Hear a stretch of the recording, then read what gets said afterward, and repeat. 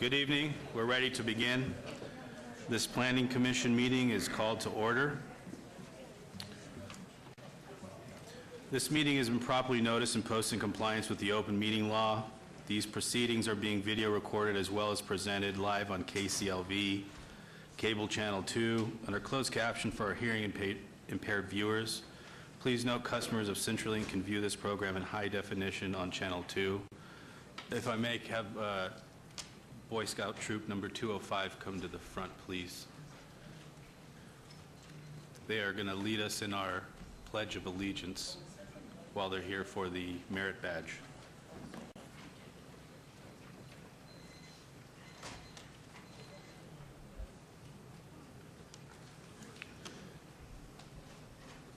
Would everyone rise for the Pledge of Allegiance?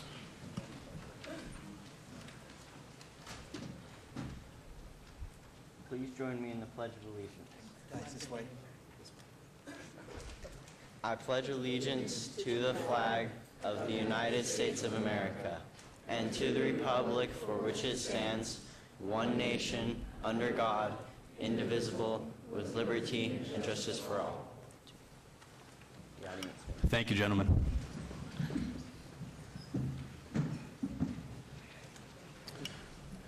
Madam Clerk, would you please call the roll? Chair Cherry, Present. Vice Chair Quinn. Here. Commissioner Schlottman, Present. Commissioner Toussaint.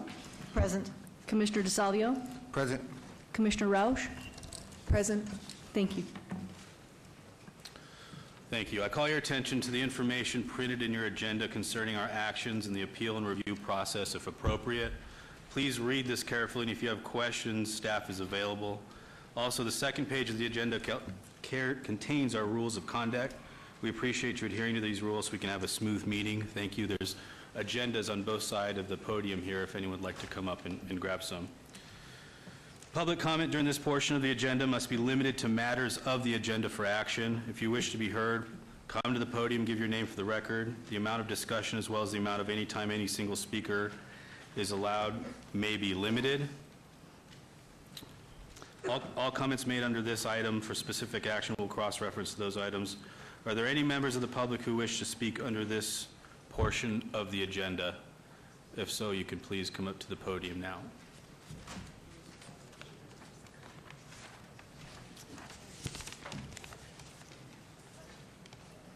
Seeing nobody, we will move on to item number 5. For possible action to approve the final minutes for the Planning Commission meeting of March 13th, 2008. Thank you. I make a motion for approval of the March 13th minutes of the Planning Commission meeting. There's a motion on the floor. Please cast your votes.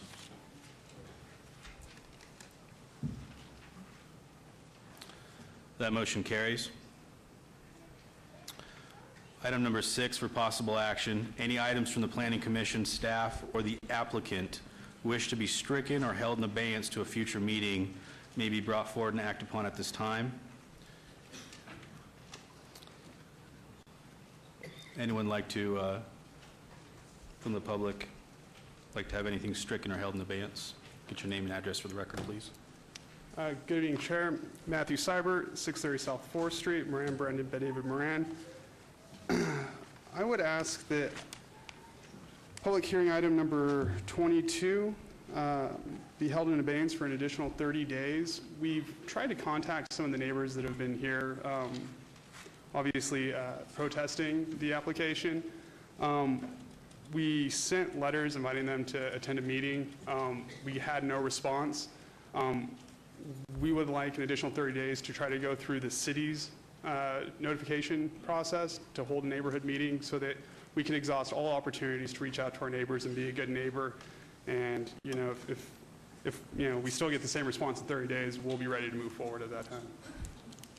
Thank you. Through you, Mr. Chairman, are there people here for item number 22 to be heard on this item because it's short notice on Merritt Street, item number 22? Are you here to speak on that item? We have a show of hands if anyone's here Anybody for here? Item 22? Seeing none, I'm fine with it. Thank you. Thank you. Thank you.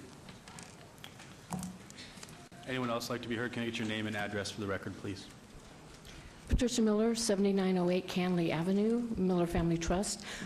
We were informed that there was going to be a request for abeyance of items 30 through 34, which we wanted to speak against. But I'm not sure if that's... Yeah, so 30 through 34 are currently on the abeyance request list. So if there's any specific reason why you don't feel it should be obeyed, this would be the appropriate time. We don't want to see an abeyance because we don't want to see this proposal at all going forward. There's been a lot of action already on that property, and what's being proposed is completely inappropriate for that particular area. And I think there are a number of us here tonight that are opposed to this whole action altogether. So we would request that the matter be voted on and done with, rather than put off and put off and put off. Thank you. Thank you. Can I get your name and address for the record, please?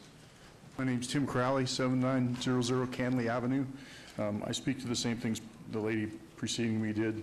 We've got a bunch of 4 different cards here, SDR 72, 731, Mr. VAR Crowley, 79. That was on 30 through 34 items. Yeah, I'm a little new to this process. That's okay. Anyway, I disagree with an abeyance at this time because there's many of us here that would like to speak to this rezoning proposal and the other changes that they proposed. And for one, I cut a vacation short to get back here in time for this meeting, and I'd just as soon speak now and not have to come back down here repeatedly. Thank you for your comments, sir. Can I get your name and address for the record, please? My name's Tim Murphy, 7900 Kiowa Circle, Las Vegas, Nevada, 89149. I, along with him and the other lady, also disapprove of the advance based on the recommendation from staff. It is inappropriate place for any C1 to be put there. Back in '07, we agreed to a office professional complex to be in there. It was agreed on because of the buffers that were supplied, and that's where we stand. We have over 250 signatures so far that from the neighbors that oppose C1 and this project to go forward. Thank you. Thank you for your comments, sir. Name is John Lonborg, address 5416 Rainbows End Drive. Also here on items 30 through 34. Just want to express for the record my displeasure with these items. I see no need at this point to obey them. Let's deal with this matter now if possible. And again, I don't want to be duplicative or repetitive of the prior speaker's comments, but I concur. He pretty much took the words out of my mouth. This property is likely too small for what's being proposed here. Traffic's already sufficient enough on Ann Road. The applicant has a number of other apparently same businesses in the neighborhood for a whole laundry list of reasons. And the preponderance of the neighbors that I've spoken with are, whether they're here or not tonight, are not in favor of this proposal. So my point is let's deal with it now if possible. Forget the abeyance. Thank you. Thank you, John. Name is Thomas Fiore, 8229 Shadbush Avenue, Las Vegas, Nevada, 89149. Items 30 through 34. I agree we should be dealing with this now. We have well over, as Mr. Murphy said, 200 plus signatures, and as staff has noticed, it is in denial. This is a residential area. We'd like to keep the zoning the same.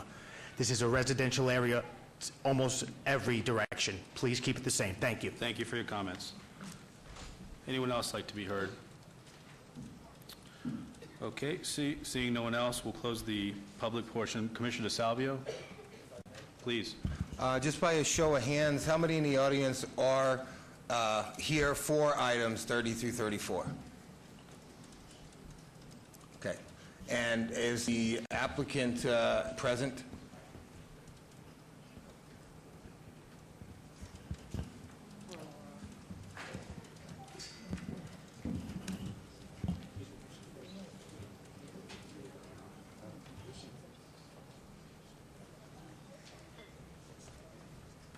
Good evening, Laura Drea, 520 South 4th Street, here with Jay Brown's Law Office.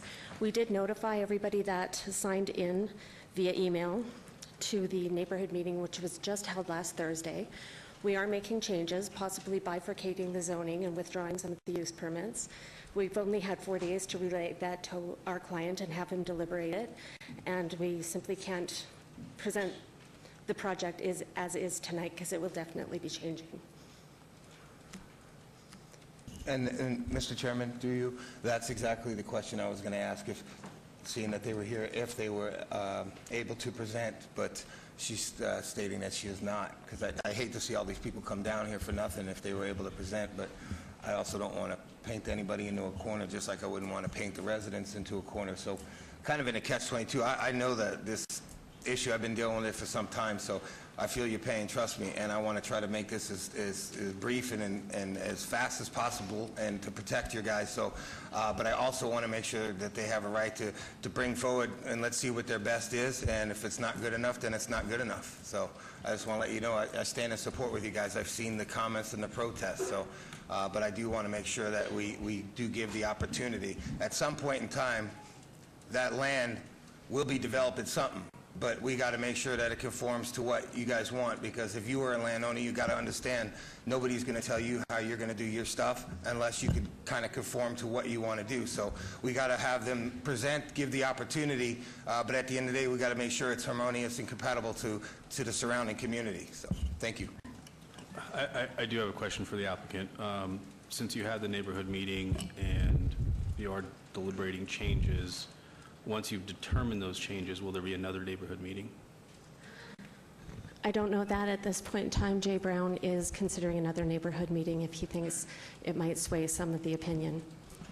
Okay. And also, our client may not wish to go forward. Understand. Okay, thank you. Mr. Chairman.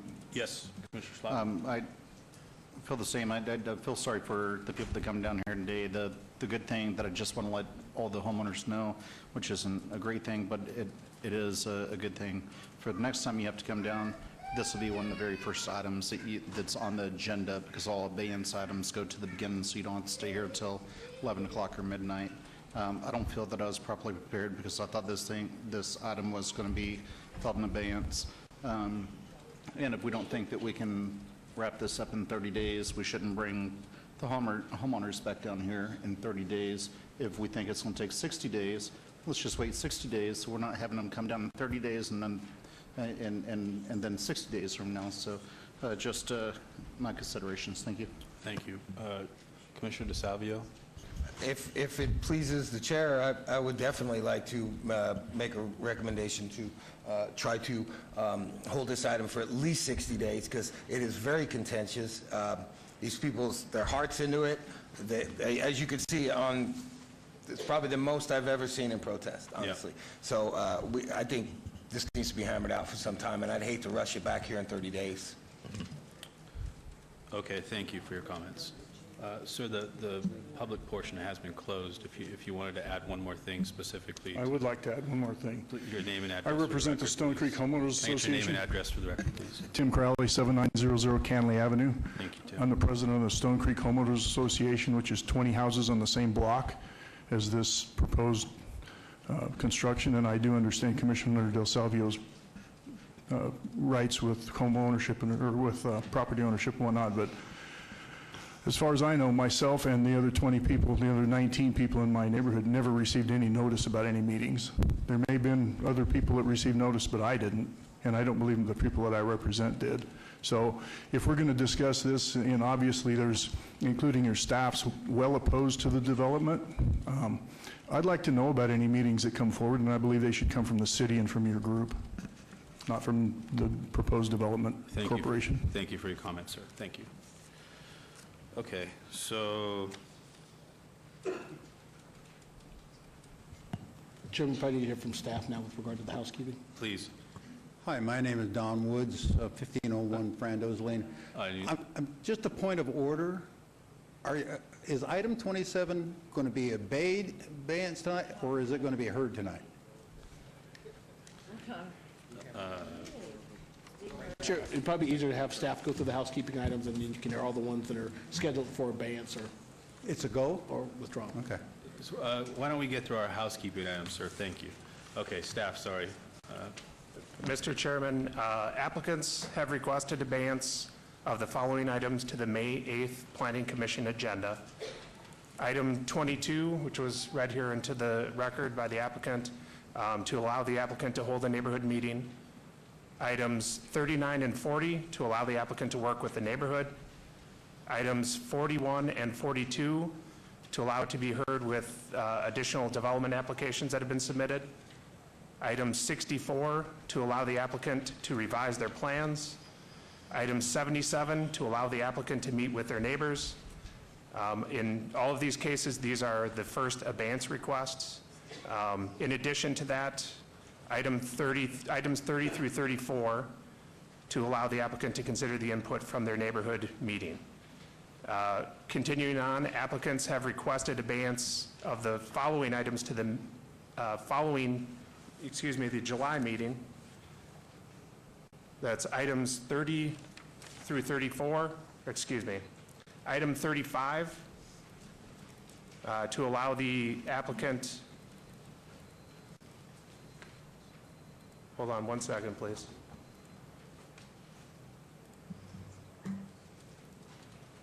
That would be, items 35 and 36, to allow the applicant to work with the National Park Service and the protectors of Tule Springs. Again, this is their first abeyance request. Staff would also request to strike items 23 and 24.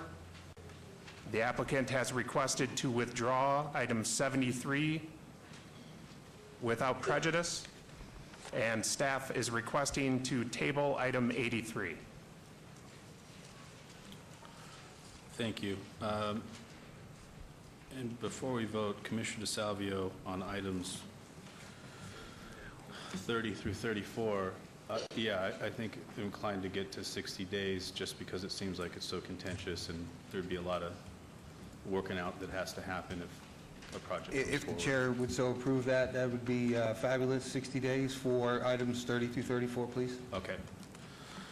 Okay, Commissioner Quinn? Yeah, we're ready. Chairman. Oh, excuse me. Commissioner Schlager? Yes, a question through you for Public Works. Not that I want to hold 83 and item 83 in abeyance, but can you give me a response as to why we're holding item 83 in abeyance for another month? Or will it? Why are we tabling this? Yeah, through you, Mr. Chairman, Lucian Pine, Public Works. We're tabling for kind of same reasons as before. Still having a hard time getting to an agreement on the fees for the deferral of improvements. So we're still working with the home builders, and hopefully with tabling, we'll be able to come back when we actually have a good solution for you. So how do we pull this forward as a planning commission instead of letting this text amendment just die? Mr. Chairman, through you, Commissioner, so the way the tabling procedure works, if you table this item this evening, a future agenda item will have to be placed within 6 months, setting a date for it to be untabled, and then it would be heard eligible at that following meeting. Mr. Chairman, through you, a question for the director. Please. Can I go ahead and make a motion, or can I go ahead and make a statement that I want to have this item heard within 3 months, even though it's being tabled tonight? Or do you want me to make that motion next month? Mr. Chairman, you can, through you, Mr. Chairman, Commissioner, you can, of course, indicate to staff that you would like the item back on an agenda within 3 months, and then we will make a note of that, and we will continue to work to have an item, or at the very least, we will update you on why the amendment is not ready to go in 3 months. I'd like to hear this in 60 days. And if it's not heard within 6 days, I'd like for y'all to bring it up to us on why it's not brought up within the next 60 days. I think 60 days, I mean, we've been going for the past 6 months, and we're getting nowhere with this. And I think this is something critical to all of our neighborhoods and our homeowners, and we're putting the burden of the developer on the homeowners, and the homeowners do not understand that they're buying off on several $1,000s worth of debt, you know, when they purchase a home. Developers are smart. homeowners, they're not looking at these covenants that are being put on their houses, and the homeowners are going to end up paying for all these improvements in the future. And I don't think it's right for these homeowners to be paying for this. So bring it back up in 60 days, and I don't want this to die. If city council wants to kill it, let them kill it. I'm not going to kill it. Thank you. Thank you, Commissioner Slotman. So on item number 3, instead of being tabled, it would be obeyed. Correct. Commissioner Quinn? Commissioner Quinn is ready. Good evening. Regarding the abeyances, I'm sorry, excuse me, sir? Chairman, did this gentleman have what he wanted to obey, or? Good evening. Alan Gordon, 6732 Running Colors Avenue. For the abeyance on item 36, that was not posted. It was posted for a zoning or rezoning hearing with staff denial. My family has talked with the Planning Commission, very much opposed to this, and the abeyance is something that I think is a last-minute item, which I assume is allowed. What time frame are they looking for this abeyance? That would be until the July 10th meeting. July 10th. The July 10th Planning Commission. We'll be back, because I don't even know, this is landlocked land right now, and it is basically, what is residential estate, which is what it's zoned for? How many acres are? Sir, it's here to specifically talk about the abeyance. At that time, at the July 10th meeting, the application will be fully heard, so please join then. Thank you. Commissioner Quinn? Ready. Regarding abeyance, we're going to hold abeyance item number 22 until the May 8th meeting. Items number 30, 31, 32, 33, and 34 go to the June 12th meeting. That's 60 days from now. Item number 39 and 40 go to the May 8th, 2018 Planning Commission meeting. 41 and 42 go to the May 8th, 2018 Planning Commission meeting. Item number 64, May 8th, Planning Commission meeting. Item number 77 is held to the May 8th Planning Commission meeting. Regarding item number 35 and 36, those will be held to the July 10th Planning Commission meeting. Regarding item number 23 and 24, those have been stricken, gone. Item number 73 is being held without prejudice. And they're also withheld without prejudice. Thank you. 23.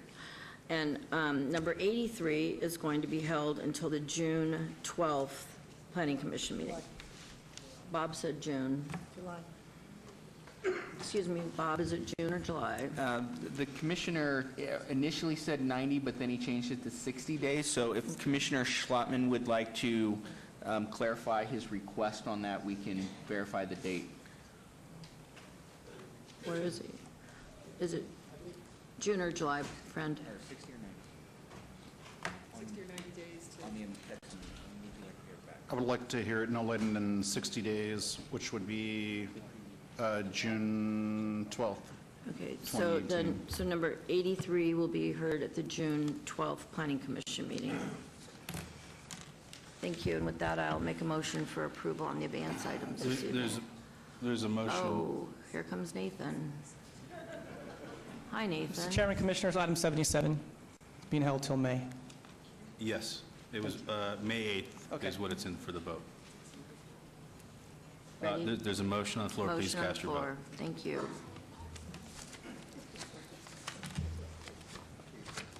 That motion carries. Moving on to the consent items. Consent items are considered routine by the Planning Commission and may be enacted by one motion. However, any item may be discussed if a commission member or applicant so desires. Items 7 through 9.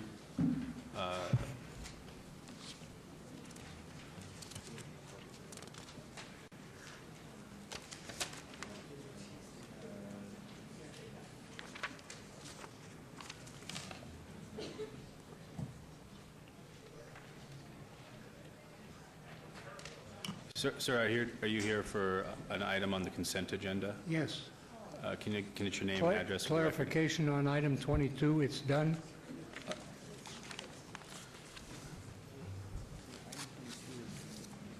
It's been held to May 8th, Chairman. Yes, it's been held to May 8th, Planning Commission meeting. Last time you said it wasn't going to be extended again.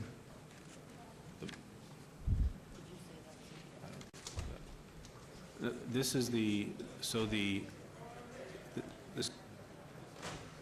yeah. I'm not sure if you were here for the council, the applicant that Yes. came up. I need your name and address for the record too, please, sir. My name is Oler, Fred Oler, 2824 Merritt Avenue, 89102. So Mr. Roller, the applicant came up on the request and stated that he sent a notice out to the homeowners to hold a neighborhood meeting or to have discussion with the neighbors. He didn't have any response, and then the commission asked for a show of hands as far as whether how many people in the public were to hear this item, and we didn't have anybody. And so it was decided that it would be obeyed until the May 8th meeting. Okay, thank you. So they will also, sir, he wants to, it is his last abeyance request, but he will be notifying through the city so he can try to work with the neighbors, is what was stated earlier. As yet, we've never received any notice. Thank you for going on the record Okay. with that, sir. Thank you. Okay, consent items. Commissioner Quinn?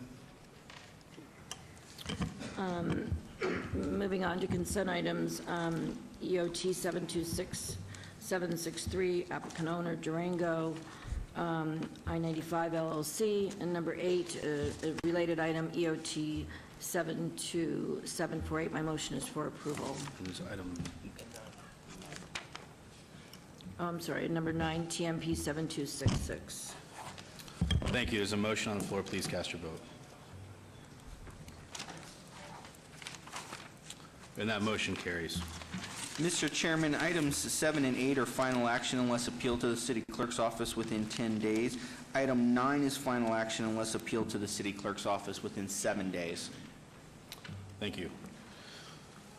Moving on to the one motion, one vote. The following are items that may be considered one motion, one vote. They are considered routine, non-public, and public hearing items.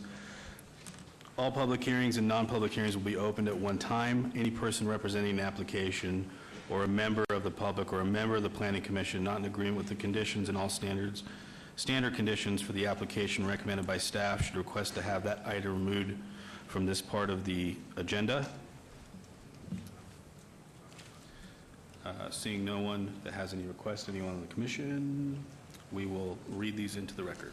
Item number 10, SUP 72749, applicant owner Summerlin Ranch Plaza LLC for possible action request for a special use permit for proposed 5,320 square foot gaming use at 9436 West Lake Mead, Suites 1 through 5, Ward 4. Staff recommends approval. Related item number 11, SUP 72750 for possible action request for a special use permit for proposed 5,320 square foot pubs, bars, and lounges use. Ward 4, staff recommends approval. Item number 12, SUP 72688, applicant No Drama Bail Bonds owner Daniel and Linda R. Reed for possible action or request for a special use permit for proposed bail bond service at 1610 East Charleston Boulevard, Suite 110. Staff recommends approval. Ward 3. Item number 13, SUP 72734, applicant owner Angel Zenin Miranda for possible action on a request for a special use permit for proposed 599 square foot accessory structure Class 1 casita use at 6929 Raleigh Ave, Ward 4. Staff recommends approval. Item number 14, SUP 72755, applicant Urban Eats Market LLC, owner G Capital Investment LLC for possible action request for special use permit for proposed 2,753 square foot beer, wine cooler off-sale establishment use at 200 West Sahara, Suite 100, Ward 3. Staff recommends approval. And if I could have staff read the additional conditions on this application, please. Yes, Mr. Chairman, for item 14, staff would like to add the following conditions. First being, all beer and wine coolers shall remain in the original manufacturer's configuration intended for off-sale resale. And the second being, the off-sale of single beers or wine coolers of any size shall be prohibited. Thank you. Is the applicant here on item number 14?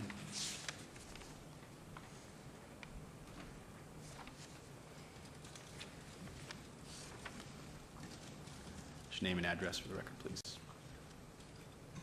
Good evening, Mr. Chairman, Planning Commissioners. My name is Tony Celeste, address 1980 Festival Plaza Drive, here on behalf of the applicant, and we do agree with the conditions as read in. Thank you very much. Thank you. Item number 15, SUP 72817, applicant Shake Shack Nevada LLC, Simon Chelsea LV Dev LLC, for possible action request for special use permit for proposed 3,200 square foot beer wine cooler on sale establishment use with a 682 square foot seating area at 905 South Grand Central Parkway, Suite 1700, Ward 1. Staff recommends approval. Item number 16, SDR 72787, applicant Caprock Emergency Holdings, LLC, owner RA Southeast Land Company, LLC, for possible action request for site development plan review for proposed 18,389 square foot clinic and hospital development at the southeast corner of Alta Drive and Rampart Boulevard, Ward 2. Staff recommends approval. Item number 17, SDR 72792, applicant owner 1015 Huntridge LLC, for possible action on a request for a site development plan review for 2 proposed restaurants totaling 4,020 square feet, parking lot modifications and waiver to allow 167 parking spaces where 198 parking spaces are required at 1144 East Charleston Boulevard, Ward 3. Staff recommends approval. Commissioner Quinn. Thank you. Through you, Mr. Chairman, regarding the one motion, one vote items, item number 10, 11, 12, 13, 14, 15, 16, 17, my motion is for approval. Thank you. Thank you, Chairman. Mr. Chairman, I apologize. I tried to get a word in, but... Oh, I apologize, Commissioner Roush. No, it's okay. I just had a question of staff on the site plan on item number 17. There's a double-stacked drive-through with 2 separate buildings, and there's a lot of...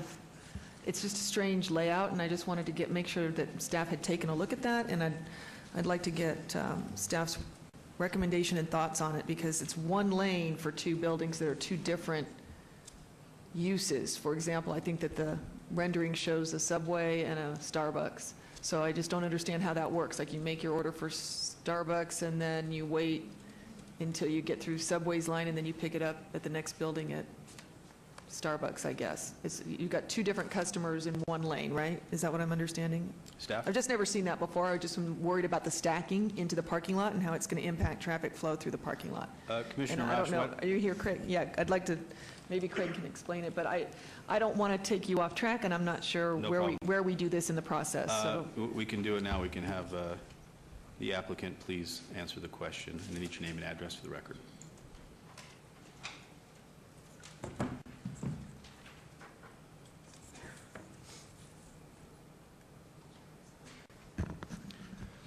Craig Palacios, 208 South Maryland Parkway, for the record. So actually, that's not the case. We have only one of the food and beverage venues is going to have a drive-through window. The drawings are here, and I can see why you would, why you might think that, but that's not the case.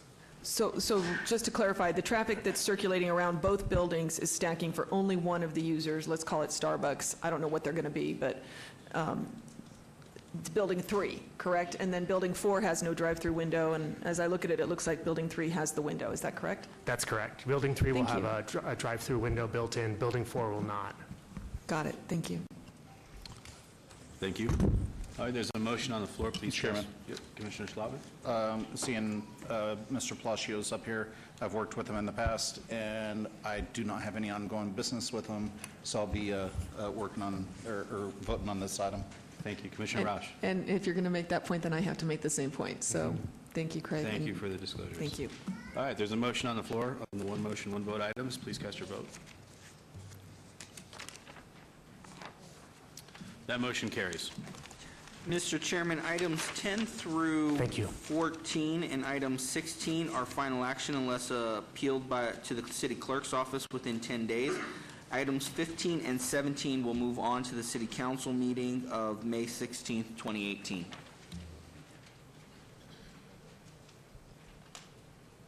Thank you very much. Moving on to the public hearing items, we have a few items that are going to be pulled forward. Item number 45, and then item number 75, and then we're going to be trailing items number 46 through 48 until after 8 o'clock. So we will begin with item number 45.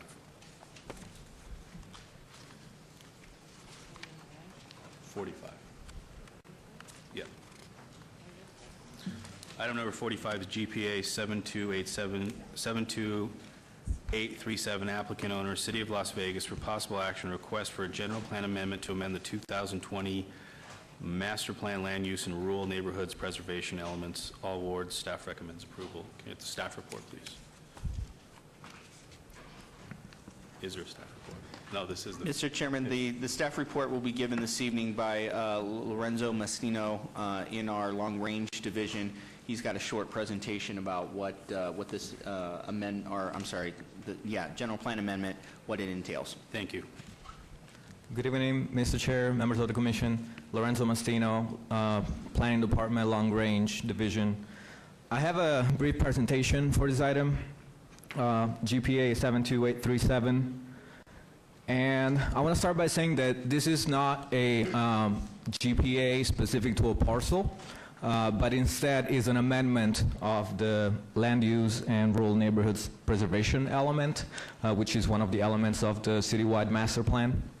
And that you can see the cover of in the slide up there. What this general plan amendment does is basically, first it introduces the form-based code, FBC, land use designation, as an available designation in the master plan land use and rural neighborhoods preservation element. And also it introduces the form-based code transit zones as a zoning districts allowed under the FBC land use designation. So this is part of our form-based code initiative.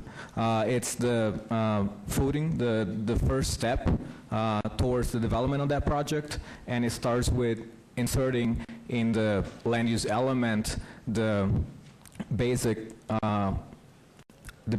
element, which is the form-based code land use designation to be utilized.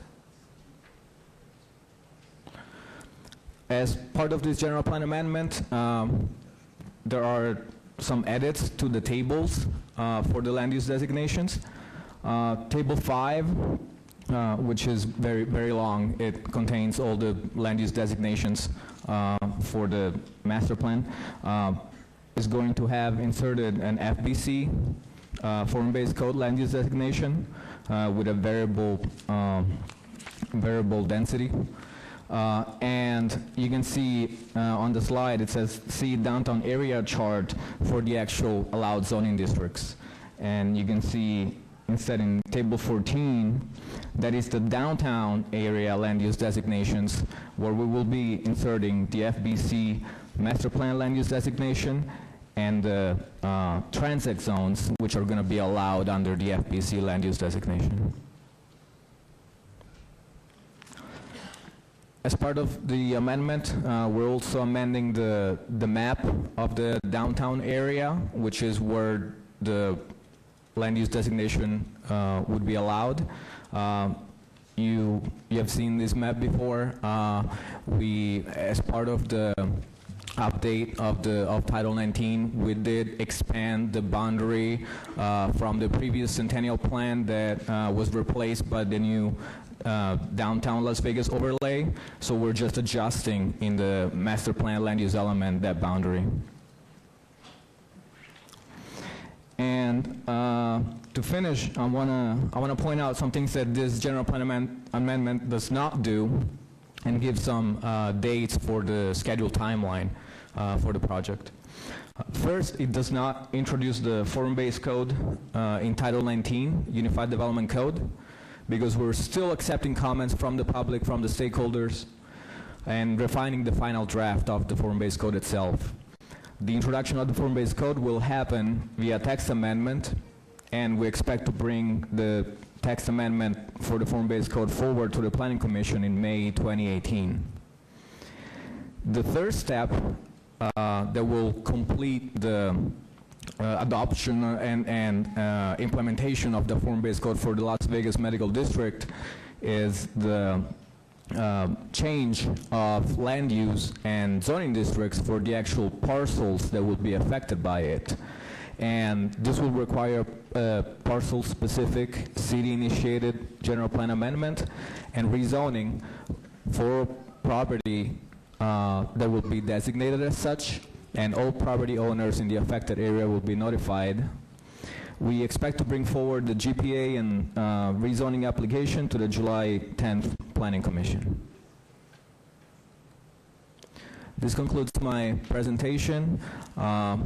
I will open up to any questions you might have, and I also want to remind everybody that we have our Form-Based Code Project website online, www.formbasedcode.vegas. You can send comments. We've been receiving quite a bit of them, and we're always happy to get feedback and answer your questions. Thank you. Thank you. This was noticed as a public hearing. Anyone from the public like to be heard on item number 45? Seeing no one, I will close the public hearing portion and just quickly start off with a question. This includes, as far as specific to downtown, this includes the medical district and kind of the new boundary that's to the north and I believe farther west. Is that correct? Through you, Mr. Chair, yes, it does include the updated boundary. Okay, so it's everything. Okay, thank you. Commissioner Schlaven? Yes, Chairman, through you. Mr. Mastino, I think you were the one who drafted this report that we're reading on our computer screens. Is that correct? Yes. I was talking to our Deputy Director of Planning today saying what a wonderful job that you did preparing this. Some of the things, if you really get into it, which I know a lot of people won't read the backup report, but the way that you explain the transect zones and the T zones going from a T1 to T6 and T1 being the, the least dense of all of them to a T6 being the most dense, it pretty much put it into elementary terms where we can all understand it, which has been a confusing process for all of us throughout the past couple of years. And so thank you, and I read every last word of your report, and thank you so much for putting so much time into it and making it simple to where we can read it and understand what you're actually doing. Thank you. Through you, Mr. Chair, thanks for that. And I have to say, I'm very excited. This is the first time that in the state of Nevada, actually, a form-based code land use designation gets implemented. So it's Wonderful. Something that we should all be proud of. Seeing no other comments, someone would like to make a motion? I move to approve on item number 45, GPA 72837. There's a motion on the floor. Please cast your vote.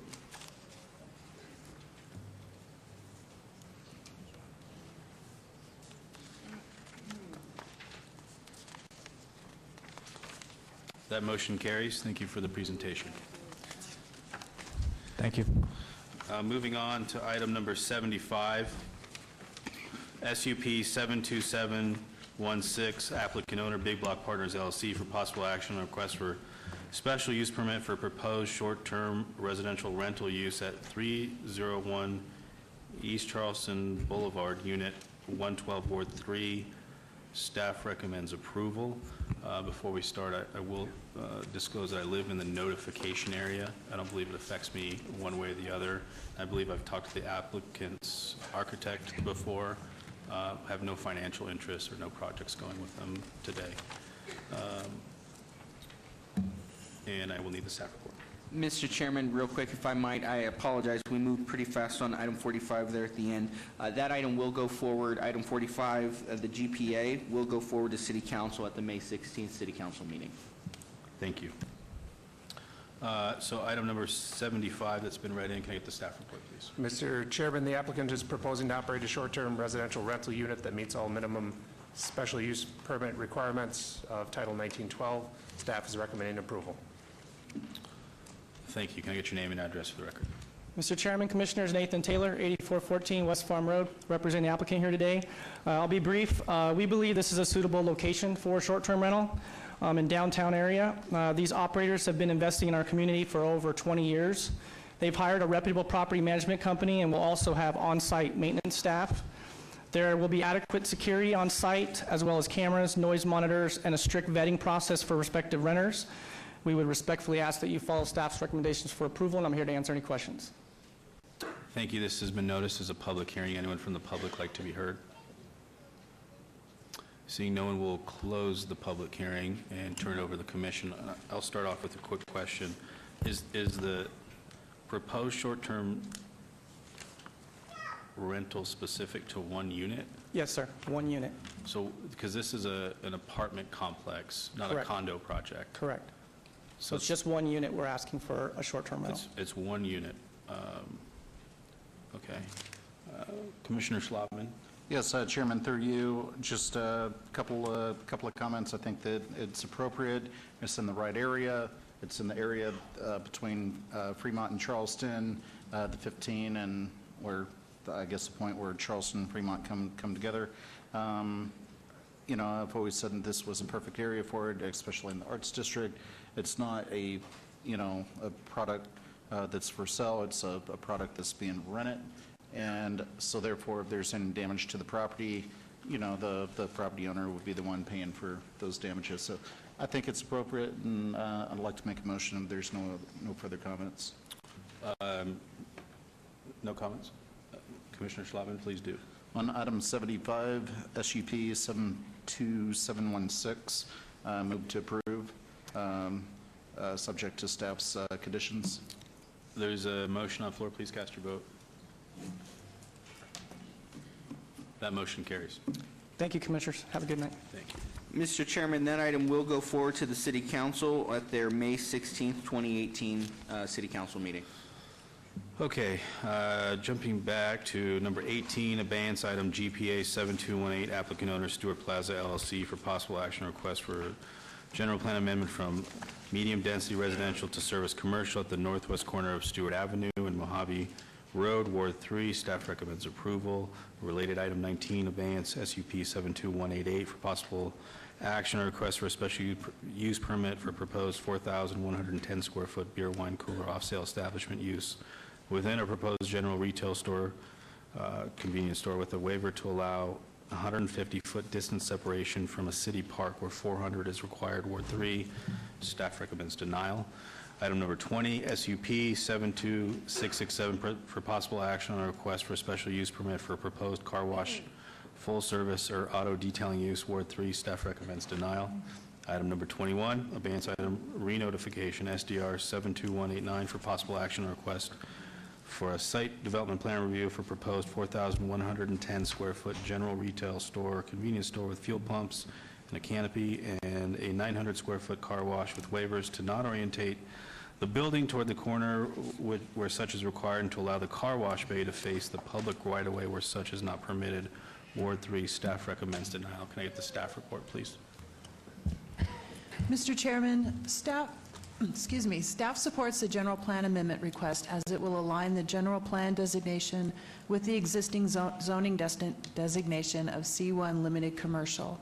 The site design proposed does not meet the minimum development standards set forth by Title 1908 for building and wash bay orientation, landscape parking lot islands, landscape materials, and distance separation requirements for protected uses. The applicant has not proposed any design elements that would mitigate the visual intrusion of the wash bays or provide adequate shade for patrons and pedestrians alike that utilize the immediate area for services and public transportation. Staff finds the proposed development does not meet the goals, policies, or objectives of the Las Vegas 2020 Master Plan and is recommending denial of both special use permit applications and the companion site development plan review. Thank you. Thank you. Can I get your name and address for the record, please? Hi, I'm Laura Drea, 520 South 4th Street. This proposal had a neighborhood meeting and was notified more than one time and has so far received no objections. We have held over to redesign the site to accommodate the trails element, a cross-section which has a detached 10-foot sidewalk and 2 sides of landscaping, each which have shade trees. We've added interior landscape islands, but not fully in compliance as most of our parking aisles don't exceed 6 spaces. as they would in a big box retail lot. Staff's other concern with the SDR is that the car wash bay isn't sufficiently screened. As this is going forward to City Council, we're happy to add 4 trees and specify 4-foot high ground cover to screen the wash bays. As for the off-sale beer and wine waiver, we're across a 100-foot right-of-way to a city field. Walking access is 1,350 feet to this protected use. It's fenced in and gated. We're certainly happy to accept any condition that reads no single sales. The waiver for building placement. I understand that street side development with typical retail and restaurants is preferable. However, a C-store as a companion to a gas station requires access close to these pumps, and employees must have a visual to the canopy. So to orient a gas station C-store to the street side would cause the rear elevation to abut the sidewalk, which doesn't serve the purpose of a street side development. With that, I'll answer any questions. Thank you. This has been noticed as a public hearing. Would anyone from the public like to be heard? Seeing no one, I will close the public hearing and turn it over to the commission for discussion. I had one quick question before we go down.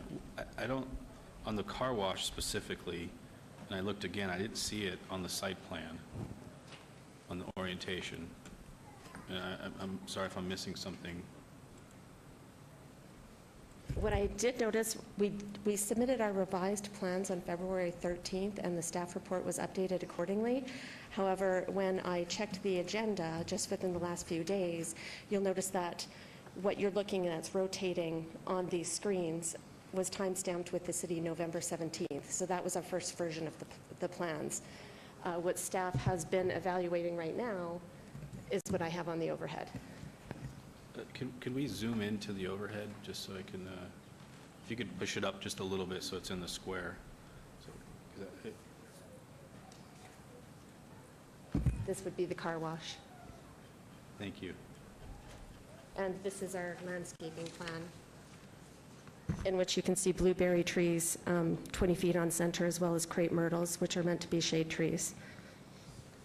And that's what you were stating would be at a 4-foot minimum? I'm sorry? That's what you're stating would be at a 4-foot minimum? You said you'd accept a condition if approved as far as landscaping that block Right. out the What screening? I was suggesting by that is adding 4 more trees and 4-foot minimum sized bushes, Gotcha, as this is the bay of the car wash. gotcha. Thank you. I'll start with Commissioner Roush. Thank you, Chairman. I have one question for staff, and then I have a couple observations. This item has been, as the applicant stated, on the agenda since November. That's November, December, January, February, March. It's now April. And many times this has been obeyed, I think, at staff's request. And I just want staff to comment as to why they requested that there be so many abeyances on this, because we are trying to cut down on that. It seems like a straightforward application for a C-store and car wash, and I just didn't know if you were working with the applicant, because it seems like it's at the same time, no material changes every time it comes before us, and yet it ended up being obeyed all these times until now. Yes. Mr. Chairman, through you, Commissioner Roush, the applicant, when they had initially submitted their application packet, it did not include a car wash.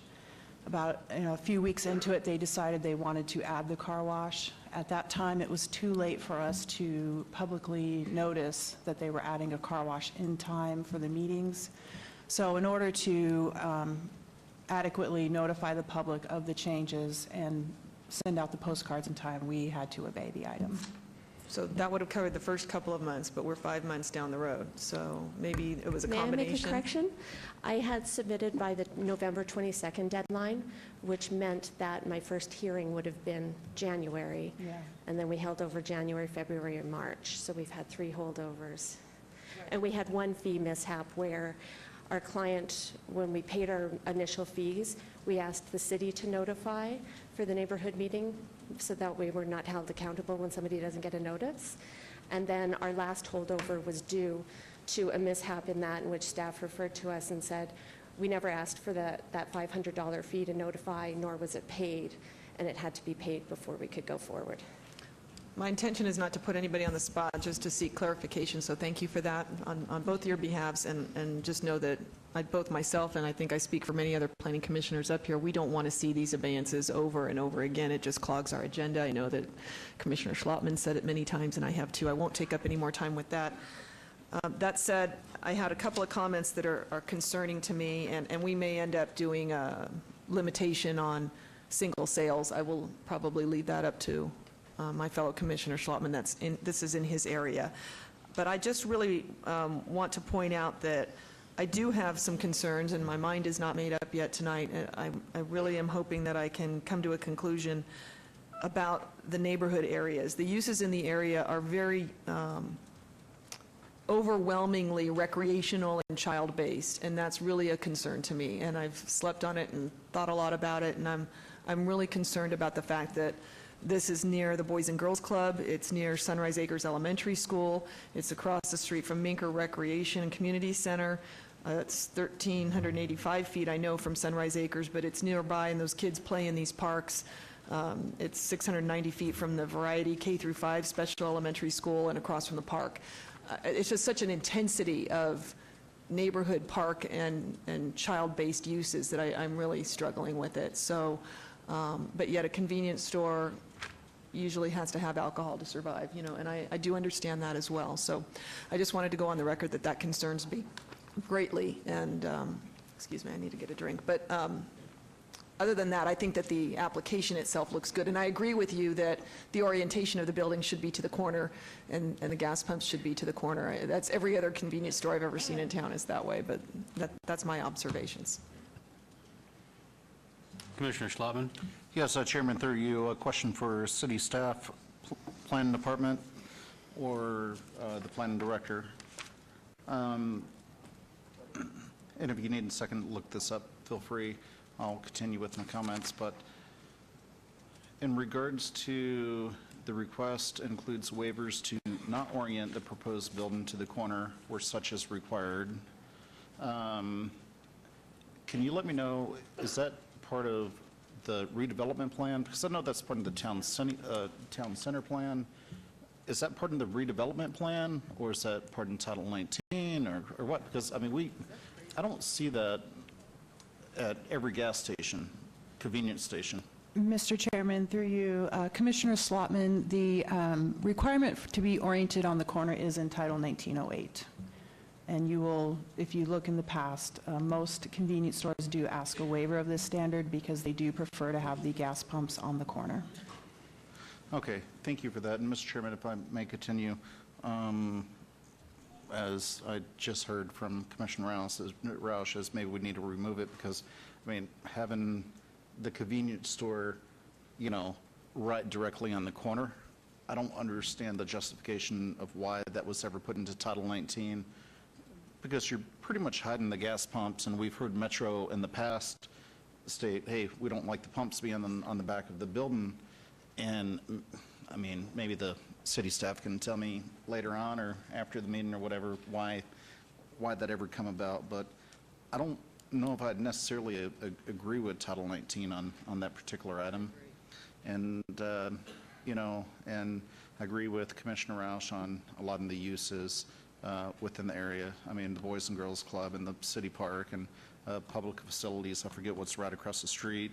And then you have the school, and you have other things. So I think I can support the majority of the project. I'm just not sure if I'm going to be able to support the alcohol-related uses. And if there's no other comments, please. I'd like to make a motion. So on item number 18, abeyance GPA 72182, I would move to approve. There's a motion on the floor. Please cast your vote.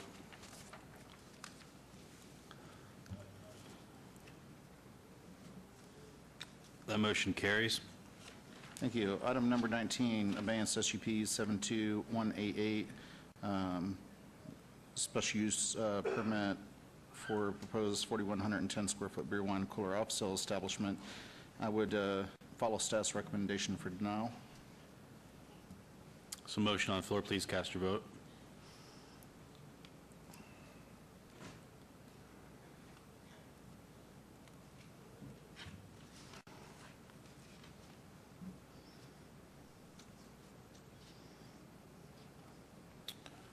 That motion doesn't carry.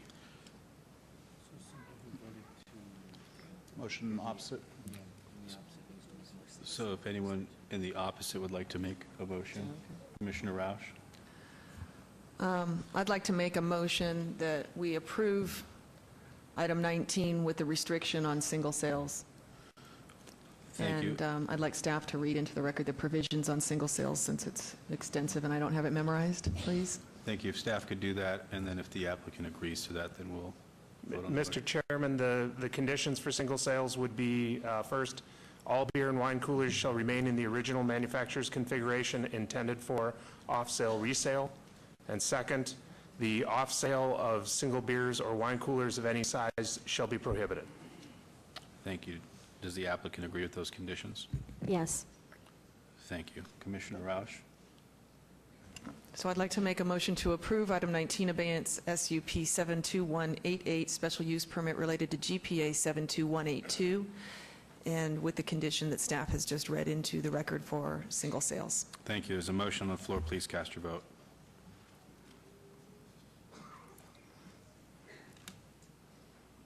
That motion carries. Mr. Chairman, on item number 20, SUP 72667, in regards to the car wash, I move to approve. And I think we would put the added trees on item 21, is that correct? Okay. So on item 20, SUP 72667, I move to approve, subject to staff's conditions. There's a motion on the floor. Please cast your vote.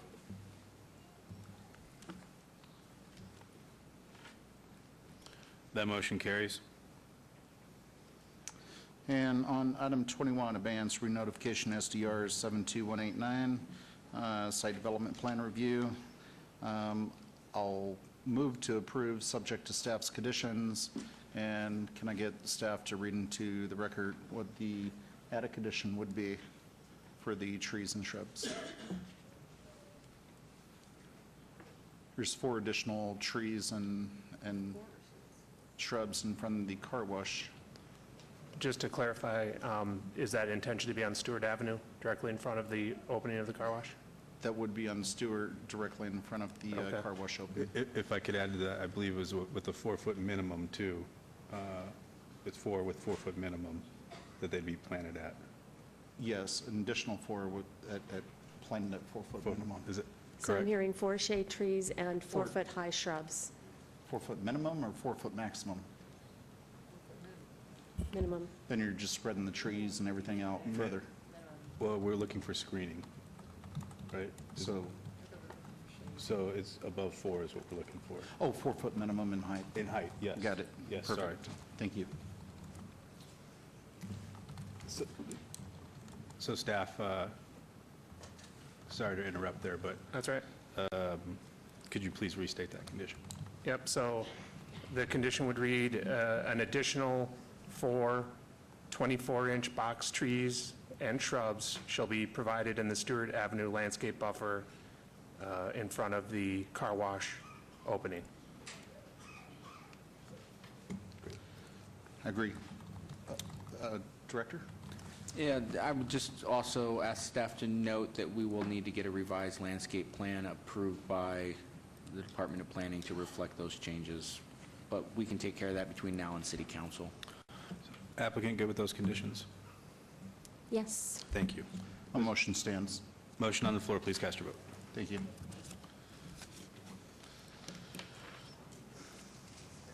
That motion carries.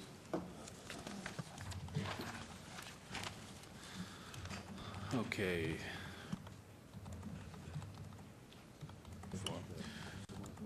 Yeah. Okay, moving on to item number 25, abeyance renotification SDR 72563 for possible action on a request for a site development plan review for proposed 4,107 square foot addition to an existing 2,274 square foot office building with waivers to allow 2-foot side yard setback where 5 is required, 6 parking spaces where 22 spaces are required, a 59% lot coverage where a maximum lot coverage of 50% is allowed, and a 0-foot wide perimeter landscape buffers on the north, south, and west property lines where 8 feet is required. Ward 3, staff recommends denial. Can I get the staff report, please?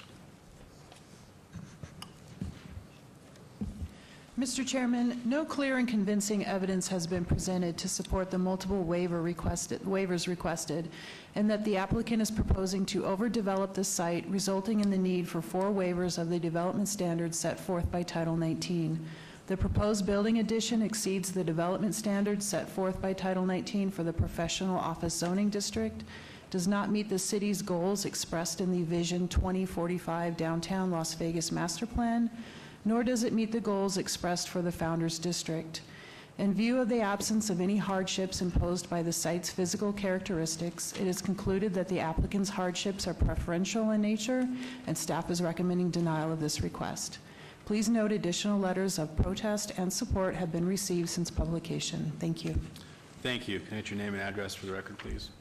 Good evening, Chairperson. Arnold Stock, 840 South Rancho Drive, Suite Number 4, 89106. On behalf of the applicant and owner who's present this evening, Mr. Athari.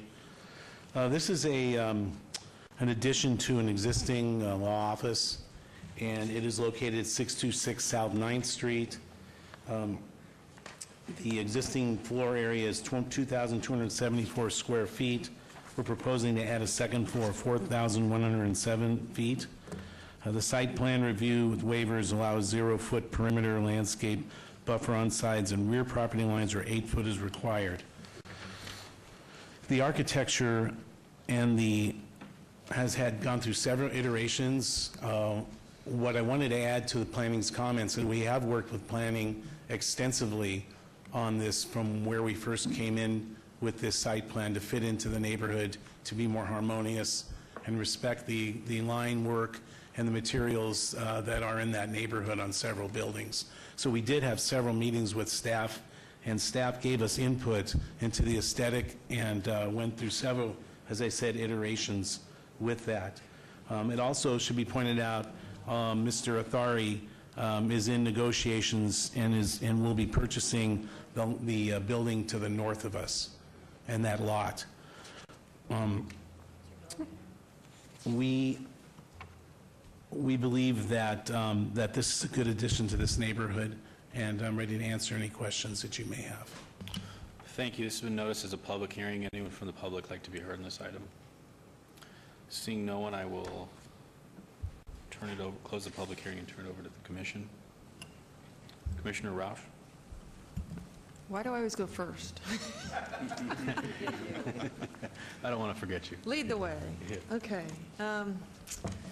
I have so many concerns, but yet I'm also very mindful of the condition that we're dealing with. These lots downtown are very narrow and deep, and I know it's extremely difficult. That said, this feels like 5 pounds in a 10 pounds in a 5-pound sack. I said it reverse. Actually, 15 pounds in a 5-pound sack. I'm not excited about the fact that we've gone down to 6 parking spaces in order to try to create more space on the site for your office space. And I'm respectful of what you're trying to accomplish. I think that it's noble what you do in the community. Your client base is an important one and needs to be served well, but you've got a lot of employees you're going to be packing into this building with no provision for parking in an area that's very severely underparked. So I'm delighted to hear your representative say at the beginning of the meeting that you're going to be trying to acquire a property nearby. I only ask, maybe it's better to review this once you have that, because I would hate to see you fail tonight when you were so close to success. Do you know what I'm saying? I do understand. It's a generic problem in this neighborhood. There are several buildings that have larger envelopes on here that have been built. It is a problem, traffic and parking. There's no question about that. And this has become obviously predominantly a legal district. It's a historic district, rather, but with a lot of legal uses in it. And I appreciate your comments.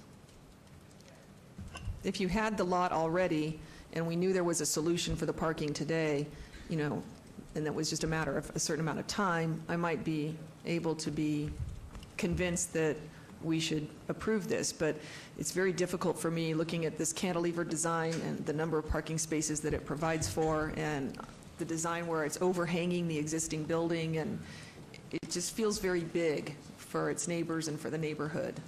Those are just my thoughts. Okay, thank you. Commissioner Schlotman. Yes, Chairman, through you, just a few comments. We went from, and Mr. Stocka spoke to you about this, but I don't feel there's any sort of justification from going from 12 parking spaces to 6 parking spaces, and we're going from, you can correct me, but we're going from about 2,500 square feet to 4,500 square feet, more or less, or addition of 4,500 square feet on top of the whatever's existing. So we're reducing the parking in half, but then we're providing 6 parking spaces where 22 are required. And I know this area very well. I'm always down in this area. And although it's not overparked right now, and there's a lot of office spaces down there that don't have 3 cars in the driveway and 4 cars in front of their business, when you have 14 office spaces and you only have 6 parking spaces, there's an issue. Even if half of the employees are coming via bus, you still need 7 parking spaces. And then you add in to account the reception. And what about the clients that are coming? If you have at least 4 clients there, I mean, it's going to be taking up a lot of parking in the general neighborhood. So I don't think this will burden the overall neighborhood, but if we keep allowing this to happen over and over and over, it will put a big burden on that particular area. I do like the fact that you're buying another property, and like what Commissioner Roush said, I'd love to see you buy that other property, put a parking lot there, because I think the improvements that you're making are terrific. I mean, you're taking this 1-story building with no character, and you're putting a lot of character into it, and so I'm in support of what you're trying to do, just not with the amount of parking that we have at this time. Thank you. I'll add to the comments, and, you know, I really, I see my fellow commissioners' points of view about the parking. The building, I really don't have as much of a problem with the size. I mean, I feel like this area over time will start to fill in, and buildings will start to, you'll start to see more zero lot line projects come forward, possibly. But the parking, I do understand what they're saying. I guess I also look at it from another point of view, that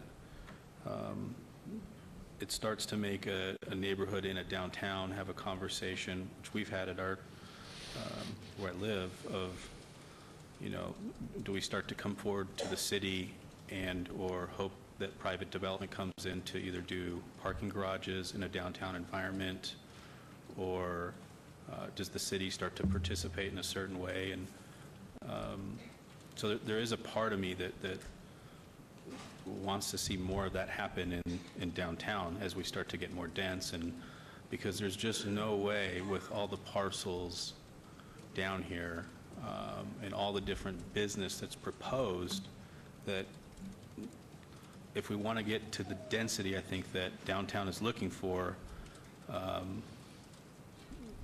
that we could have this many parking stalls needed on the lot. So I understand both sides of the coin, or, you know, what my fellow commissioners are saying, but I also, there's I think a larger part of me that wants projects in downtown like this, so it really pushes that conversation, whether it's empty adjacent lots that now private people say, okay, there's a need for this, and we can make this work and have parking there. So I go back and forth on this. And I think I sit with the support of it at the moment. But if there's anyone else in the commission that, Commissioner DeSalvio? Yes, through you, Chairman. A couple questions, Mr. Stock. Yes, so sir. the property that you're looking to purchase, would that specifically be just to be a parking lot? We're not sure at this point. Okay, so if you did inquire that property, would you build across property lines? I don't know if you build across property lines. Go ahead. I'm not sure about that. And the reason why I ask is because then that would have to be considered, that would have to be redrawn and redone in order to build across that. So I'm with the chairman. I mean, I'm trying to pick up what you're putting down, but it's the parking that's choking me up. I mean, I just, and I don't even know if you inquired that other property, if they would say, hey, you can just make this a parking lot. I don't know if that would be, harmonious and compatible to that community where somebody that's, next to it, across the street from it, behind it, whatever, wants to see a bunch of cars parked there. So I don't know. Right now, I'm on the fence with you, but I don't know. It's a generic problem to all that most other downtowns our size have solved that we haven't begun to yet, which is where does the public park? We have the big red garage. We have the parking across the street from Container Park, which has no parking. And it's not just this site. It's a problem that I think we're going to have to deal with more and more, which is a good thing because we have more and more development coming downtown, but no place to park. And the parking spaces that we do, we charge for. So. One more follow-up, if I may, Mr. Chairman. Is there, are you allowed to park on the frontage road of this property? Is it legal to park on the frontage road of this property? Yeah. And there's no time restrictions or nothing like that? Through you, Mr. Chairman. Mr. Stock, good evening.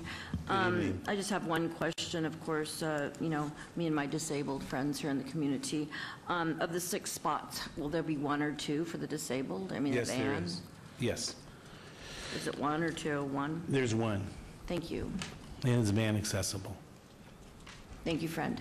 Thank you. And I believe, is there an elevator I saw on the site plan as well? I'm sorry. An elevator in the building, I believe I saw on the site plan as well. Yes. Yes, sir. Commissioner Schlotman, you had some comments? Yes, I do understand everything that everybody's saying. I will disagree with, some of the comments that were made tonight. Out of respect, I will disagree because I think this neighborhood with Attorney's Row is, it has a lot of character. It's a 1-story old houses that's been converted into old law offices. We're not on Fremont Street. We're not at the Container Park. We're not on the Fremont Street Experience where we have the parking garages and where we have all this. We're not necessarily in the Arts District. We're not next to Soho Lofts or Newport Lofts or the Jewel or the Streamline or the Ogden and so on and so forth. We're in an area with a lot of character. And one of the great things about that neighborhood is that it's small law offices and realtors and young professionals. And years ago, we went through and we did a blanket overlay on all of those properties as professional office, which is pretty much getting rid of all the residential and making it professional office. And they're similar in character. So even though we have certain law offices such as Craig Kenny, who built a monster project that's 3-4 stories tall and stands out. I think it looks nice, but at the end of the day, he provided underground parking, basement, cost him a ton of money, not basement, but ground level parking under the building, a parking lot on the side, and you're not even providing, 14 people, as employees, just in offices. And there's probably going to be 2 or 3 more. So let's just call it 16. And if you have, let's say another 5 people that show up, you're over 20 people that's going to be parked at this site, or 20 people that'll be at this site. My current office, I don't have enough parking. I'm taking away parking from all the people around my office, and my employees don't have places to park, and I'm taking up parking from other people. That's not right. I'm moving my office due to that reason. We're outgrowing it, and we need 7 parking spaces and only have 2. So it's just not fair to my neighbors and all the people around me. So for those reasons, I just can't support this. Thank you. Would you like to make a motion, Commissioner Slavin? If I may make a comment, Can I please? get your name and address for the record, please? Yeah, Oh, Reza sorry, Achari. close it up. Sorry. Yeah. And 626 South and 9th Street. My practice is mainly immigration law, and my main office is on Pepper Lane, which I have 19,000 square feet. I have 45 employees working in that office. And when immigration court moved from Pepper Lane to downtown, we had to find a place to have some of the attorneys move downtown to be able to go to court and facilitate the process. All these employees that work in downtown office, they also work in the main office. And we have 4 cars, a driver, and the driver drives them to the site, and they work on the site. It's not that they drive their own cars. Sometimes they do, sometimes they don't. Most of the time, they carpool from the main office to this office. They also work in the main office. They work when they have to, they work in the downtown office. So it's not really a matter of 14 employees having 14 cars in that place. Thank you. Mr. Tari, could you please spell your name for the record? I'm sorry? Could you please spell your name for the record? Reza, last name Athari. Thank you very much. Thank you. I don't believe we opened this up for public hearing.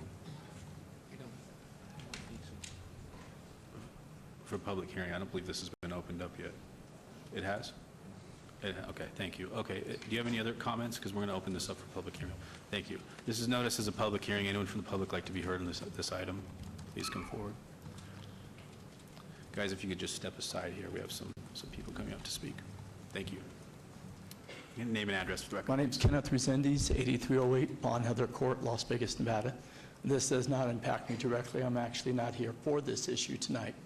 But I've lived in Las Vegas since 1964.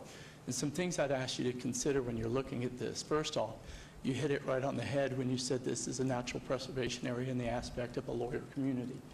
And putting a parking lot and the access down there is not going to help that neighborhood look any better. We have city parking that's down there and a lot of access that benefits the city as well. And the travel time to get some of these locations actually isn't that hard for employees who will be coming in. I'm neutral on what you want to choose to do, but if you look at that area, and I'm down there a lot at Clark and 9th, there's not a lot of parking for a lot of those places regardless. But even if you're still bringing in another 10 or 15 cars, I don't think that you're going to have a huge impact that's going to create a problem. I would rather see those 10 or 15 cars parked somewhere further away from that location to preserve the aesthetics of that neighborhood as you look at it and not be in a huge commercial area. It's actually, I think, just in the proposal what it is, I think it's a good thing for down there. That's not why I'm here tonight. I'm neutral on it. But I ask you to consider what the neighborhood is, the old town. I've been here since 1964, and that area has been preserved very well. And it's become a legal community. The majority of those people who work in those legal offices don't park right where they are. They do walk to where it is, or they park downtown or different areas. And I'm actually kind of in support of what it is. Thank you for your comments, sir. Anyone else from the public like to be heard? Get your name and address, please, for the record. Jonathan Muirhead, 4400 Mayflower Lane, Las Vegas, Nevada, 89107. I grew up actually in this area, and I agree with the commissioner that I think if they were providing their own parking under or whatever, it would be okay. But just walking down that area and the traffic and the parking, I think if we set precedents that it's okay, and we're going to hope for, like you said, somebody else to come along and provide the parking, we're kicking it down the road and we're providing these bigger and bigger monstrosities that don't fit the neighborhood that I grew up in, that I believe is a historic area as well. And I just think it should be on the applicant to provide parking and not somebody else down the road, or put it onto the city like the commissioner said, or put it onto the neighbors like the commissioner said, where my mother, who lives down there, is one of those people that live in that neighborhood and is starting to see more and more traffic and more just issues with that. So I'm in support of it. I'd love to see downtown grow. However, I think it's, not a good idea just to kick the can down the road and let somebody else provide parking for somebody that's trying to put in a really big building with not enough parking. Thank you for your comments, sir. Anyone else from the public like to be heard? Seeing no one, we'll close the public portion. Give you another minute if there's anything you wanted to add. Mr. Stock? No, thank you. I will turn over to Commissioner Schlotman. Yes, Chairman, through you, I think this area needs to be preserved. Right now, it's not going to be an issue, but I think we're being selfish if we're asking for a 75% deviation from our parking standards, only take up our neighbors' parking spaces. No disrespect, Mr. Stock. It's just, it needs to be preserved. And to state that we're just going to create a parking lot and make it look not as good, I don't actually believe that that's the case, because Craig Kinney proved that there's a way to make a parking lot and make that work with, cohesively with that project, and I'm sure you could figure that out as well. So for those reasons, I think staff got this one absolutely correct, and I'm going to follow staff's recommendation for denial on item number 23, abeyance VAR 72561. I believe it's item 25. 25. There's a motion. 25, abeyance notification SDR 72563. There's a motion on the floor. Please cast your vote. A yes vote is for denial. That motion carries. 25. Mr. Chairman, that item 25, will go forward to the City Council at their May 16th, 2018 meeting. And Mr. Chairman, I apologize, I'm remiss. The previous project that we reviewed, items 18 through 21, those items were also are slated to go to the City Council meeting on May 16th of 2018. Thank you. Thank you. Thank you. Thank you. Moving on, item number 26, abeyance item VAR 72572, applicant owner, Chetek Development Corporation, for possible action request for variance to allow an 871 square foot signage area where 576 square feet is the maximum allowed, to allow a 30-foot distance separation from an existing freestanding sign where 100 feet is the minimum required, and to allow a proposed 55-foot tall freestanding sign where 40 feet is the maximum allowed at 2233 South Las Vegas Boulevard, Ward 3. Staff recommends denial. Can I get the staff report, please? Mr. Chairman, the subject property is located within the downtown Las Vegas Overlay Gateway District and Las Vegas Boulevard Scenic Byway Overlay. Freestanding signs within this commercial development must comply with all Title 1908 development standards and scenic byway illumination requirements, which require 75% exposed neon animation or combination thereof. As proposed, the subject sign will provide a combination of exposed neon letters and animated LED video board, which meets the Las Vegas Boulevard Scenic Byway Overlay illumination requirements. However, the applicant has requested to install a freestanding sign on the subject site, which does not meet Title 19 development standards pertaining to allowable height, separation from an existing sign, and allowable signage area. No evidence of a unique or extraordinary circumstance has been presented, in that the applicant has created a self-imposed hardship by requesting to install signage that does not meet Title 19 development standards. Alternative design would allow conformance to Title 19 requirements. Therefore, staff recommends denial of the applicant's request. Thank you. Thank you. Can I get your name and address for the record, please? Doug Rankin, 1055 Whitney Ranch Road, on behalf of the owner. We are here today to request relief from the strict compliance of Title 19 through a variance. We have a few requests here. One of our requests is the distance separation from sign to sign. We have an existing monument sign here. It's approximately 13 feet in height. That's part of the wedding chapel, and it's under part of their lease. So we are requesting that. A location of the sign elsewhere would either block traffic flow or parking with this area. Our other requests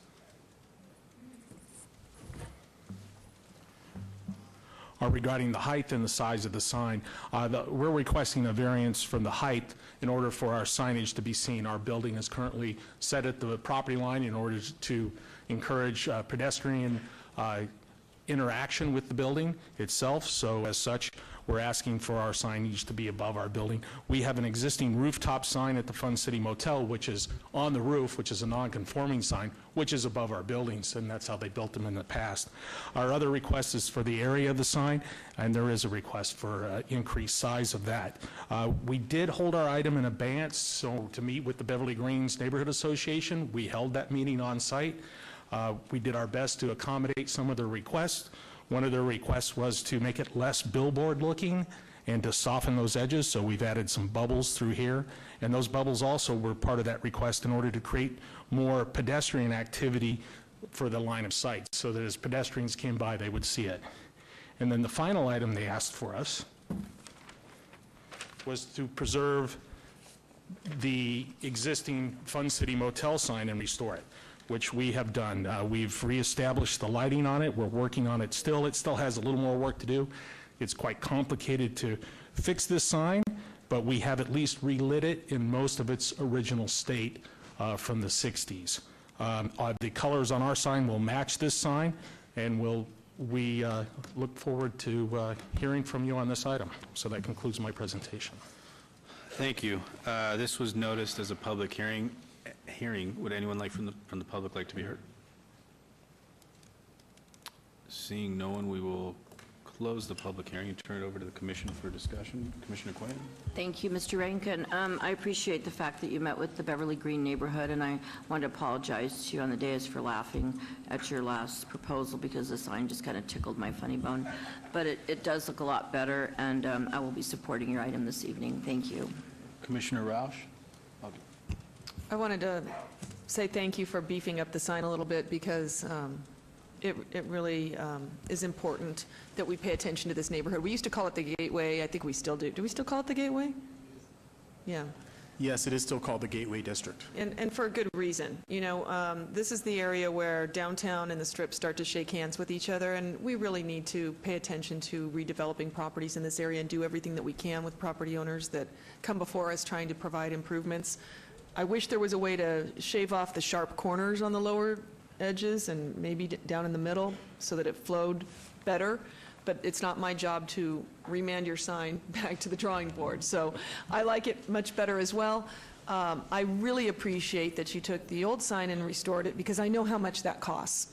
And I just want to say thank you for creating more visual interest on the Strip and bringing people towards downtown, creating something that draws them towards downtown. And if more property owners would do that, we'll have a better continuation of tourists to Fremont Street, and I think that'd be super. So thank you for this. Thank you. Commissioner Toussaint? Well, I love the sign. You know, I grew up in Las Vegas. This reminds me of old Las Vegas. We've got the Hacienda horse up there, which reminds me of the Hacienda when the Hacienda used to be here. And I think it's a beautiful sign. I think it's in a perfect location. You'll have my support tonight. Thank you. Thank you. Commissioner Schlappen? Yes, I remember this when it come last month, and the Sahara or Stratosphere come before us as well, and I didn't vote for that one, not that I was opposed to the sign, but because I wanted to see a neighborhood meeting, and I appreciate you holding this for a neighborhood meeting, which I attended, and I heard from the 8 neighbors that showed up, and you took everything into account that they're saying.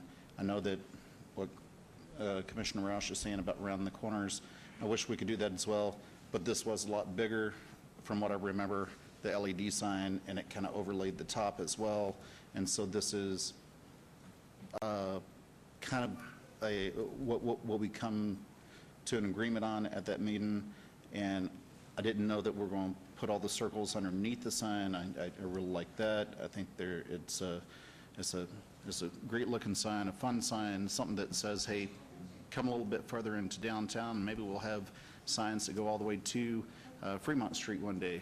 So anyways, thank you for taking the time and the effort putting it into redesigning this, and if there's no further questions, I'll like to make a motion. Please do.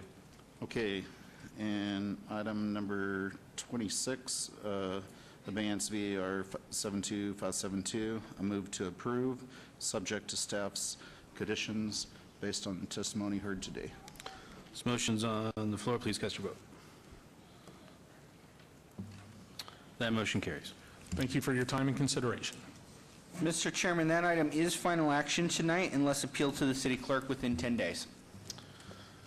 Moving on to item number 27, abeyance item SUP 72576, applicant owner Emerald Investments Series 2 LLC for possible action on a request for a special use permit for an existing short-term residential rental use at 8616 Cremona Drive, Ward 2. Staff recommends approval. Can I get the staff report, please? Mr. Chairman, the subject property contains a single-family dwelling, is zoned R1 single-family residential, and has 3 bedrooms per the Clark County Assessor's records. The applicant has been operating a short-term residential rental at this site under an issued business license on December 20th of 2016. The applicant received additional planning approval through a conditional use verification issued on November 28th of 2016. However, a special use permit is required for continuation of the use per ordinance number 6585 because the applicant will not meet the conditional use regulations which require it to be owner occupied during the time the unit is rented. The site conforms with all distance separation requirements from similar uses and is an established neighborhood and has no code enforcement complaints against it. In addition, this use can be conducted in a manner that is harmonious with the existing surrounding land uses. Therefore, staff recommends approval, subject to conditions. Please note that additional letters of protest have been received since publication. Thank you. Thank you. Can I get your name and address for the record, please? Good evening, Mr. Chairman, Planning Commissioners. My name is Tony Celeste, address 1980 Festival Plaza Drive, here on behalf of the applicant. Along with me is Laura Eisenberg, who is a representative of the applicant. First, if I can just direct your attention to the overhead, you can see the aerial. And we are located right here in the middle of the circle. Here's Durango. Right up here would be Charleston. This is the Kohl's Shopping Center here. What this circle signifies, as staff just mentioned, is that there are no other existing short-term rentals within 660 feet of us in all directions in this radius. That's very important to note because prior to the adoption of the most recent special use permit, we did receive our business license back in December of 2016. Based on that, we have been operating since we did some major remodeling, but we have been operating since the summer with various users and also declining a lot of other potential users. We had extensive testimony about this last month. I certainly can go into more detail, can have Ms. Eisenberg speak too, but I think what would be best is to incorporate some of those comments and arguments into the record now. The biggest thing that came out of the Planning Commission hearing last time was a request to have a neighborhood meeting. We did have a neighborhood meeting. That meeting was held on March 29th.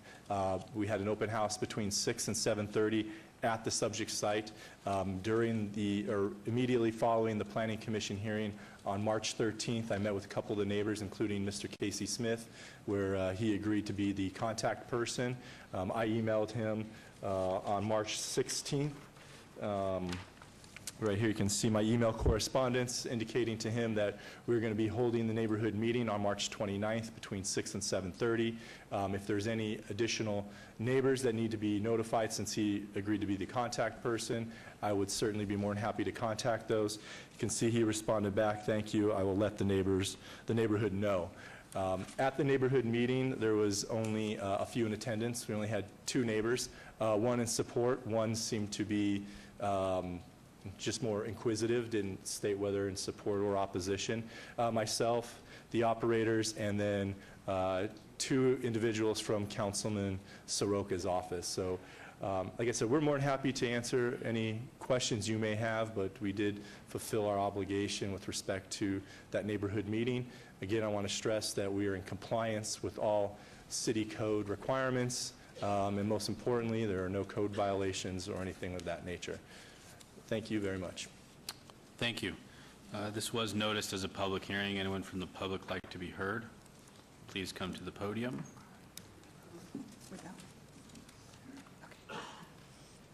Get your name and address for the record, sir. Can I show hands of how many people are here for the, sorry, before you speak, how many people are here for this item? Just have two? Okay, thank you. Can I get your Hi, name? my and name address? is Don Woods. I live at 1501 Frandosa Lane, which is the next block around the corner. I want to have a couple of things. I didn't get to attend the meeting, but I did know that I had a deed for my property, and I was pretty sure it had the same thing everybody else did. So I checked, and I pulled out a restriction that I had when I got mine, and I've checked with several of the neighbors, some of them who are here, and there is a restriction on the residential lots. That happens to be Section 10, which is fairly well known over the recorder's office. But in that restriction, it says that this property is, in number 1, it says, said lots shall be known and described as residential building lots. Item 7 of that restriction says no residential building shall be located, no residential building site shall be used for business.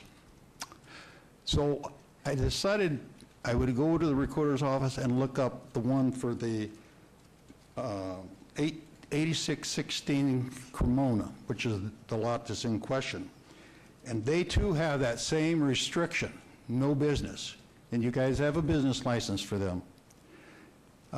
So I went to the Planning Commission and I found that it says short-term rentals are allowed in most residential neighborhoods. And then it had some exceptions. And then it goes on and says short-term rental license does not provide authority to violate any common interest community covenants, conditions, or restrictions. So now we have covenants in our section. All 172 lots have that same restriction, including this one, and they're in there. So I'm kind of wondering how we can have a business if we're in an area that has restrictions. Secondly, when we were here last month, you guys had a lot of comments about the insurance. That's a liability insurance requirement on that house. It's only for that house. It does not cover any of the neighborhood. If there is an accident or what have you, there is nothing that's going to give the neighbors any kind of relief. It's only for that property. It is it is $500,000, but it's a liability insurance on the house for something that happens in the house. So with that, I'm not going to belay it, but I am really wondering how we can have that deed restriction on all of our deeds and it's not being enforced or restricted. So it's kind of up to you guys. Thank you, Mr. Wood, for your comments. And before we go to the next person, Mr. Scott, I have Mr. Chair, a comment. I was just going to indicate that, our code provides that we don't enforce, nor do we frustrate CC&Rs and deeds and restrictions. If this neighborhood has an HOA, the HOA would have to sue that particular homeowner to enforce that condition or that covenant. If they don't, then individual neighbors would have to sue that individual property owner to enforce that provision. And whether or not business means a short-term rental, that could also mean if the person has an Avon business, a Tupperware business, maybe they operate an accounting business out of their home. So you have to take into account that the word business could incorporate a lot of different collateral issues you may not want it to, so. Thank you, Mr. Scott. Can you get your name and address for the record, please? Casey Smith, 8608 Cremona, 89117. I live 2 doors down from it. Still oppose it. I just wanted to point out that I did go to the city clerks with the CC&Rs, and I also submitted a petition with 80 signatures against. We did poll the neighborhood again. We told them about the meeting. I wasn't there because my back was out, but most people declined to go. I just would like you guys to reconsider. Thank you. Thank you for your comments. Anyone else from the public like to be heard? Seeing no one, I'll close the public hearing portion and ask the applicant to come back up, and you have 2 minutes for rebuttal. Thank you, Mr. Chairman. Actually, I don't have anything in rebuttal. I appreciate staff's thorough report, Mr. Scott's comments, and I'm here to answer any questions you have. Thank you. I will turn this over to the commission for discussion, and I'll just start off with a quick question. This is in an HOA community or is not? It is not. It is not in an HOA Correct. community? Okay. I will, Commissioner Roush, I see your light on. Well, seeing no other comments, and I would like to hear from my fellow commissioners if they have questions, so after I speak, I would like to hear what you all have to say. I'm really torn on this one because it started off last month where I was contacted by a number of neighbors, and there was a lot of concern. So we all agreed at the public meeting that we would have the neighborhood get together with the applicant. I contacted members of the neighborhood who had reached out to me, and I made it very clear to them that this applicant already had a business license. And because of that fact, that business license allows that applicant to operate until, I forget, is it April of 2019? I believe June 30th of 2019. June 30th of 2019. Thank you, Mr. Celeste. Even if we did approve something today, or even if we did deny something today, the applicant still has the right to continue to operate until that date. That's what staff has told me. That's my understanding. Is that correct, staff? So it puts us in a very precarious and difficult position because I've got applicants that very much appear to be above board, appear to be experienced. We heard your testimony last month that you seem to be very much involved in this operation. You talked about your security cameras. You talked about your instant response. You talked about being responsive to the neighborhood. We have a neighborhood that does not want you there, and we want the two of you to get along. So it is a very tenuous situation. So whether we vote it up or down today, either way, you still have the right to operate for a while. I want to hear what my other commissioners have to say, and then I'm prepared to make a motion with maybe some conditions. Chairman. Commissioner Schlotman. Yes, I'll keep my comments very brief. I had mixed feelings about this before the last planning commission hearing. Researching this further, having a neighborhood meeting, having not many people showing up. Through you, Mr. Chairman, how many people showed up to the neighborhood meeting? 2 neighbors, and then also a couple individuals from Councilman Soroka's office. Out of 60-something people that protested, 2 people took time out of their schedule to show up? Correct. Okay. And you've been operating for how long? This is 5 months. And you have no code enforcement complaints? That is correct. So nobody even knew that you're there until? The sign went up. Okay, thank you. No further questions. Commissioner Toussaint. I have to tell you, I have extreme heartburn about this. I listened to Mr. Woods and Mr. Smith, and I understand what they're saying. I'll be perfectly honest, I wouldn't want it next door to me. However, when we look at what we're here to address, I don't know how we can not allow it because it does meet all the requirements. So heartburn, total major heartburn. I understand what the homeowners are saying. I agree with the homeowners, but I also agree with the applicant because they are following all the rules. So I don't know what I'm going to do yet. So thank you. Commissioner Quinn. The heartburn is the fact that the neighbors don't want it, but the heartburn is that none of us want them in any neighborhood. I don't want them in mine. Commissioner Roush doesn't want them in hers. Ms. Donna Toussaint doesn't want it in hers. The fact is nobody wants them, but the fact is you do meet the ordinance, and the fact is the fact is that you have no code enforcement issues, and the fact is you get to operate for another year.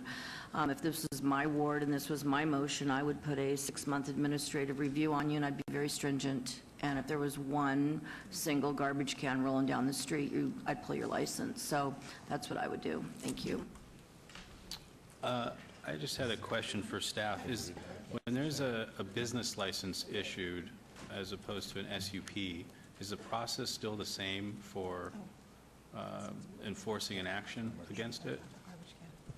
As far as, if we wanted to revoke an SUP or a business license? Through you, Commissioner, as you are aware, the stipulations and requirements for obtaining a short-term residential rental have been recently changed. Previously, you would obtain a CUV, a conditional use verification approval through this the planning department. And after obtaining that approval through the planning department, you would be able to move forward to licensing to obtain your license.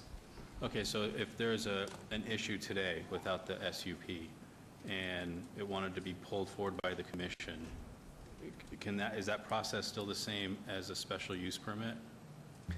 Mr. Chairman, if I may, so under the licensing, the Director of Planning, myself, can pull an item to City Council if there's a disciplinary situation.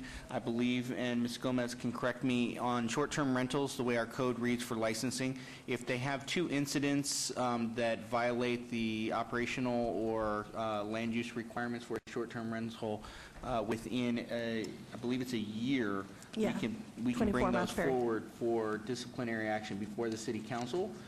In fact, I can temporarily, even prior to City Council taking action, temporarily suspend the license and therefore the activity. Because it is a business license, that is handled by the City Council and is not something that the Planning Commission can pull forward or ask for a review. However, as the Vice Chair had mentioned, it is completely in your purview if you should choose to approve this special use permit to include a condition to allow regular reviews of this approval should you decide to go that direction. Thank you for the clarity. Commissioner Schlaven? Yes, and through you, Mr. Chairman, question for the director. I thought it was the approving body, regardless of whether that's the Planning Commission or the City Council, whoever was the last approving body of a special use permit has the right to pull the special use permit back to that body at any time that they want. If they feel that that special use permit's no longer valid, or if they're abusing their whatever the terms of their special use permit are. Through you, Mr. Chairman, yeah, so the code does allow whatever body took action on the special use permit, whether that's a final action at Planning Commission or something that City Council has approved, to bring that special use permit back for to them for what we call revocation, hearing for revocation. However, in the case of a license, business licenses are approved administratively by the department or by the City Council through, for instance, like our privilege licensing process. The license would have to go through a council process. The special use permit, should it be issued, because right now there isn't one, that would come before whatever body took final action to do a revocation. But Director, just not to confuse people, the simple question is, if we pull their special use permit, I mean, it doesn't matter if they have a business license at that point for that particular property, is that correct? Correct. If they are issued a special use permit and that special use permit is then subsequently revoked, then we would begin proceedings to then revoke their business license. But it is a process, and it is a two-step process. Okay. Once you've entitled them to conduct business and we've issued a business license, we have to do both processes to close it out. Thank you for clarifying that.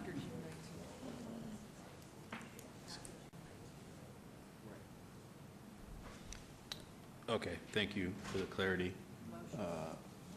Anyone like to make a motion? Commissioner Rausch? All right.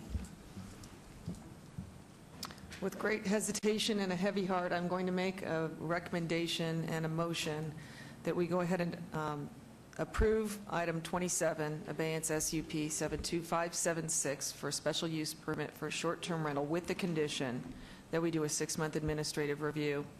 And I would like to see if we could not do a 6-month review every 6 months until such time as your business license would naturally run out, at which time then we will take a look at reviewing it, renewing it, rather.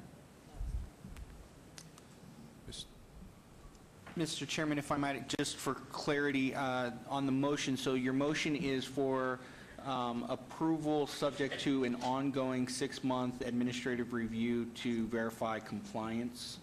Correct. And barring no issues, then we'll keep continuing forward. The applicant. Mr. Chairman? Yes, Mr. No, every 6 months until your license would naturally expire and come up for renewal on your initial grandfathered license that was due to expire on June of 2019. not indefinitely, but until June of 2019. Perfect. Thank you. And we, Mr. Chairman, we understand that condition and agree to Commissioner Rouse's added condition. Okay. There's a motion on the floor. Please cast your vote.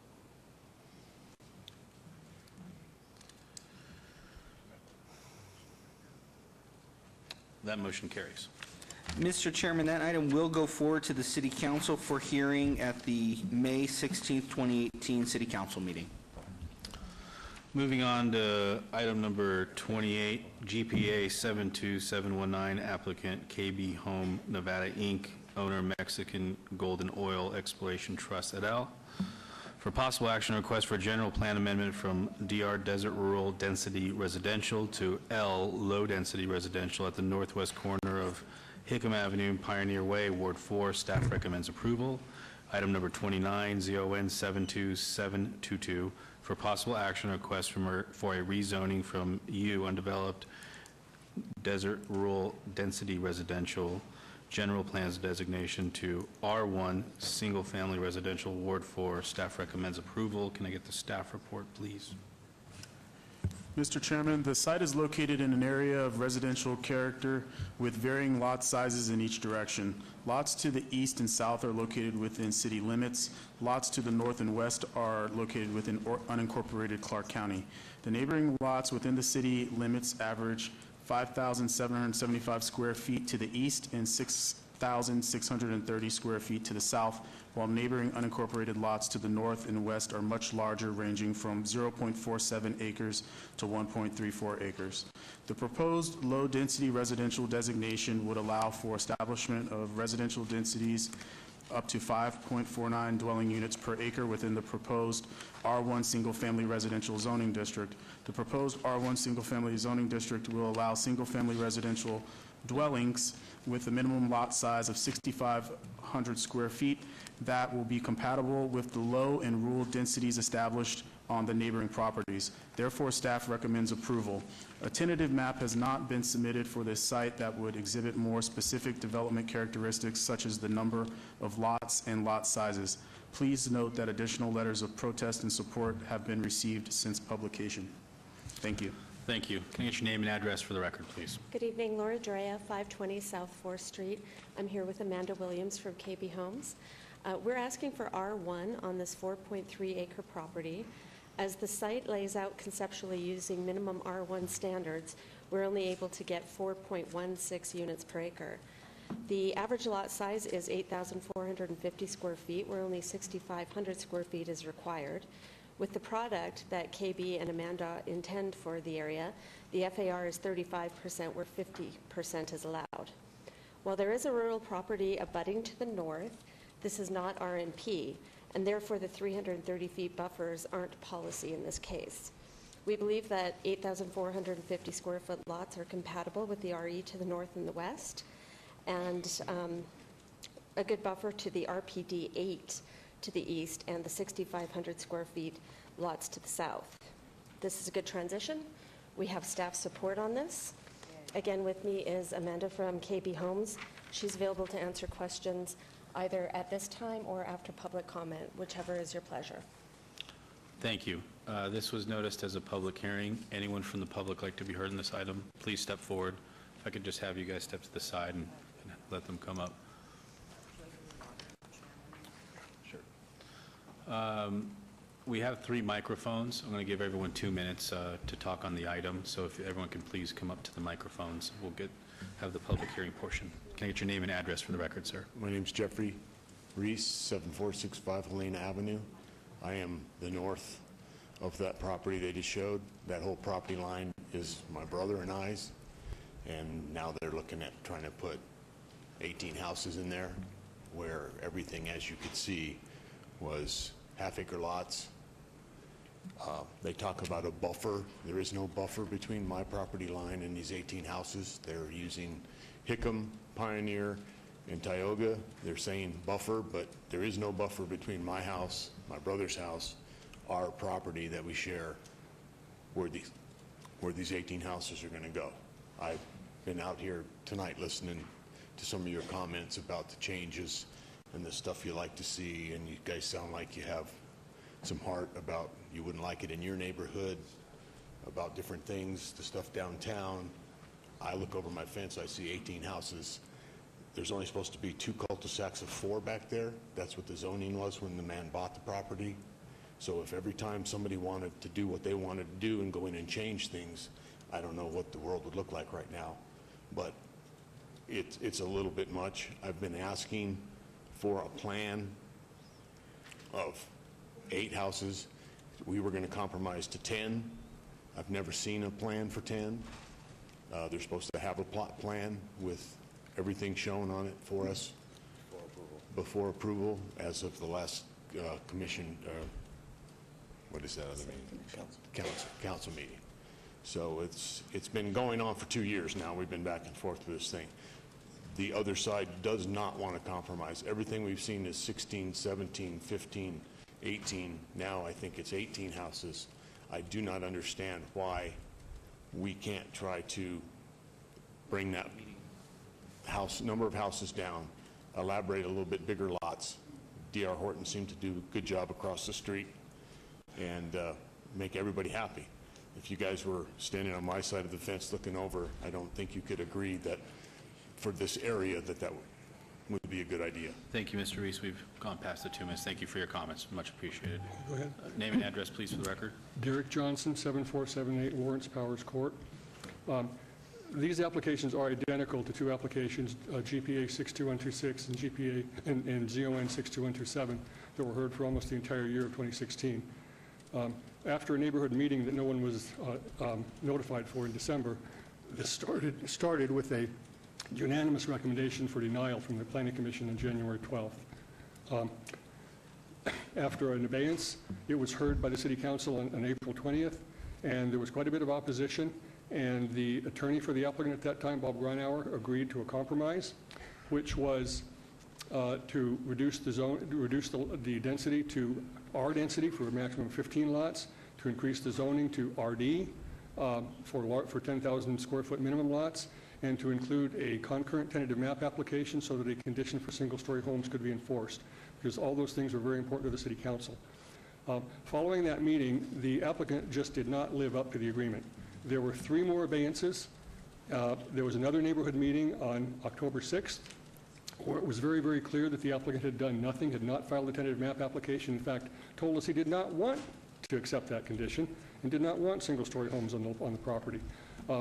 There was a good, I think I mentioned that the attorney, Bob Grunauer, had offered the previous compromise. The attorney at the neighborhood meeting in October was Tony Celeste, and he offered another idea which was very, very good, which was going with R density and R1 zoning so that the lots on the north side could be much bigger and the lots on the south side could be R1, and we could go 15 lots and have really, really big lots, 6 across the north side, which would come close to what Jeff and Randall are seeking. They're seeking 4 across the north side, but 6 would be a lot better than anything else we've heard. That was a very good idea, and that's the idea that I'm suggesting, have suggested at the neighborhood meeting this year, and I'm still suggesting that 6 lots across the north, they have the square footage to go 6 lots, 12,500 square feet across the north, and 9 lots, 8,500 square feet across the south, for a total of 15. R density, what's necessary here is R density, no more than that, either RD or R1 zoning, but the best one is with the R1 and the 6 lots across the top, 9 across the bottom. But those 2 things are crucial because we have to enforce a single-story condition and we have to enforce no more than 15 lots. Mr. Johnson, if I could have you wrap leave it up, at that. please. Thank you very much. Thank you.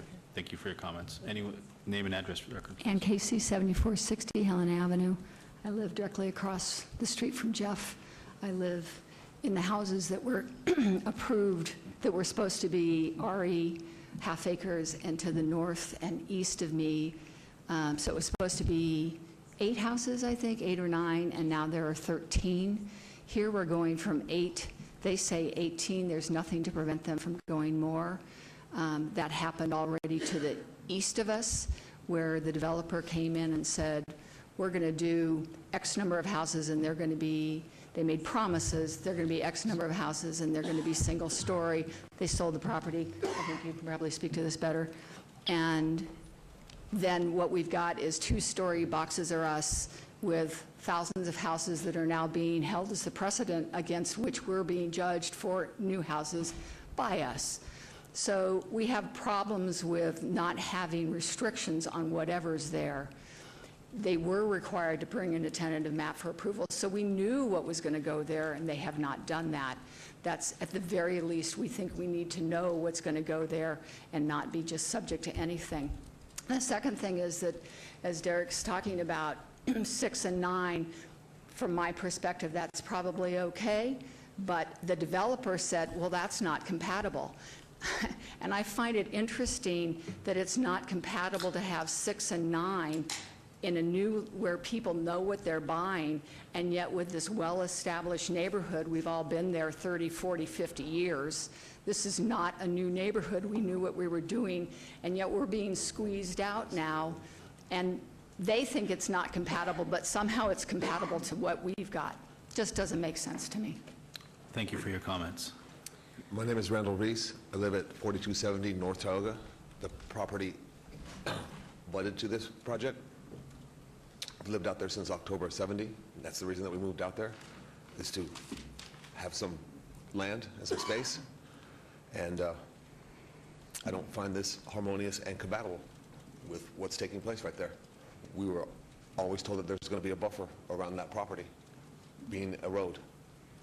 And I don't think that's right. Thank you, Mr. Reese. Thank you for your comments. Get your name and address, please. My name is Cheryl Leonard. I live at 4290 North Tioga Way. That's about 3 properties from the property under consideration. The Reese family own the properties that are immediately adjacent to the property in question. They have lived there since the 1960s. These boys grew up on that property. They lived out there when there was no road and when they were driving across the desert to get out there to where they lived.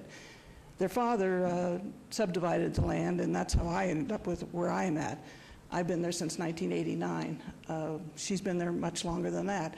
The whole neighborhood right immediately to the north has been established for a long, long time. If there were a buffer between the land to the north and the land that's being developed, it wouldn't be so bad, because that's what had happened on all the rest of the properties that are around us. Pioneer provided a buffer to the development that was to the east.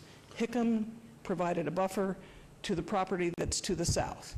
The property that's to the west, all is half-acre lots, so we didn't need a buffer there. So this particular piece of property, the owner managed to acquire it for a very low price, and I'm sure he'd like to make a lot of money on it. I think he could sell it for a little bit less than he's trying to get, and he would be able to develop it with half-acre lots. KB Homes doesn't want to build half-acre lots, and so I think they should step out. That's fine with me. But I implore you to please do not allow this to happen because of the lack of a buffer between the development there. People have chickens. People have ducks. We can have horses if we want. That's the rural standard that is for our properties. So if you put in a bunch of people in R1, I don't know that they would feel that that would be compatible. And I can just envision the future where they're going to start complaining about what we're doing. So I would urge you to deny this proposal. And particularly since the builder, KB Homes, came to the neighborhood meeting with a plan and proposed it as this is what we're going to do. But tonight, they didn't submit that plan as part of their proposal. So even if you approve it, they could come back and do whatever they want to do. And that, I don't think that's acceptable either. Thank you for your Could I comments. add one brief comment? Pardon? Could I add one brief comment? Sure. Name and address one more time for the record. Derek Johnson, 7478 Lawrence Powers Court. It's been stated by the applicant that 10,000 square foot lots will not sell in our neighborhood. The last 2 developments that did sell in our neighborhood, directly across the street to the west, D.R. Horton, 20,000 square foot lots. In the neighborhood I live in, to the north, 12 lots at 13,000 square feet. So they absolutely do sell in our neighborhood. Thank you for your comments. Thank you all for your comments. Anyone else from the public like to be heard? Seeing no one else, I'll close the public hearing portion and ask the applicant to come back up and give them 4 minutes of rebuttal on this.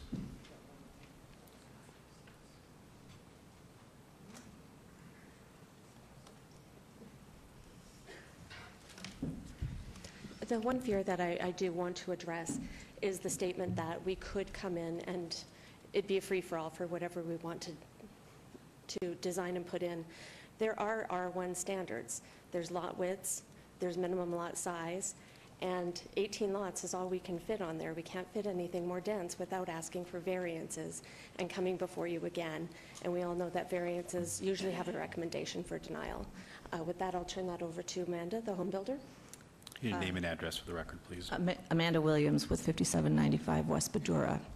Additionally, we're asking for R1 zoning and not meeting that standard. We have 4 units, a little over 4 units per acre. Also, I believe this is a good transition size. As stated, the lots to the east are only 5,500. The lots to the south are 6,500. There are half acres to the west and also full and half acres to the north. These lots here are about 8,500 square feet. It's between everything. I feel it's a good transition. It's not a lot of homes. And the site, again, designs itself. Thank you for your comments. Any other comments you'd like to add before we close up?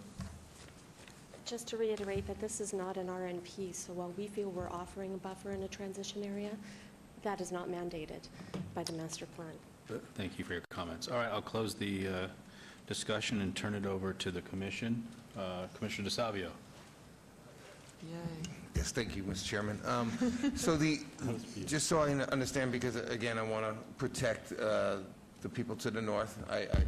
I'm getting what they're saying with the horse property, me being out in Ward 6, that's what I'm surrounded by myself, and we look to protect that. But the elevation, this ground, it's not going to raise in elevation, right? So we're not worried about, or at least having any views into their yards by raising that elevation. So does that elevation stay pretty consistent to what's existing right now? Yes, sir, that elevation stays pretty much the same. And in speaking with some of the neighbors at the meeting, KB has offered to add a course or two to the perimeter wall in order to secure their privacy even further. Okay, and if I may follow up, Mr. Chairman? Please. And on those houses that would be to the north that backs up to the biggest parcels, the home elevations, are they going to be one-story homes, so we're not, looking into... Single-story homes. Our product is 50-foot wide, and again, the lot is 65 wide, so they're not compact lots. They're not smashed against each other. There is some space between these homes, and there's quite a bit of room in the backyard. Thank you very much. Commissioner Toussaint? I actually drove out there on Friday. I brought my Starbucks with me, and I sat there because I wanted to get a feel of what the property was like. And I understand what the properties behind here that have the ducks and the chickens. Anybody who buys into this community, they're going to know there are ducks and chickens back there, and there's nothing they can do about it because they're grandfathered in. Am I correct on that? Well, they're in the county. But I don't see how anybody would complain about something once they're buying into this property because they know what they have. I think it's a beautiful project, I really do. Mr. Reese and Mr. Johnson and Ms. Casey and Ms. Leonard, I understand how you feel. I know that you were out here a long time ago and it was rural, but you know what? The city is growing, and that's what happens in a city. And you will have my support on this tonight because I think this is a beautiful project. Thank you. Commissioner Roush? The folks who came down to speak, 5 or 6 of you, I know you all went back to sit down, but by a show of hands, how many of you live in the city, within the city boundaries? You're all in the city. None of you are in the county. They're all the county. You're all in the county, right? You two are in the city. Okay. We can't speak from the crowd. Right. We're going to have to keep I it. understand that. What I want to make a point of is that we don't have any jurisdiction over your property if you live in the county, and I would like you to be respectful of the things that we decide here in the city. And what I'd like to make a point of is exactly what Commissioner Toussaint has said. You are absolutely surrounded. I look at this map and the zoning map, and there are medium-low lots to the east of you, low intensity but low density lots to the south of you, And what I'm looking at on my map, unless it's incorrect, but staff, I think you've done a good job of outlining the city boundaries and what the county island is. Those are the only lots that are large, and we don't have any jurisdiction over those lots. And so, yes, those are larger lots, but everything else has already been approved in the surrounding area around you at a much higher density. And so this is a very good solution. This is a good transition piece. 18 lots is generous from somebody like KB Homes. I would consider it a gift if I were you. The 40-foot backyards are a gift. The single-story houses are a gift. I would try to work with this builder and hope that they succeed, honestly. From a planning point of view, I am delighted to see this street finally put in, and I'm sure Commissioner Toussaint is as well. The arguments that you made about the prior developers and prior owners are not relevant here tonight. We are here to hear only what this current applicant is going to do, and that's what we're here to decide on today. I'm delighted to see the improvements and the off-site street improvements go in, the curb gutter sidewalk, the street lights, the street, the whole enchilada. It needs to happen. This is the last parcel in this immediate area that has not been developed, and I think it's time, so I will be supporting this tonight. Thank you, Commissioner Toussaint. I'd like to make a motion, GPA 72719, for approval. There's a motion on the floor. Please cast your vote.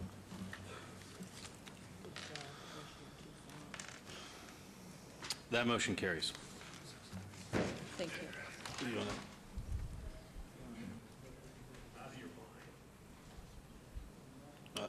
What about item number 29? Number 29, too.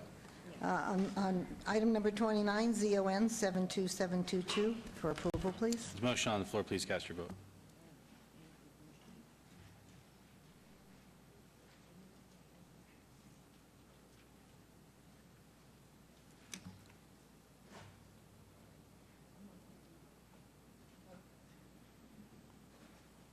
Did everybody vote? It hasn't popped up. Oh, Did I miss the vote? No. there we go. Motion on the floor. Please cast your vote. And that motion carries. Mr. Chairman, items 28 and 29 will move forward to the City Council and be heard at the May 16th, 2018 City Council meeting. Thank you. It is over 2 hours now, which we normally take a break at 2 hours. So for the director, we're going to take a quick break. Thank you.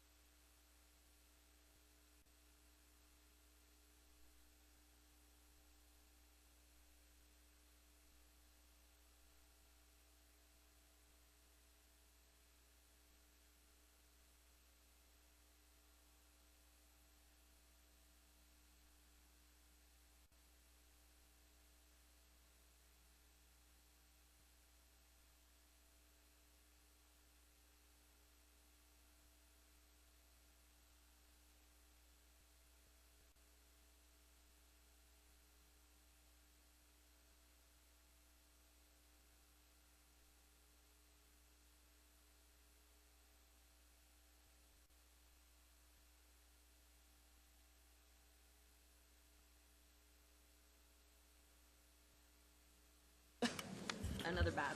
Okay, we are ready to call this meeting back to order.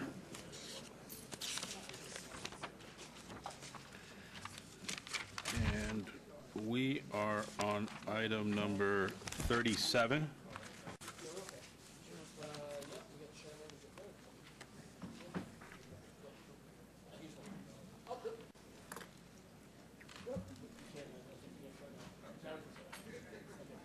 Okay.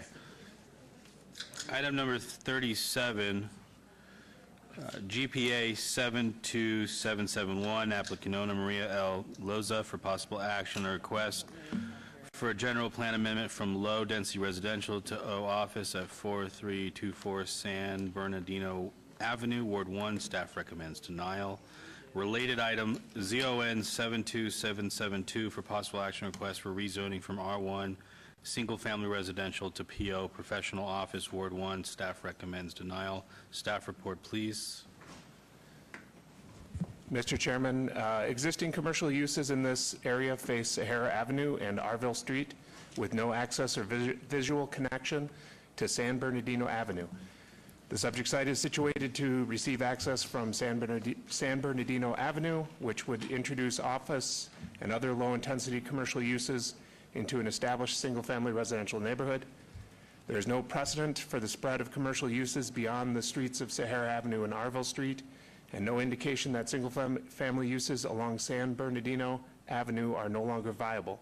Staff is recommending denial of both requests. Please note additional letters of protest have been received since publication. Thank you.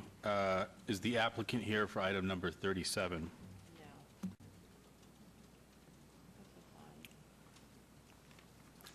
Once again, the applicant for item number 37, are you here? Oh, good job. Go on in. Can you get your name and address for the record, please? 4324 San Bernardino Avenue, And your name, please? Maria L. Loeza. Thank you.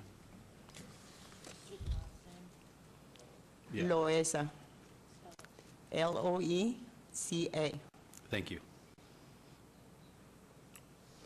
I'm here, sir, because I put my request to try to change my residential from O to residential to an office. Want to do a family office business.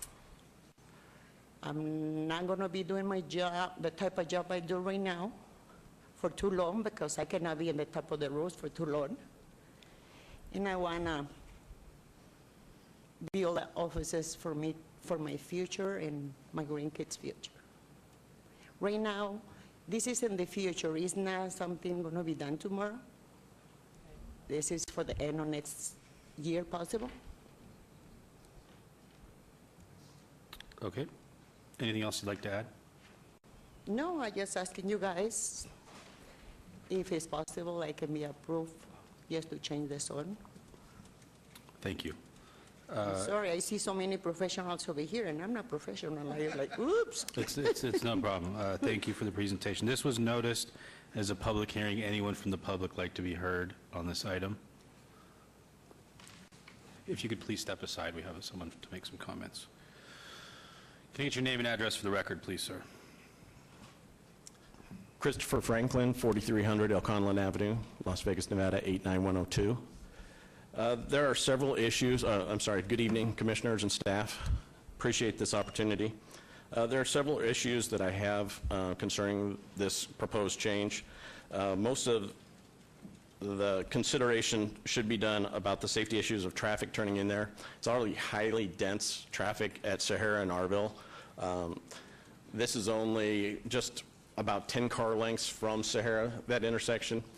It would require her customers and clients to either, if they're heading northbound, to turn right onto San Bernardino, or if they're heading southbound, to turn left, which could actually impede traffic back into the Sahara intersection.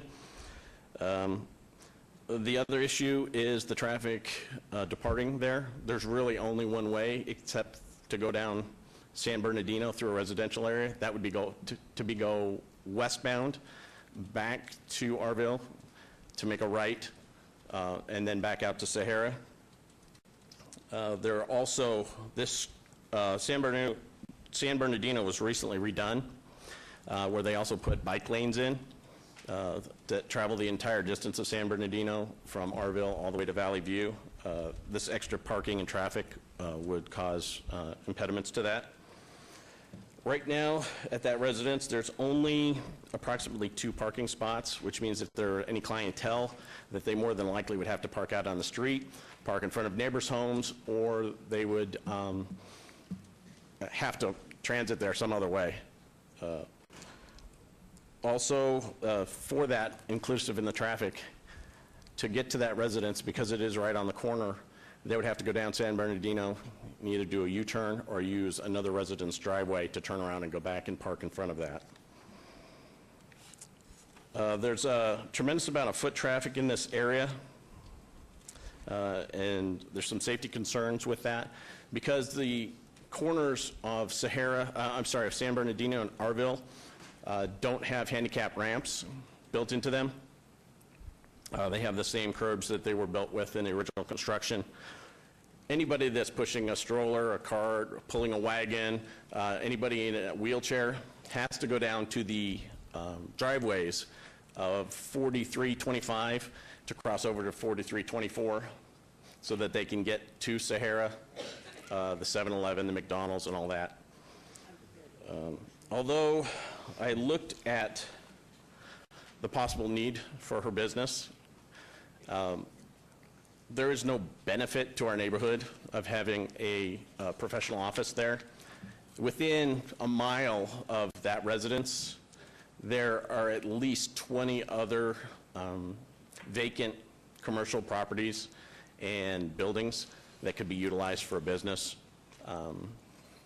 It just doesn't make sense to put a office right there in a residential area.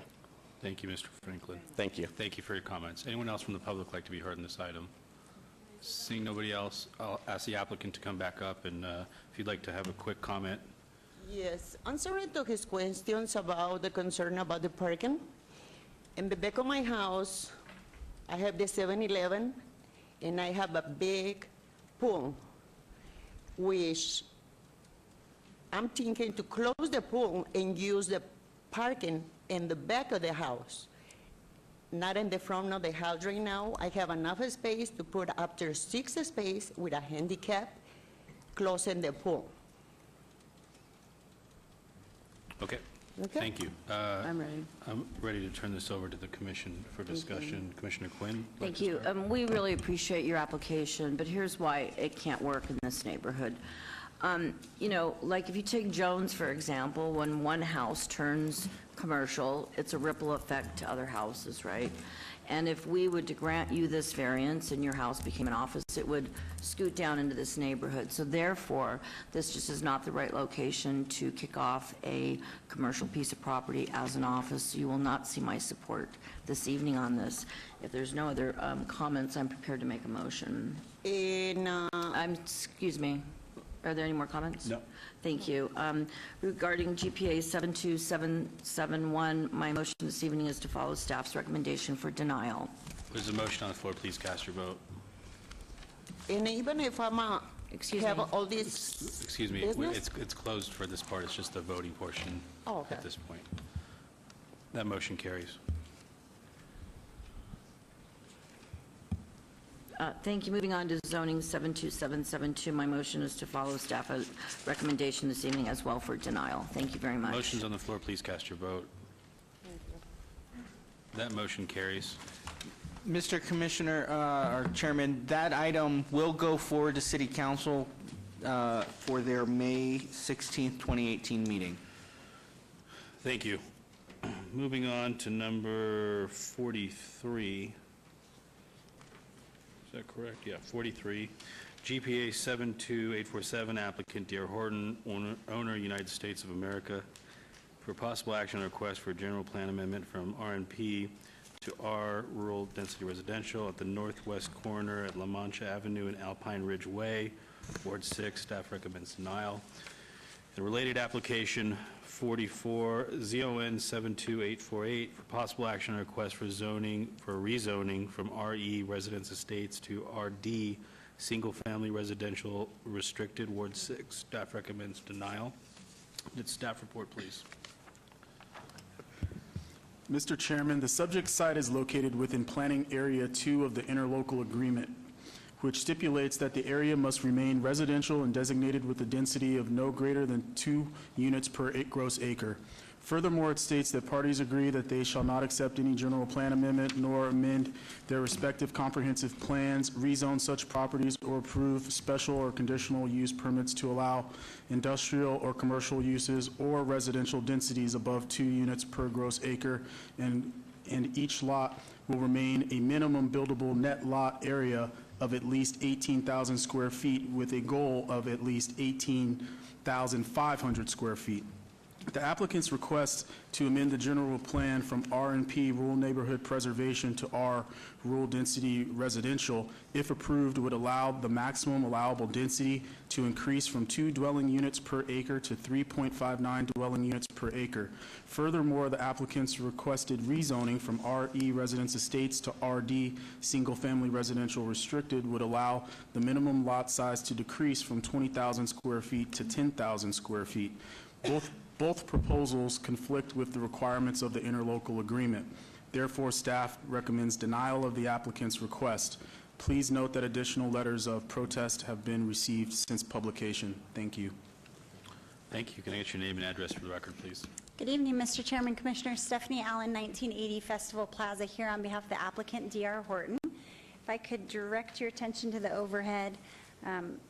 As staff mentioned, this is a 10-acre site located near the 215 and Ann Road. Ann Road's located right here. It's at the northwest corner of La Mancha and Alpine Ridge. We're before you today with a GPA request and a zone change, and if approved, a tentative map will trail this. The proposal is to extend what is already an approved project just to the north of it. D.R. Horton has Summit Ridge 1 located here, Summit Ridge 2 located right here on 2 10-acre parcels, both zoned RD. This would just be an expansion of that approved project to be Summit Ridge 3. Literally, these cul-de-sacs will be extended down, and there's a proposal for 29 homes. The density would be about 2.8 units to the acre, and this is what it would look like with, as I mentioned, the extension of those 2 cul-de-sacs down and 29 lots. They're all over 10,000 square foot lots. The interlocal agreement does say if the county, city, and the adjacent residents are in agreement, you can deviate from that interlocal agreement. We would argue that prior to the interlocal agreement being approved at the end of 2016, there's a precedent that was set here specifically west of Alpine Ridge that allowed for a buffer between the 215 and the RMP that's in the county and the city to the east to allow these 10,000 square foot lots to buffer that RMP. We did work with the residents located down here in the RE homes. We had a neighborhood meeting, and 2 gentlemen came to that neighborhood meeting. One of them was Mr. Williams, who lives right here. He asked that we actually provide a larger lot adjacent to him, and we will be doing all single-story homes. So when our tentative map comes through, we've reflected that change, and we subsequently met with him to make sure he was okay with it. He's okay with this additional lot being 16,522 square feet. We enlarged that lot so that he's got a larger lot. And then, as I mentioned, all of these will be single-story homes. So we've made an effort to buffer those RE homes, and we think we've addressed both the city and county's concerns, and just will be extending what's already out there for a very good transition from, again, the 215 to the RNP located over there. So with that said, I'm happy to answer any questions, and we'd very much appreciate your approval tonight. Thank you. This has been noticed as a public hearing. Anyone from the public like to be heard on this item? Seeing no one, I'll close that portion and turn it over to the commission for discussion. Commissioner DeSalvio. Yes, thank you, Mr. Chairman. Through you, Ms. Allen, I met with her on this. I haven't received personally any opposition to this proposed plan. I commend her for working with the neighbors that back up to this property and doing everything they could to draw it to make sure that it met what that gentleman required, seeing he was the only one basically that came forward. And I also commend that, we kept it at a single-story elevation, so that way we don't intrude on anybody that's pre-existing. This conforms with pre-existing. It's harmonious and compatible, and like I said, I have not received any opposition, and unless the commission has any other comments, I'll make a motion. We do have one comment, Commissioner Roush. Thank you, Or one- Chairman. I had, my comments are mirrored with Commissioner DeSalvio. I had a question for Attorney Brian Scott. Is he still, I can't see him. Okay. My only concern, and I met with Ms. Allen also, and I love the continuation of it. I think it is harmonious and compatible, but my only concern is, as a governing body, what risk are we taking in approving this if it violates the interlocal agreement for Area A2? And is there a precedent that allows us to do that where the parcels to the north in that same Area A2, does anyone know, does staff know? And I just want to make sure that we're within our bounds to do that. I don't think the interlocals changed any to any degree, but I don't think there doesn't seem to be any ramifications associated with violating the interlocal. It's really supposed to be an agreement that, the two municipalities came up with together to try to build a harmonious and compatible development on either side of the border. So if you believe that that doesn't violate it and that it is harmonious and compatible with what's developed in the county, it looks like there's a intersecting freeway in between there. So Right. it's really kind of up to you to determine whether or not you believe it to be violative of that agreement. Okay, and either Commissioner DeSalvio or applicant Allen, do we have any kind of feedback from Larry Brown on this issue?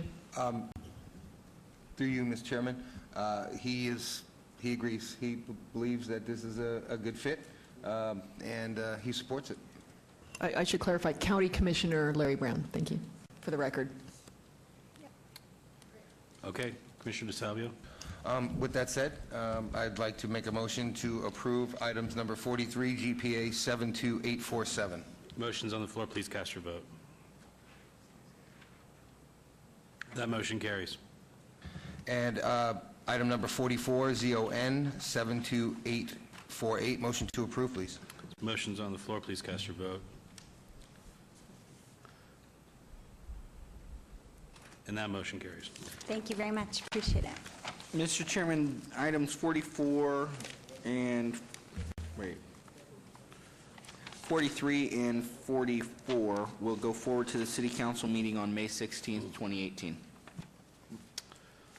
Okay, moving on to item number 46 through 48, which we were trailing. Is the applicant here from the, perfect. Applicant item number 46, MDR 72841, applicant owner Howard Hughes Company LLC for possible action request for a Summerlin General Development Plan Review for the undeveloped portions of Summerlin West at the northwest corner of Far Hills Drive in Clark County 215, Ward 2. Staff recommends approval. Related item 47, MDR 72778, applicant owner Howard Hughes Company LLC for possible action request for Summerlin Development Plan Review for Village 21 at the northwest corner of Far Hills Drive in Clark County 215, Ward 2. Staff recommends approval. And related item 48, MDR 72833, applicant owner Howard Hughes Company LLC for possible action request for a Summerlin Development Plan Review for Village 24A at the northwest corner of Volta Drive and Sky Vista Drive, Ward 2. Staff recommends approval. Can I get the staff report, please? Mr. Chairman, pursuant to the Summerlin Development Standards Section 5, the master developer may, at its option, prepare a general development plan for one or more villages which establishes uses and densities for smaller development parcels. As proposed, the overall general development plan for Summerlin West transitions from high-density residential and high-intensity commercial land use designations along Clark County 215 to low-density single-family residential and open space land use designations moving westward. allowing for separation of uses. However, the plan also allows for flexibility to allow for a range of residential products and possible mixed-use opportunities in concentrated areas.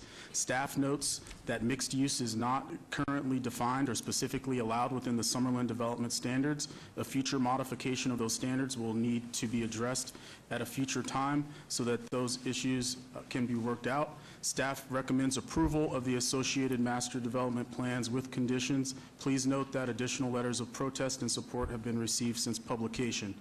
The Department of Public Works also has conditions of approval they would like to clarify for the record. Thank you.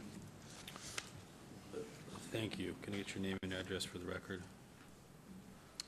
Yes, good evening, Mr. Chairman, members of the commission. Chris Kempfer, 1980 Festival Plaza Drive, here on behalf of the applicant. With me in the audience is Julie Cleaver and Tom Warden, should you have any questions appropriate for their consideration. What I think might be helpful, and to the lateness of the hour, I'll try to be as brief as I can, is to incorporate some of the comments I give you from the staff report and from the justification letter that was given to the county, submitted into the city. The previous general development plan for Summerlin West was approved through the adoption of the Summerlin West Development Agreement in 1997. This plan does not accurately depict the existing roadway network or the land use designations adopted through the 2004 update to the Summerlin Development Standards. With this plan, the master developer intends to redefine the boundaries and numeric designations of the 9 remaining undeveloped villages and the mix of land uses and residential densities contained within. So the first thing that you see before you here, if we can go to the overhead, is the overall plan. And in general, and I'll just briefly indicate some of the villages here, villages abutting Clark County, the 215, which are namely 21 and 22, are designed to act as a dense urban core with a mix of single-family, multifamily, and high-intensity commercial designations contained within those areas. Villages 29 and 27 here are also to contain commercial designations in the central portion of the map area, but to a lesser extent than villages 21 and 22. Finally, low to ultra-low density residential and open space, primarily consisting of drainage features and recreation areas, would be contained in the westernmost villages. The master developer has also proposed modified roadway standards to accommodate complete streets. Staff recommends approval of the general development plan with conditions. Conditions of both planning and public works have been worked out and modified, and we accept those modified conditions. So the first thing before you is this general plan that we're talking about here, with specific emphasis now on 21, 22, and 24, and I'll move on to those since you took them all together. I assume you'd like me to do these all together. As required by the Summerlin Development Standards, a development plan review is requested for a large parcel of land in Summerlin West, that's Village 21, generally located on the west side of Clark County 215, between Far Hills and Summerlin Freeway.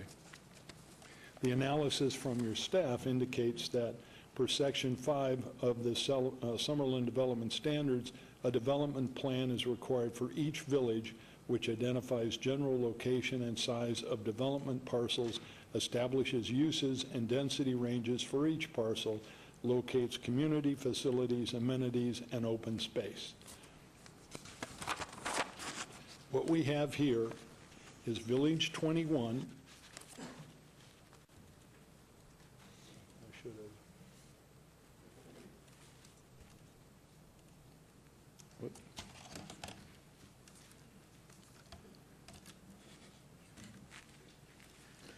Village 21 is intended to serve as the primary gateway into Summerlin West from Summerlin Parkway here and Far Hills. The village fronts and will have visibility from Clark County 215. An urban core of commercial uses and high-density residential is envisioned in the northern half of the village, while the southern half of is proposed to consist of lower-density residential, open space, and civic uses, providing a suitable transition from lower-density residential in Village 20 to the south of Far Hills Avenue to the urban core. Also, a police substation is proposed on Parcel G. In Village 21, the goal is to be able to integrate commercial and residential uses on the same development parcel to obtain the objective of creating a vibrant urban core. Development standards for this village are determined by the Summerlin Development Standards through the authority of the Summerlin West Development Agreement. The main north-south thoroughfares proposed in Village 21 are Desert Foothills Drive and Carriage Hill Drive. Both link this village to Village 20 and will connect to Summerlin Parkway, the primary east-west route into the village. The residential parcels may add up to 5,717 new units based on the parcel area. In recommending approval, staff believes that the location of the urban core is appropriate given the gentler slope of the land and the hub of opportunities created by the intersection of Summerlin Parkway and Clark County 215.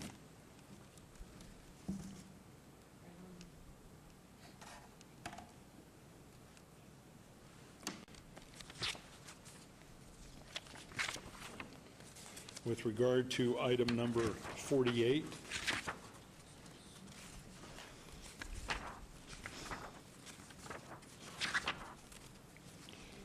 as required by the Summerlin Development Standards, a development plan review is requested for a proposed Summerlin Village, which is Village 24A, located directly north of Village 24 in the northeast corner of Alta and Sky Vista Drive. An updated general plan development is proposed that defines the boundaries of Village 24A and changes the projected land use designations to SF3, single-family detached, and community open space. It's important to note that originally that was shown as medium-low residential, so it's now single-family SF3. Village 24A will be a northern extension of Village 24, which is already under construction. That's Stonebridge. The residential parcels may add up to 527 new units based on the parcel area. The mix of uses proposed is an extension of 24, as I noted, primarily adding low to medium-low density single-family residential, which will not significantly affect traffic flow in this area. Staff recommends approval subject to conditions, again, which we accept as modified with both planning and public works. The bottom line of all of this is a plan for this whole area. It's going to be 20 years or more in the fulfillment of all of it. But it has been planned reasonably and responsibly by the Howard Hughes Corporation. Over here by 215, you have the higher density and the commercial. As you move west to the areas that are more protected, more important to all of us here, the density becomes very low. And in fact, what we have provided here and will be providing is those who have homes up in this area have to retain the desert nature of this environment. So this is not a situation we're going to urbanize this area that needs to be protected. And I don't think I have to remind you that Howard Hughes Corporation actually owned land all the way up to essentially the visitor center. And working with the government and their own desire to protect this area, they have relinquished 6,400 acres of property here so that they are not building in an area that would be too close to Red Rock. Now, you may still have people that say anything on the other side of Far Hills might be inappropriate, but the thing is, they have been as conscientious a developer as you could hope to have. They care about this community. They care about development. They build some of the finest and have built some of the finest communities we have. This is merely an extension of what was previously approved with, or more of a clarification of what was previously approved, both as to the general plan and as to the two specific areas to which I referred. Thank you. Thank you for the presentation. This was noticed as a public hearing. Anyone from the public like to be heard on these items? Seeing no one, we will close the public hearing portion and turn it over to the commission. I'll start off by saying that I did have a call with the applicant and the representative, and they gave me clarity on my questions, and looks like staff did such a good job on the report that the applicant used that as the presentation. Job well done.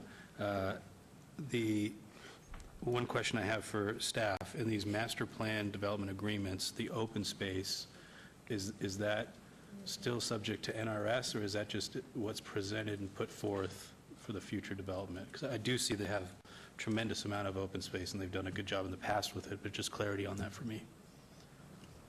Mr. Chairman, members of the commission, open space would be governed by the development agreement for Summerlin. Okay, thank you. That's the only question I had. I'll turn it over to anyone else that has any questions, comments, concerns. Mr. Chairman, Lucian Pyatt, Public Works. Lucian. And we've got some extensive condition changes that I need to read into the record. Please. For them. On all the items, 46, 47, 48. Basically, some of the things are covered under the development agreement already. And the other things are triggers, that kind of clarify triggers of when things will be required with the studies and the mapping. And so I'll just go ahead, and if you'll please just bear with me, it's kind of long. For item 46, we're deleting condition number 7. For item for item 46, delete condition number 7 and revise condition number 8 to remove the sentence in the first paragraph to the issuance of any site grading or building permits. Basically, we're just tying it to recordation of a parent final map. And then replace condition 9 with the following. An update to the Summerlin West Master Traffic Impact Analysis for the overall site must be submitted to and approved by the Department of Public Works prior to the recordation of a parent final map within this site. Approval of additional village-specific traffic studies will be required with each individual village prior to recordation of the respective village final maps. Comply with all recommendations of the Summerlin West Master Traffic Impact Analysis.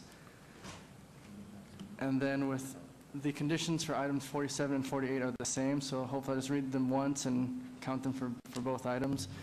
We'll delete condition number 11. And with condition number 12, we're making the same change, deleting the sentence to the issuance of any site grading or building permits.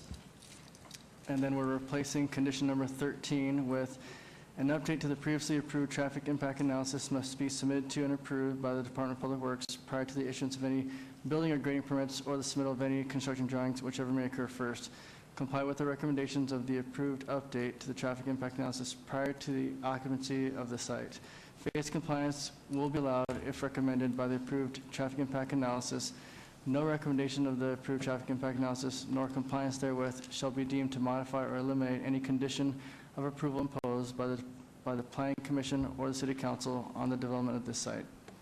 So again, those same changes on both item 47 and 48. And I will email these to the city clerks. Thank you. Commissioner Roush? I would just like to say that, for the record, this is obviously in my ward, and I met with the applicant and the representative, and I think it's a wonderful plan, and I think that we're lucky to have developers in our community like Howard Hughes Properties, who have for the last 25 years been the standard bearer in terms of great master plan communities. They truly do it right. They get it. They know how to take care of communities on a long-term basis. They stand by their covenants. They stand by the promises they make to the community, and I wholeheartedly support this. So unless there's any other comments from my fellow commissioners, I'm prepared to make a motion. Commissioner Tucson? No, I also met with the applicant, and I agree with everything Commissioner Roush said. This is a fabulous project, and you'll have my support. Thank you. One quick question for the applicant. Do you agree with the conditions read with Public Works? By Public Works? Yes, we've been working with Public Works in formulating those, and we agree with them, and thank Lucian very much for working with us. Thank you. As planning as well. Thank you. Commissioner Roush? With that said, I'd like to make a motion for approval on item number 46, MDR, which is a new designation for us, MDR 72841, General Development Plan Review. Motion is for approval. Some motions on the floor. Please cast your vote. Oh, and subject to staff's conditions read by Public Works. Thank you. That motion carries.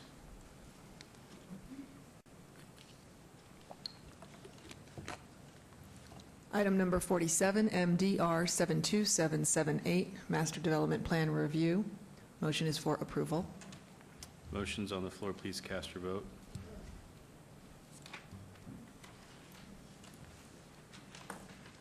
That motion carries. And finally, item number 48, MDR 72833, Master Plan Development Review. Motion is for approval. There's a motion on the floor. Please cast your vote.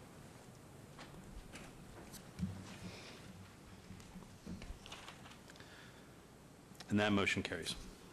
Thank you all very much, and on behalf of Howard Hughes, we look forward to presenting something to you of which we can be very proud. And, Mr. Chairman, based on your very appropriate comment, I think I owe staff a debt of gratitude for assisting in my presentation tonight. Yeah. Thank you. Thanks. Mr. Chairman, When they're right, they're right. Mr. Chairman, items 46, 47, and 48 will move forward to the City Council at their hearing on May 16, 2018. Thank you. Moving on to item number 49, MOD 7805, applicant Great American Capital, owner Isaiah 5511, Series Mika 6A, for possible action on the request for major modification of Town Center land use plan from UCTC Urban Center Mixed Use Town Center and MSTC Main Street Mixed Use Town Center to SCTC Service Commercial Town Center at the southwest corner of Rome Boulevard and Riley Street, Ward 6. Staff recommends approval. Item number 50, VAR 72806, for possible action request for a variance to allow 11% open space where Title 19 requires 20% at the southwest corner of Rome Boulevard and Riley Street, Ward 6. Staff recommends denial. Item number 51, SUP 72807, for possible action on a request for a special use permit for proposed auto repair garage minor use with a waiver to allow 114-foot distance separation for a single-family detached dwelling where 330 feet is required, Ward 6. Staff recommends denial. And related item number 52, SDR 72808, for possible action request for a site development plan review for a proposed 61,142 square foot shopping center with waivers to allow a 3-foot front yard setback where 15 is required, a 3-foot rear yard setback where 20 is required, a 0-foot side yard setback where 10 feet is required, a 3-foot wide landscape buffer along a portion of the north property line where 15 feet is required, a 0-foot wide landscape buffer along a portion of the east, west, and south property lines where 8 feet is required, and to allow 11% of open space where 20% is required. Ward 6, staff recommends denial. Can I get the staff report, please? Mr. Chairman, the requested major modification would eliminate the current split designation of the site and align the designation with the adjacent parcel to the west, which is also service commercial. Staff is recommending approval of the major modification. Staff recommends denial of the variance, special use permit, and site development plan review as the proposed shopping center does not meet the minimum development standards of both Title 19 and the Town Center Development Standards Manual for landscaped open space, the distance separation requirement between an auto repair garage and a residential dwelling unit, and building setbacks. In addition, staff of both the Planning Department and Public Works recommend denial of the site development plan review specifically, as the applicant has proposed to not develop the entire site as a commercial subdivision and will leave a narrow portion of the site and Riley Street undeveloped indefinitely. Thank you. Thank you. Can I get your name and address for the record, please? Good evening, Mr. Chairman, Planning Commissioners. My name is Tony Sless, address 1980 Festival Plaza Drive, here on behalf of the applicant, Great American Capital, and I do apologize, Mr. Chairman, that our application caused you to read so much into the record with respect to what we have on file. But first, let me go into the major modification request. This property is located, it's about 6 acres, located just north of the 215. You can see right here is the off-ramp onto Decatur. Decatur 215, right here is a large commercial complex, the Montecito. We are adjacent to an existing Sun Auto located right here, and then our site is tucked between Rome and Riley, all kind of on the unofficial demarcation line west of Riley Street there. We appreciate staff's recommendation for the service commercial designation. Now I'm going to get into a little bit more specifics about our site plan and the various use permits and waivers we have associated with it. First, again, just to orient you with the area, here's Rome to the north, Riley again, or excuse me, Riley again to the east. We have the 215 to the south with the off-ramp located adjacent to the property. What we're proposing is nearly 62,000 square feet of retail, most of that with the main anchor tenant being a health club or gym facility, 2-story building, about 40,000 square feet. Some inline retail, just shy of 16,000, and then an auto use located on the corner of the site at 5,300 square feet. We have a use permit to request to reduce the separation. You can see right here on the site, this is approximately where our proposed auto use is. Right here is the nearest residential. We are requesting to reduce that to about 130 feet. But again, we're tucked back against the 215. We're up against the additional automotive use. We're actually directly across the street from large-scale residential, so we think that the use itself is compatible with the area. We have then a couple of, or not a couple, but certainly several different variances relating to setback and landscaping. The reason for those are a couple. One, with respect to the south, right here we are adjacent, again, to the off-ramp right there. As you drive through that area, the 215 itself is a little bit elevated, and then you go down into the off-ramp. The building itself will be set back a good 30-plus feet from the actual roadway, but from the property line, it is only a few feet. Again, it's the back of the building, space that really is not usable at any rate, so we figured that pushing the buildings towards the roadway, which is also one of the goals within the town center guidelines, made sense here. Additionally, we have them pushed up against Rome here. Again, while we were asking for some of the setback reduction in that point, the goal under Town Square is to have those single-story buildings up against the right-of-way. With respect to landscaping, we are providing all of the required landscaping except for in one area along the eastern property line.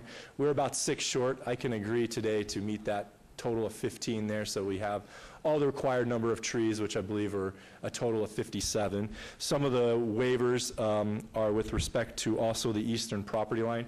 As you can see, the major modification is actually for the entire 6-acre site. We are carving off for the site plan itself about 4 acres and leaving a remnant parcel that is on the actual hard corner of Rome and Riley. Because of that, it creates some anticipated, more proactive waivers that we're seeking, because we're not going to be doing a commercial subdivision, and the fact that we would be building up to the building line here would trigger a potential setback when this use comes in, and also with the landscaping along here. With respect to some of the requests or mentions about the off-sites for Riley, I will say this, that Riley, as you can see right here, is a dead-end street. It is a street that's going to go nowhere. The fact that we would not be developing or building out our portion of it at this point, I think makes a lot of sense. One, we don't know what this potential use is immediately across the street and to the south. And I think there's a good chance that this portion, whenever this property is developed out, that the cul-de-sac could be brought to the property, and the balance of that roadway may be vacated. So to do some off-site improvements, not knowing what other adjacent uses are and the potential for vacation of those uses, we think makes sense to not put those improvements in at this time. With respect to the elevations itself, you can see here is the main anchor tenant, EOS. You can see it's articulated, various colors, glasswork, articulation, panels. I know that staff mentioned a vanilla flavor to it, but I think it's actually pretty nice. You can see pop-outs through here. So we do think we intended to meet the intent of that request, but this is essentially the design review for the elevation for the proposed fitness center, and then we have, you can see here some of the inline retail, again doing some architectural pop-outs. We have panels, we have stone veneer, varied elevations, nothing's monolithic looking. So we at least think we've made a good faith attempt with respect to our elevations. Again, if you have any questions, I'm more than happy to. We appreciate staff's recommendation on the service commercial and respectfully request your approval on the site development review and the related variances and use permits. And just to reiterate again, we can add those 6 trees along the eastern property line to get us a total of 15 so that we meet all the trees required by code on the site. Thank you. Thank you, Mr. Celeste. This was noticed as a public hearing. Anyone from the public like to be heard? We have someone, if you could please just step aside for him. Thank you. What's your name and I'll address? just comment, say, first off, my name is Kenneth Resendes, 8308 Bon Heather Court, Las Vegas, Nevada. There's a lot of things that are missing in this projection that you guys need to take into mind. We're not here tonight for this, but glad that we are. If you wouldn't mind coming up with me, your layout of the maps, just east of this development, they put a parking lot because we have the Asurion 7-story office complex. And across the street from that complex, we have a charter school. If I can, stand over here, and hopefully you can hear me as I speak. So as we look at the map that you have here, if we go to the east on this, you have Rome Boulevard is strictly a 2-lane road. The only access for that road is down Grand Montecito Parkway, which is 2 lanes heading north and south. At the end of Rome Boulevard, where Grand Montecito Parkway is a charter school that I believe houses anywhere from 400 to 600 students, elementary through 8th grade. You have the Asurion building across the street from that. That's the 7-story office complex that runs 24 hours a day in the customer service in there. They just expanded the parking lot to this, not a part of it. That's a vacant land, is actually a parking lot that's in the middle of being completed at this time. The traffic density in that area would be the biggest concern. The only access that would be allowed for this development to come in would be through the Kohl's parking lot or down Deer Springs to Grand Montecito through a 2-lane, 4-lane, it's 2 lanes either direction, housing development, and turning onto a 2-lane road to have access to this. Traffic would be a huge concern for all those neighborhoods around there. I'm not asking you to deny the application. What I'd like to ask you to do is to ask the applicant to meet with the 3 homeowners associations that exist within the 3 neighborhoods that lie east of Kohl's. There's one development, I believe, that has a little over 100 homes, another that has like 70, and then the Timberlake community that has 284. I would ask that you would ask the applicant to meet with them, that maybe we can make sure the conditions and the situation there, that the community will support this, and that they're aware of what's happening. Thank you. Thank you for your comments. Anyone else from the public like to be heard? Seeing no one else, I'll close the public comment portion and allow the applicant to have a rebuttal. Sure, just a couple of points. One, I'm not sure which property the neighbor is speaking about, but this current property, there is no parking lot, there's no construction of a parking lot right now for this portion right here. I'm here with you, I'll show you. So right here currently you have the building. I've closed the public Oh, portion. no, I'm just telling fine. you where it's at. And But- so but- it just poured the parking lot, literally On just this. poured it. Okay. That's across the street from our site, though. And so anyway, but moving forward, we did have a neighborhood meeting. We had a required neighborhood meeting. Notices went out. And in attendance at that meeting were myself, the property owner, and staff. There was no other neighbors, but certainly we have to go to city council because of the major mod. I will absolutely get with this gentleman and whichever HOA organizations and things of that nature he would like to meet with. We would absolutely do that between now and the city council hearing. We'll have plenty of time to do so with that 30 days. Thank you. I will now turn it over to the commission for discussion. Commissioner DeSalvio. Thank you, Mr. Chairman. I met with the representative of the property, and I too have not received one opposition to this. The only concerns I had, and I was kind of against it there for the beginning until it was brought to my attention, because at first with the mixed use, I thought at first it was going to have some type of residential portion to it, so I was very concerned with the request for the 11% where 19% of open space was required, but seeing that there was no residential involved with that build-out, that concern kind of went away. So my only other really concern would be, and I stand in support because I do believe it fits in that piece of chunk of land, it works. But the problem I have is to look out for the neighbors, and as you pointed out, to the two parcels on the east of that, I don't know what's the intent is, but I want to just make sure, like on the auto, correct, and as well as the health club, that we don't put any type of sign pollution that would send any kind of unwanted light into the yards of the pre-existing homes or to the adjacent property, because I don't know what that's going to be, and I'd hate to have this big elaborate sign on that health club blaring into whatever's property. I know, first come, first serve, but I also don't want to take away from that property either. I'm sure in the future it's going to be some type of mixed use or commercial, because it backs up again to the noisy 215, and there's not even any sound walls there. So, I mean, I stand in support of it, but I'd like to see some type of condition to make sure that we don't put any kind of signage that would, if we can do that. Concerned about the eastern elevation, I think? That's is what, correct. Versus these, The east elevation of the health club, as well as, I'd have to say, I don't know if we can control the lumens on the frontage off of Rome for the auto place. I don't know. Is that, based on what I'm seeing here, is the auto repair place facing Rome, is that the store front, or is that would be considered the back side of that building?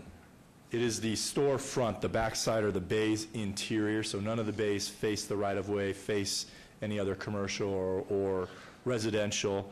And then with respect to the health club, I can agree with respect to, no signage on the eastern elevation to help alleviate that concern. Who knows, maybe when this becomes developed, there's an opportunity later for us to request a waiver for that. But as of today, we understand the sensitivity of it, and we can agree to no signage on this eastern elevation here. Okay, I mean, unless any other commissioner has a concern, I think it fits. And If I could just add, so you would be good with putting in the landscaping as well, the 6 trees, I believe it was? This 6 additional trees that are also on our eastern property line, bring them a total of 15 here for a total of 57 on the site, correct? Okay, thank you, thank you. Seeing no other comments, Commissioner DeSalvio? Okay, with that said, for item number 49, MOD 72805, I'd like to make a motion for approval. There's a motion on the floor, please cast your vote.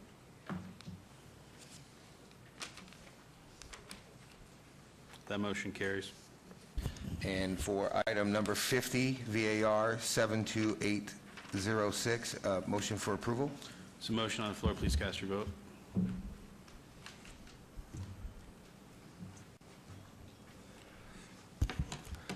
Now, I guess the question for me would be the conditions for the trees and would it fall under item 51?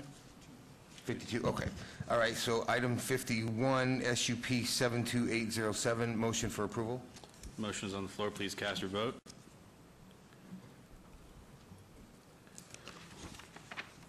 That motion carries. And item number 52, SDR 72808, with the condition, motion for approval with the conditions of the no signage on the east of the proposed health club, as well as adding the 6 trees on the property line. And we agree to that condition. Thank you. So motion on the floor, please cast your vote.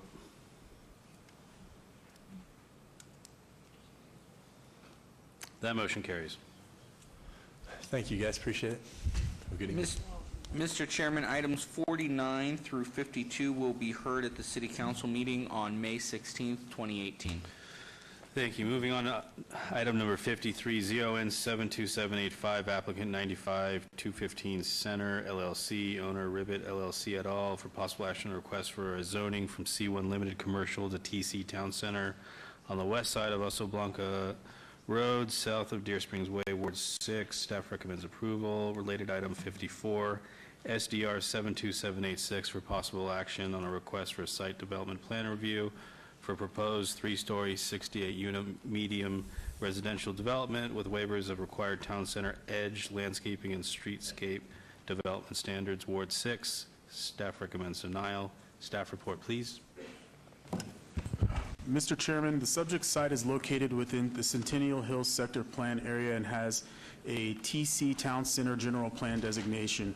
In addition, the subject site is located within the Town Center Master Plan area and has an MSTC Main Street Mixed Use Town Center Special Land Use designation. The proposed rezoning to TC Town Center Zoning District will bring the site into conformance with its existing TC Town Center General Plan designation. Staff supports this request. However, the applicant has requested a waiver of the Town Center Edge Zone development standards to allow three-story structures where 2 stories is the maximum allowed, which are not oriented to the front build-to line and do not provide the required building step-backs. Also, a waiver of Town Center landscaping development standards is required to allow the proposed trees within the landscape buffers to be planted 30 feet off center where 20 feet is the minimum allowed. In addition, the subject site is not currently located adjacent to the existing Oso Blanca roadway. Access to the site is provided through the adjacent parcel located to the east of the subject site, which is currently designated as right-of-way. The applicant has indicated that the proposed town center streetscape improvements are to be proposed to be installed on the east perimeter of the adjacent right-of-way parcel at a later date once the parcel has been vacated and added to the subject site through a mapping action. Since these improvements are not associated with this proposed development on the subject site, the applicant has requested a waiver from the town center streetscape development standards to allow deferment of the installation of the required streetscape improvements. The Department of Public Works has identified that Oso Blanca Road will be realigned to tie into Centennial Center Boulevard with a Nevada Department of Transportation project at a future date. Preliminary designs show a slight shift of the Oso Blanca right-of-way to the west. As staff is not sure how much of the adjacent parcel will be needed for right-of-way, the applicant will need to coordinate with NDOT to finalize these details before they can start construction. As the development is inconsistent with town center development standards pertaining to the town center edge zone, landscaping, and streetscape, staff recommends denial of the site development plan review subject to conditions. Please note that that additional letters of protest have been received since publication. Thank you. Thank you. Can I get your name and address for the record, please? Dennis Rusk, 522 East Twain, representing the applicant. We don't know where NDOT's going to make that line either. We are going to be processing a vacation. We're working together with NDOT to establish that. The design, as you can see, if you go to the overhead, our principal design at this time is for the multifamily component of our mixed-use project. We have future commercial area, which will be part of a commercial subdivision for the entire site. We discovered very lately staff's recommendation for denial based upon the confusion with NDOT. I immediately called my civil engineer, Dave Turner, from Boffman and Turner, to set up meetings with NDOT to get these issues resolved ASAP, because we do want to do all along Oso Blanca the town center frontage road development per the town center standard. Once this area here is vacated so we can build and include it as part of our property, we'll complete the commercial component of our master plan for our design.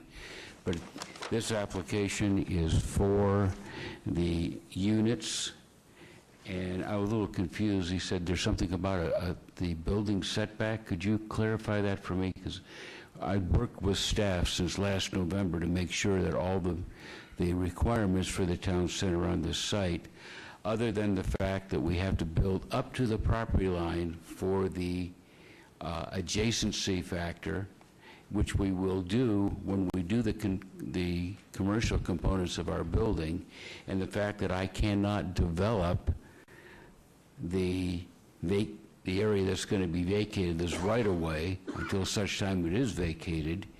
We'd like to move ahead with our project. My owner has spent tens of thousands of dollars developing this complete package, including all of the plans and elevations and the clubhouse and the entire center. For this component, we don't want to obviously go ahead and spend tons of thousands of dollars more doing all the vacation until we know that we're going to have a viable project. So what we're looking for is the approval of our fundamental residential portion of our complete development, knowing that these two areas here will be bringing those forward with design reviews for the future commercial development. Thank you, Mr. Rust. This has been noticed as a public hearing. Anyone from the public like to be heard on this item? Seeing a host of people, Mr. Rusk, if I could ask you to sit down in the front row here. Oh, boy. Okay, we have 3 microphones, and I'm going to give each person a minute and a half to go through. And I will just ask, your comments are very important. If you could please not repeat the previous person's comments and try to bring someone new. If you don't have anything new to add, if you could just say if you're for or against it, that would help us out tremendously so we can get through this. So please. Hi, guys. This is actually what we're here for tonight, so I appreciate your time. If I can just start by telling you, I absolutely love that you had the scouts here tonight. Oh, Kenneth Resendiz, 8308 Pond Heather Court, Las Vegas, Nevada. I'm actually a member of the board of our HOA that this development's going to be budding up to. And I admire and love that you had the scouts here. I've been on the Eagle Board of Reviews and go through that with the boys, and to have them participating for their merit badge here tonight was tremendous. So thank you for letting us be a part of that. With that said, I'm not going to sit here and talk to you about traffic and crime and all those things that I'm sure a lot of these members are going to, but what I want to talk to you about is quality of life. And if you own a home, and I think probably most of you do, if not all of you do, I'm going to ask you first off, would you want this development put by your home? These are $300,000 and $400,000 homes in a gated community that runs around here. This is also the future site of the next Spaghetti Bowl, the flyover and the work that's being done out there. Oso Blanca access will not be available. At the end of 2018, they're starting to shut down for the construction that's going to be out there. So you have a lot of concerns that are going to exist in that area. I also want to bring to point to the fact that what this really amounts to is a landowner who's trying to take a small piece of land and make it as profitable as he can. We understand that, but where this is located, there is nothing else commercial in this area at all. You're butting it directly up to 284 homes that exist within its own spot and separating it from any other type of apartments or anything else that's out there. You also have to keep in mind that the dangerous lanes for Oso Blanca is a 2-lane road, no lighting. We have met with the Department of Transportation. We know what's coming. We know what's happening. They have no intention at all of extending that road beyond 2 lanes past our housing development. They have no intention of putting any type of lighting or anything out there. We've asked them to come look at it while they're building the freeway to maybe extend it past our development, not cutting short of our development, which the current plan holds for in their planning with it. And last but not least, the visual eyesore that it's going to be for the homeowners that are there. If I look at this plan correctly, they're going to butt this up against the back walls and have 3-story buildings, and all those homeowners who are there for the whole length of that block, the only thing that they will see is those apartments. Thank you. I don't want to waste your time, but I thank you for your consideration and hope that you'll keep that in mind. Thank you. Thank you. Can I get your name and address for the record, please? Warren Dayak, 8233 Fernbrook Court. I'm the president of the association, Timberlake SLMA, directly adjacent to this project. This project will create a huge traffic nightmare for this neighborhood. We are already under siege. We are already being used as a cut-through by residents on the west side of us, both north and south of Durango, who, instead of going through the traffic lights on Durango to access the 95 on 215, come down Deer Springs to all gates near Doe Brook on the west side of our community, go right up to the bumper of the vehicles entering our community, our residents, tailgate through them through the gates before they close. They speed down Deer Springs, ignoring our 15-mile-an-hour signs. Then they exit on the east side gates of our community, make the rights and access 95 and 215. That's a nightmare. If this apartment building's approved, we will have the same thing going in the other direction. There's a lot of commercial buildings and stores on North Durango, and instead of having to go all the way around up Oso Blanco northbound past Elkhorn and meet North Durango and then come back to those stores, they're going to piggyback on our east side and come through our community and exit the west gate and be right at Deer Springs and North Durango. In addition, we met with DOT 2 weeks ago regarding the plans. Currently, we can exit and enter our community through Oso Blanco. It's going to go under the 215. So coming northbound on 95 to access our community, there will be a flyover ramp we will have to take. We'll have to get off at North Durango exit, make the right, go to Deer Springs, make the right, and come to our community. Thank you, The Mr. residents Warren. of this building will have to go further to Oso Blanco, cut all the way back south. Mr. Warren, I and need you they to wrap will up. again make the right on Deer Springs and enter our community. Thank you, Mr. Warren. I need you to wrap up Thank just you. so we can get through. Thank you for your comments. I appreciate it. You get your name and address for that. Hi, my name is Dottie Miller, and I'm also on the board of Timberlake. I have a petition here I'd like to turn in for 255 signatures. Thank you. Thank you. And one of my, besides everything that's already been said, there has not been a homeowner meeting with this developer. We have no idea what this project really is going to look like. It's zoned for 2 stories, not 3. Up against our wall, there's no buffer here, obviously. And of course, the traffic is going to be horrendous. I think offices, medical, something like that would be much more compatible. There's a hospital near us and the office building for the medical.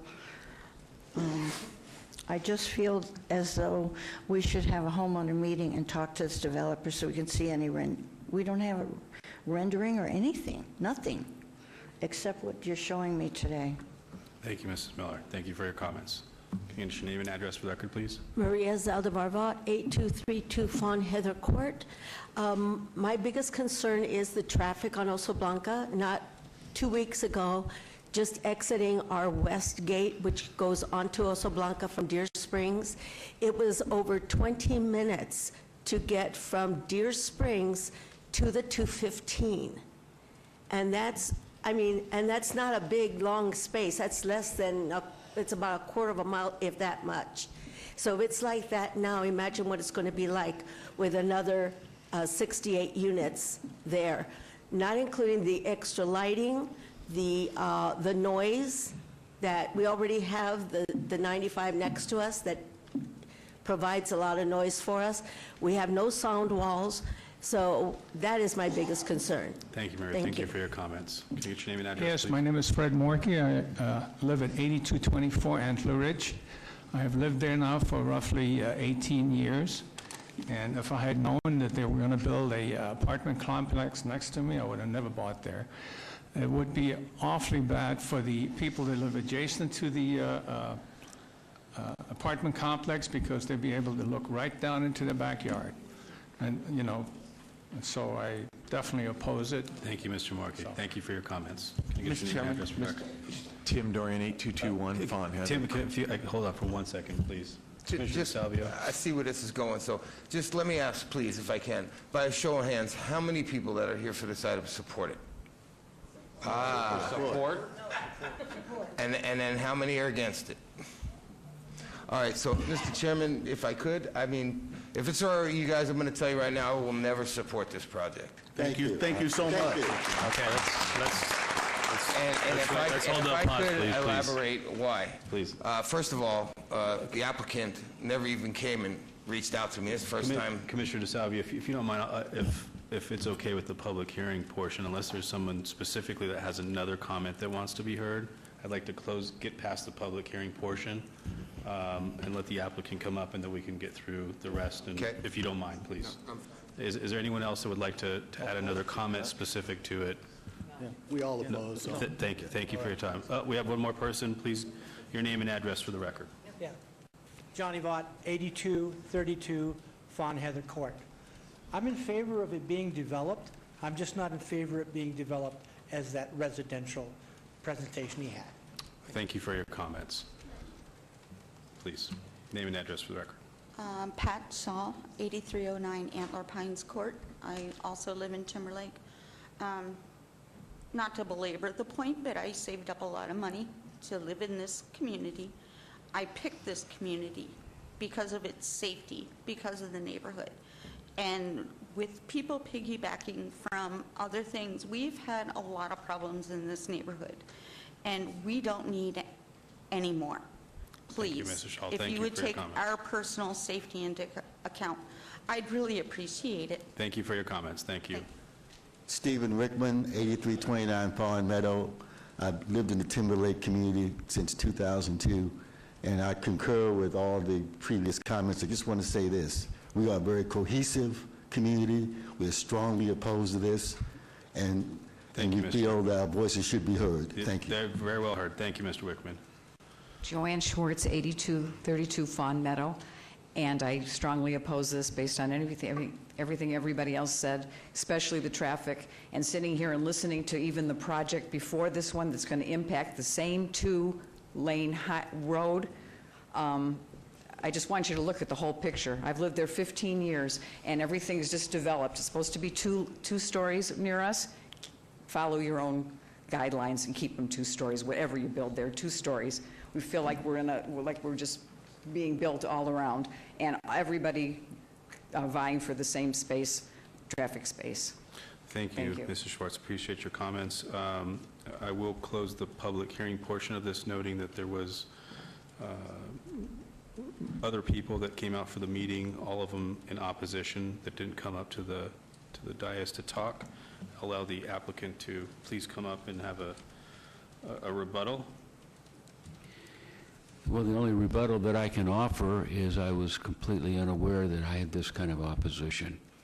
And I would like to have the opportunity to meet with the neighbors, to go through the plans and show them exactly what our plan is and what the zoning is for this particular area and why there's buffers in the town center plan between 95 and residential areas, and why this is now being requested to go from a C1 zone into the town center Main Street designation. So if you allow me that opportunity, I'd like to take that and make a presentation to the neighborhood and see if I can convince them that what we have here is an excellent product. Thank you, Mr. Rusk. I will turn this over to the commission. I'll start off by saying I would like to continue this. This does go to City Council, however, in what form, so there would be an opportunity either way for the applicant to do what they need to do with the neighborhood if they so choose. So Commissioner DeSalvio, please, and thank you for letting me close that up. Thank you. Thank you, Mr. Chairman. It's so not good on so many levels. I don't even know where to begin. First of all, I heard you state that you've been dealing with this since November. You have not reached out to any of the HOAs, any of the surrounding community. You certainly haven't reached out to me, and I'm actually pretty shocked because I'm pretty accessible. And you haven't reached out to the councilwoman.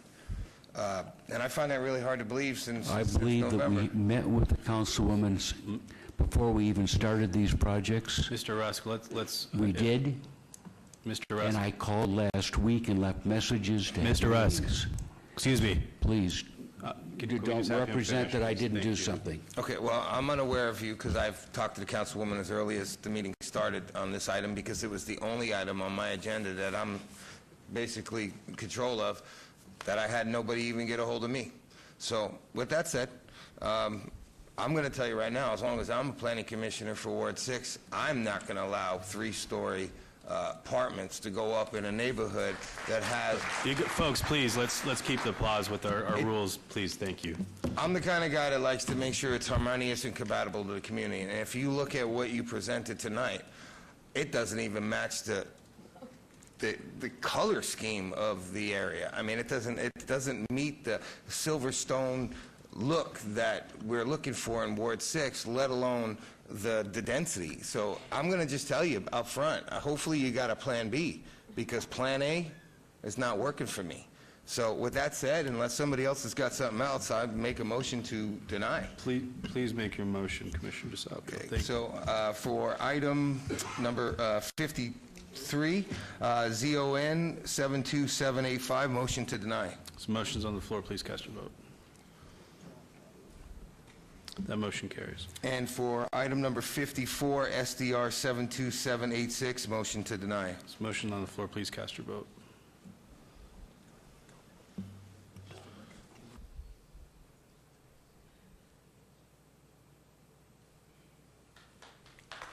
Folks, please, if you could hold your applause. Can I just get a show of hands one more time for the people that were in the audience that didn't come up to the microphone? And Chairman, we're just doing just to count. Did not come up to the microphone. Just the number of oppositions. We're just going to count. Looks like 17 people. Thank you. Mr. Chairman, items 53 and 54 will, that's right? Yeah, those items will move forward to the City Council for their consideration on May 16th, 2018. Thank you. Moving on to item number 55, ZON 72796, applicant KB Home Owner Horizon Partners and Rainbow Partners for possible action request for rezoning from U undeveloped ML medium low density residential general plan designation to RCL single family compact lot on the east side of Rainbow north of Vegas Drive. Ward 5 staff recommends approval. Item number 56, WVR 72794 for possible action and request for a waiver to allow no interior streetlights. Ward 5 staff recommends denial. Related item number 57, VAR 72795 for possible action request for a variance to allow a street to terminate a non-standard design. Ward 5 staff recommends denial. Item number 58, TMP 72797 for possible action request for a tentative map for a proposed 40-lot single-family residential subdivision. Ward 5 staff recommends denial. Can I get the staff report, please? Mr. Chairman, staff finds the proposed RCL single-family compact lot zoning district conforms to the general plan designation of medium-low density residential and is compatible with the existing surrounding area and is recommending approval of the rezoning request. The applicant is proposing a stub street instead of a cul-de-sac and no internal streetlights. The subject site is not within a portion of the city that is rural or surrounded by horse properties that typically do not have street lighting. Staff finds this request to be preferential in nature, as streetlights are an important component of complete streets that provide added safety for both vehicular and pedestrian traffic. Staff is recommending denial of the waiver, variance, and tentative map. Please note additional letters of protest and support have been received since publication. Thank you. Thank you. Can I get your name and address for the record, please? Good evening. Mark Bangan with KB Home, 5795 West Madera Avenue. As staff stated, I think that they pretty much made my presentation. The only comment I'd like to state is that reading through the, if approved conditions for the streetlights, we're basically being conditioned to go ahead and put in all the undergrounds and to provide the money is to put the streetlights in afterwards. So instead of going through all of that rigmarole, we'll just go ahead and pull the waiver, put in the streetlights. So we can get rid of that waiver at our own behest. As far as the variance for the stub street, we provided what the city of North Las Vegas accepts as what they can have coined a badger sack, which will allow for a street sweeper to turn around in, and also for like an ambulance to turn around, but not a fire truck. This is close proximity to a T intersection, which we feel that there's only 3 houses that really are affected with this, and I like to term the stub as a Badger sack, but these 3 houses would be the only ones that would have any issue with a fire truck, but because of this T intersection, they're able to make the movements to come out unless fire has an opposition to that. Other than that, I think staff made all the statements pretty well. We're 2-story and single-story homes. It is an infill parcel. We are working, there you go. We are working with all the constraints as far as the neighbors, the existing neighborhoods, the drainage, the sewer, the water, providing accesses for the drainage from Boomerang's parcel on the south through our site and out to Park Vista Unit 2. But I'm here to answer any other questions. As far as the waiver, we'd like to pull that. As far as the variance and the tentative map, we agree with staff's conditions. Thank you, Mr. Bang. This was noticed as a public hearing. Anyone from the public like to be heard on this item? Seeing no one, we will close the public hearing portion and turn it over to the commission for discussion. I'll start off by saying I'm glad that you pulled the item number 56 for the waiver, because that was definitely a concern with the density that you have in there, or proposed density. I guess question for fire that came up through the presentation. You're comfortable? Through the chair, David Klein, Deputy Fire Marshal, Las Vegas Fire. Yeah, the distance requirements are fine. It's not a problem. We can go the other way and turn around. Okay, thank you. With that, I'll turn it over to Commissioner Roush. Thank you, Chairman. I just had a quick question for the applicant. On the site plan, the first cul-de-sac coming from the left, it looks like to me on the aerials and on the materials we were provided from staff that right below that there is a tavern. Are you providing any buffering or screening for those 2 lots right there so that they're not so exposed to the tavern use, and have you given that any consideration? This lot 36 on the corner here is a little wider than what we normally have for the rest of the lots, so there will be the ability for that person to plant more trees there if they so desire. And what size is the wall? What height is the wall? We're looking at a 6-foot high wall with, I mean, if you It seems a little if you low. want us to go I'm just higher, concerned. that's fine. I'm just concerned. Those 2 residences are abutting a tavern use, and they're directly impacted by major commercial use that would require a C2 zone for that to operate in that use. And so you've got R1 next to C2, and to me that just feels really incompatible if there's not going to be any type of a buffer or higher wall or something to offer those residents. We would not be opposed to putting in an 8-foot wall, if that is your desire. Duly noted. Thank you.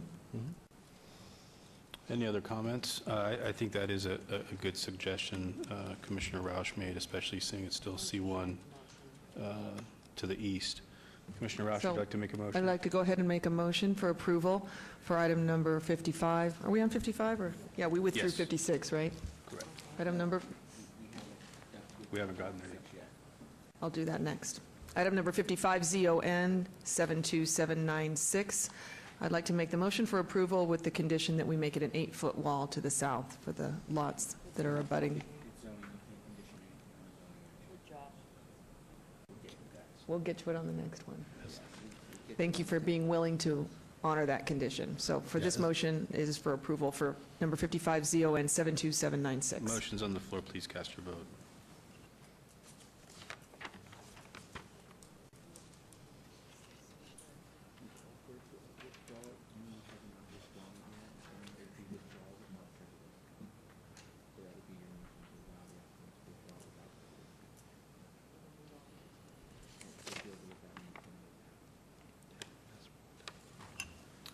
Thank you, I apologize. Item number 56, WVR 72794, the applicant has asked for withdrawal without prejudice, and I move to approve. There's a motion on the floor. Please cast your vote. That motion carries.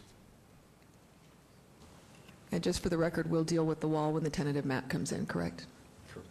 Thank you. And item number 57, VAR 72795, motion is for approval. Motion's on the floor. Please cast your vote.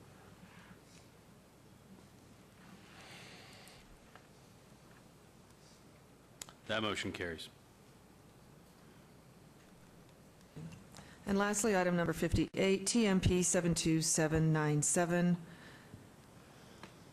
Like to go make a motion for approval, and as I previously mentioned, this is where we'll deal with the wall on the tentative map at 8 feet on the south end. Motion is for approval. There's a motion on the floor. Please cast your vote.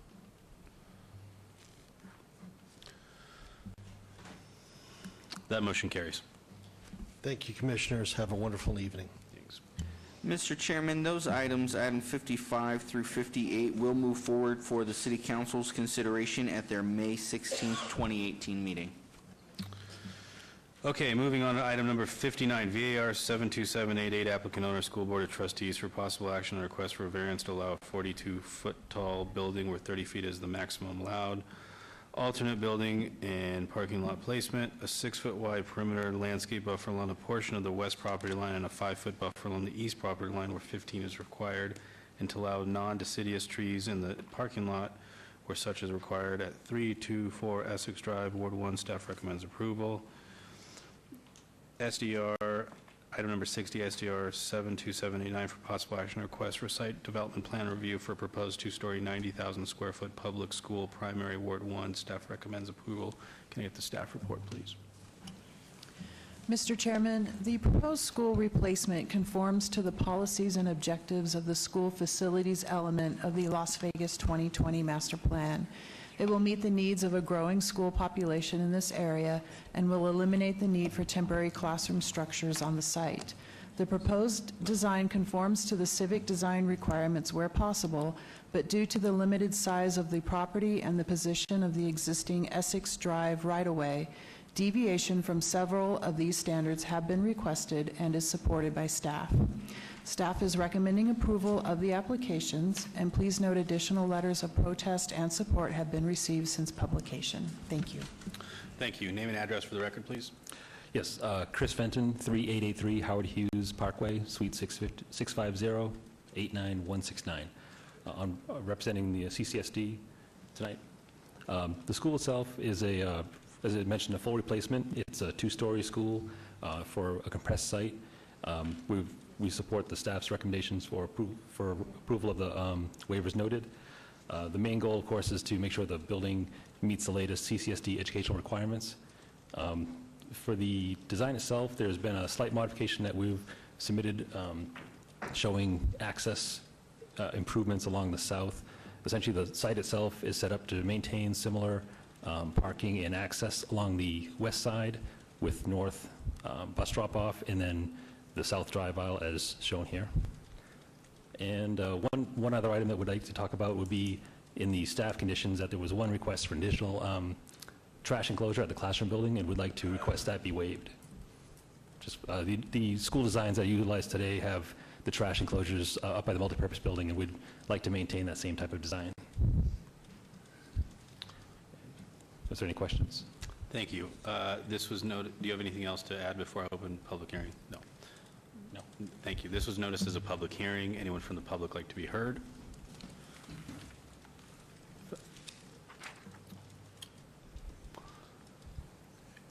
Give everyone a minute and a half for their comments, whether they're for or against the application. There's 3 microphones.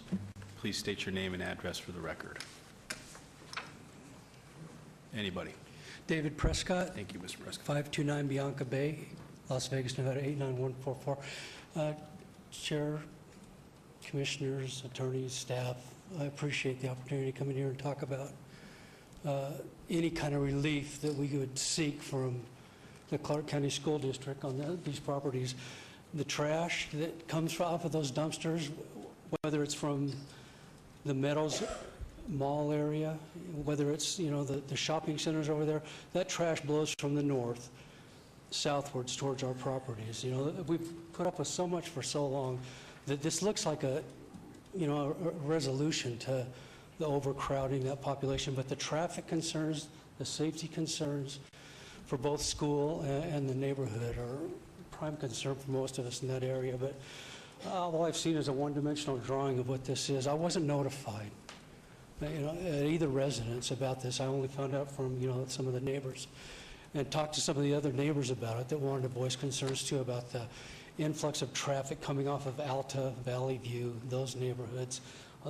Just everything that comes in, even the landscaping, having some kind of input on that, because I don't know about these other guys, but I've been, collecting leaves and trash and debris from that property for the 2 years that I've, 2 or 3 years I've come back onto this property.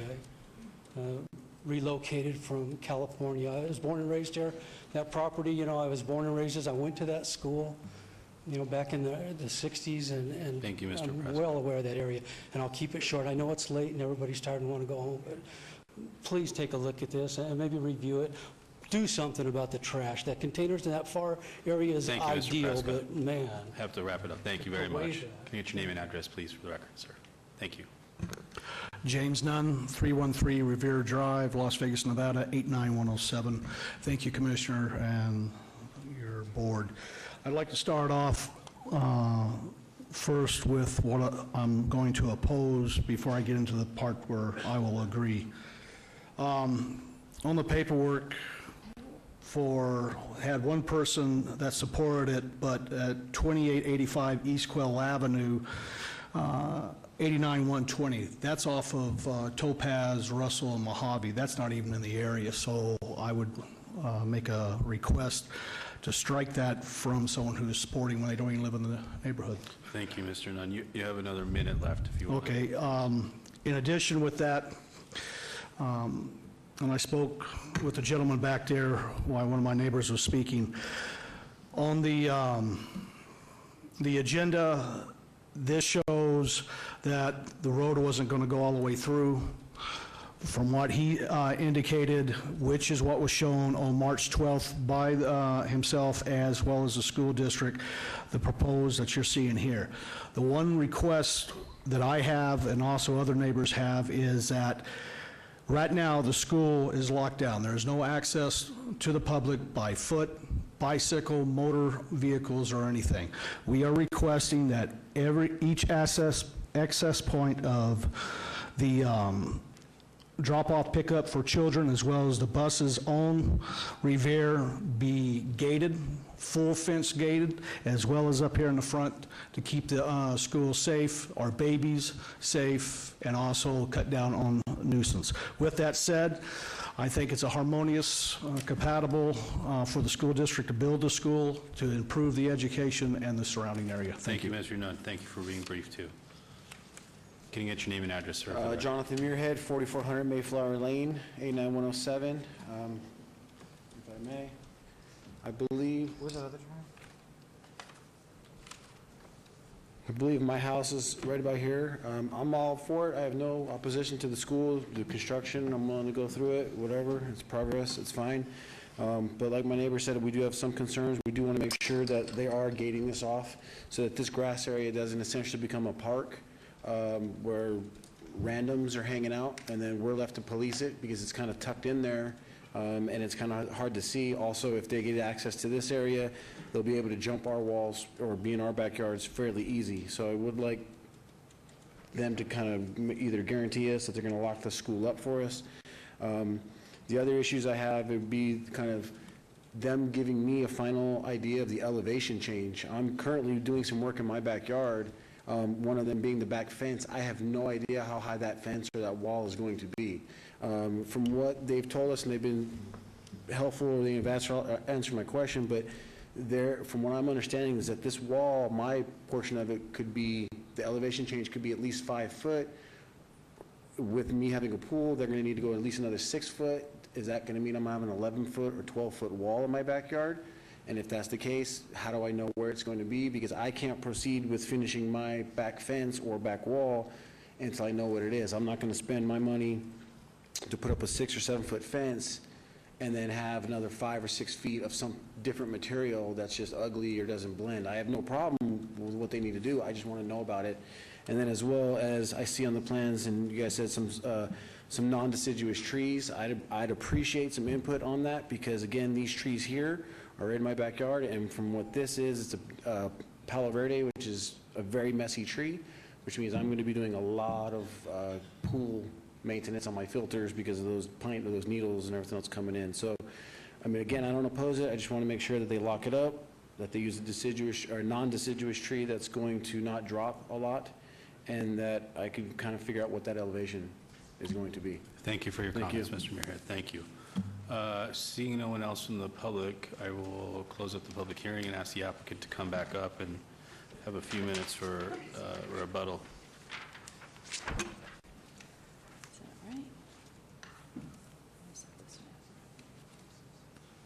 Can I get Good your name evening, and Chairman, address? Commissioners. Linda Perry, 1180 Military Tribute Place, representing the Clark County School District. The neighbor is correct. We did change the plan. We did speak with the councilwoman, and we did also speak with Public Works. The initial plan that we had did have the circulation coming off of both Revere and Essex, and we felt that that was a much more palatable circulation to keep most of it on our site instead of bringing it all off of Essex, where buses and all of the traffic would be condensed at this area. So we wanted to make it more of a traffic flow. I know that the councilwoman was very pleased with what we had shown, as was Public Works. So that's why we changed it a little bit from what it is right from the original plan, the second plan that we submitted, because we knew that staff didn't like that plan. So what we did is we opened it up again, and I also spoke with her about the gates, and there's been some issues about safety issues. So what we're trying to do as well is we will work with the neighbors and with the council as far as trying to either block off all of these gates. What type of gates, we still haven't determined yet. We know that the yellow gates that we normally put on the elementary schools, they do not block the traffic as far as people jumping over the gates. It just blocks cars. So we do understand that as well. So we're going to come up with some sort of alternative that we can block off both of these entrances and on both sides of Essex and Revere. As far as the elevation change in grade, I know that there's a difference here, but I will let the architect speak to that, and maybe he can answer the questions for the neighbor as well. That's correct. Chris Fenton, 3883 Howard Hughes Parkway. As Lyndon mentioned, there is a grade change. It's mostly due to the drainage on the site. The building is held up slightly higher. That results in approximately a 4-foot grade difference between the south side of the school and the drive that's there, and then we're going to embank that down. So we're not really changing the wall. We're just ramping up the earth to get the correct flow east and west due to storm drainage. Then as far as the trash enclosure goes, the trash enclosure itself, we're moving it north to get away from the neighbors, and so I think that would be better for the neighborhood. And we do request that just the one trash enclosure that meets the CCSD arrangements for larger schools is what we're going to utilize. So we want to keep that away from the neighbors up to the north. If we were to add a second one, we think that would be more problematic for site operations. I think that's all I had. Thank you. Okay, we will turn this over to the commission for discussion. And I'm sorry, could you please restate the gate portion again? I was asking a question and I didn't get to hear it clearly. We do understand, after speaking with both, actually the principal as well, and the councilwoman and the neighbors, that there is, and at the neighborhood meeting as well, that there is a safety issue or concern about people coming on site after school hours. So what we want to do is, normally we put gates that just, they're like bollard gates. They're not really chain link gates. So what we're trying to do, which block cars, but they don't block pedestrians.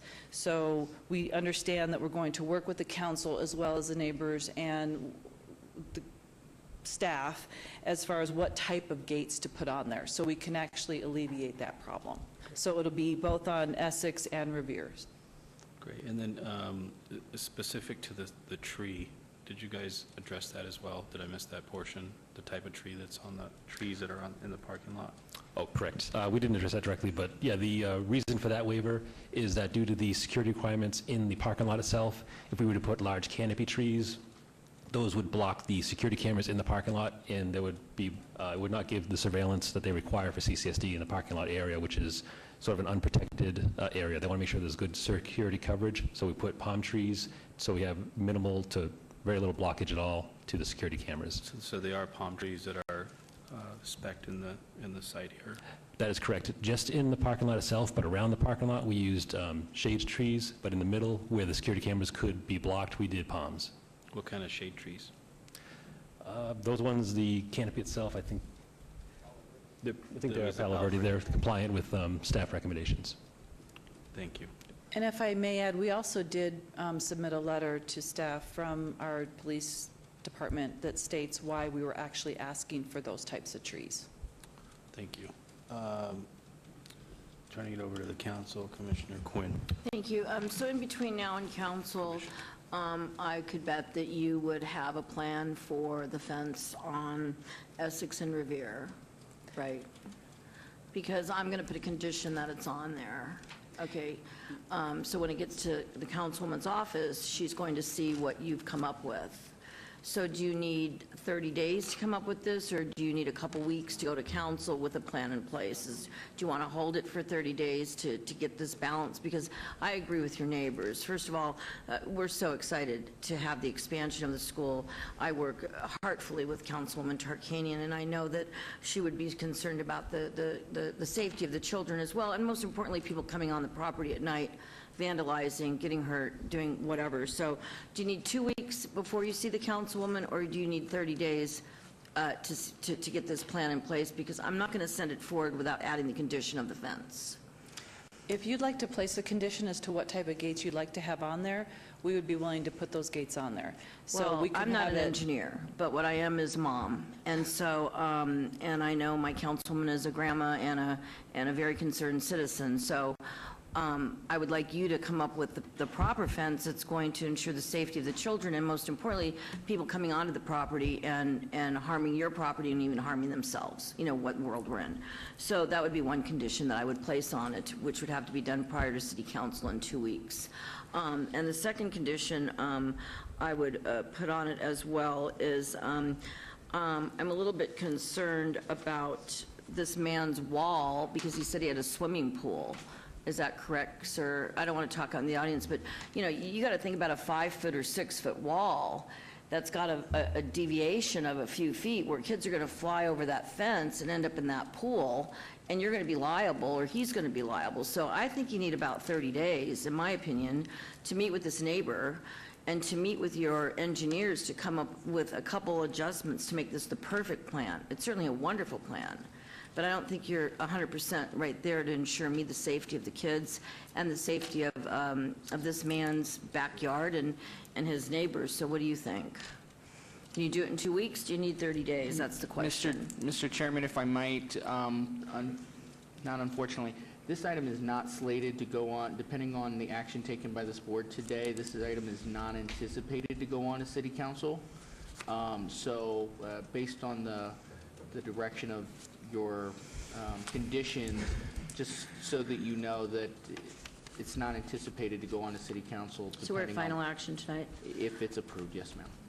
Okay, well, Which isn't to sway in any way, shape, or form the vote of this council.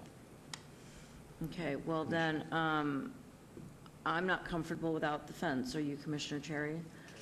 Chairman, I mean, I can't design a fence. I'm not an engineer. So well, the solution would be to come up with a fence and maybe to hold it for 30 days and come back to us and then have a plan in place, because I'm not going to sit here and design your fence for you. I don't know what to design. So Commissioner, maybe there's a possibility. maybe through Public Works or... Yeah. Mr. Chairman, if I might, we can clearly condition that the site plan with a specification for the gate and fence must be approved by staff prior to pulling any building permits for the site, so that it gets a review for assurance that it's meeting the intent that I believe you have, which is that the site be secured. I do know that the applicant did work with the Mayor Pro Tem's office earlier today, and that was one of the points that was made clear to us in staff that the Mayor Pro Tem's office was requesting, was that the site be secured and that the CCSD is well aware of that request and has agreed to comply. So we can craft a condition That'd be fine. that addresses that concern and ensures that they comply before they can pull any permits. That would be absolutely fine. You understand. I mean, I don't want to Yes. hold you up in any way. I mean, I'm all for it. I'm all excited about it, but I think that's the right thing to do, and I appreciate you, Director Bob Summerfield, for suggesting that. So if there's no other discussion. Mr. Chairman, through you, Public Works. Public Works Solution. Just wanted to suggest if you would like a gating condition, we can offer a condition for the gating that might make you feel a little more comfortable. Lucian, that would make me a lot more comfortable. Okay, just a condition that says, gating for the site shall meet the approval of the city traffic engineer, and in no case shall the fence open into the public right-of-way. That sounds perfect. If I could, I mean, the intent is not just to stop vehicular traffic. The intent is for people just walking in, pedestrian as Yeah, well. I think there should be Right. hours of it being shut to open even, you know, like. Well, I think if it's added in there that it's for both restricting pedestrian and vehicular, vehicle. I think that might Right. help it some too. Mr. Chairman, members of the commission, if I could, a possible condition would be a revised site plan depicting fences, walls, and gates to completely secure the site shall be submitted to the Department of Planning for review and approval prior to the issuance of building permits. Paul, there you have it. Sounds perfect. Thank you. Would the applicant be okay with that Would that be condition? okay with you? The only thing is, we don't pull building permits, so if you want to condition it to something other than that, because we're regulated by the state, so we Oh. don't. We have our own building department, so we. Love an honest applicant. You should be a principal. Through you, Mr. Chairman, what they do through the city is they do have civil plans that get reviewed through the city. So we can do civil. They have a grading plan, and we do some reviews for the school district, but not building permits. And that's why I was just, Public Works' main concern is that the gate doesn't open into the right-of-way. That's our main concern. I think we combine both the conditions that Mr. Bankson had mentioned and just add the part about in no case shall open into the public right-of-way, I think we'll be fine. And we Okay. can catch it probably, I don't know, we use prior to issuance of off-site permits or something like that if we have any. That'd be fine. Would the applicant be okay with that? Yes. Correct. Thank you. We're ready? So regarding number 59, and thank you very much, both of you, for working with us this evening, variance 7288, my motion would be for approval, adding the condition here that Lucian suggested for the fence, if you could read. It'll be on the 16th. Oh, I'm sorry. So my motion for that would be for approval. There's a motion on the floor. Please cast your vote. That motion carries.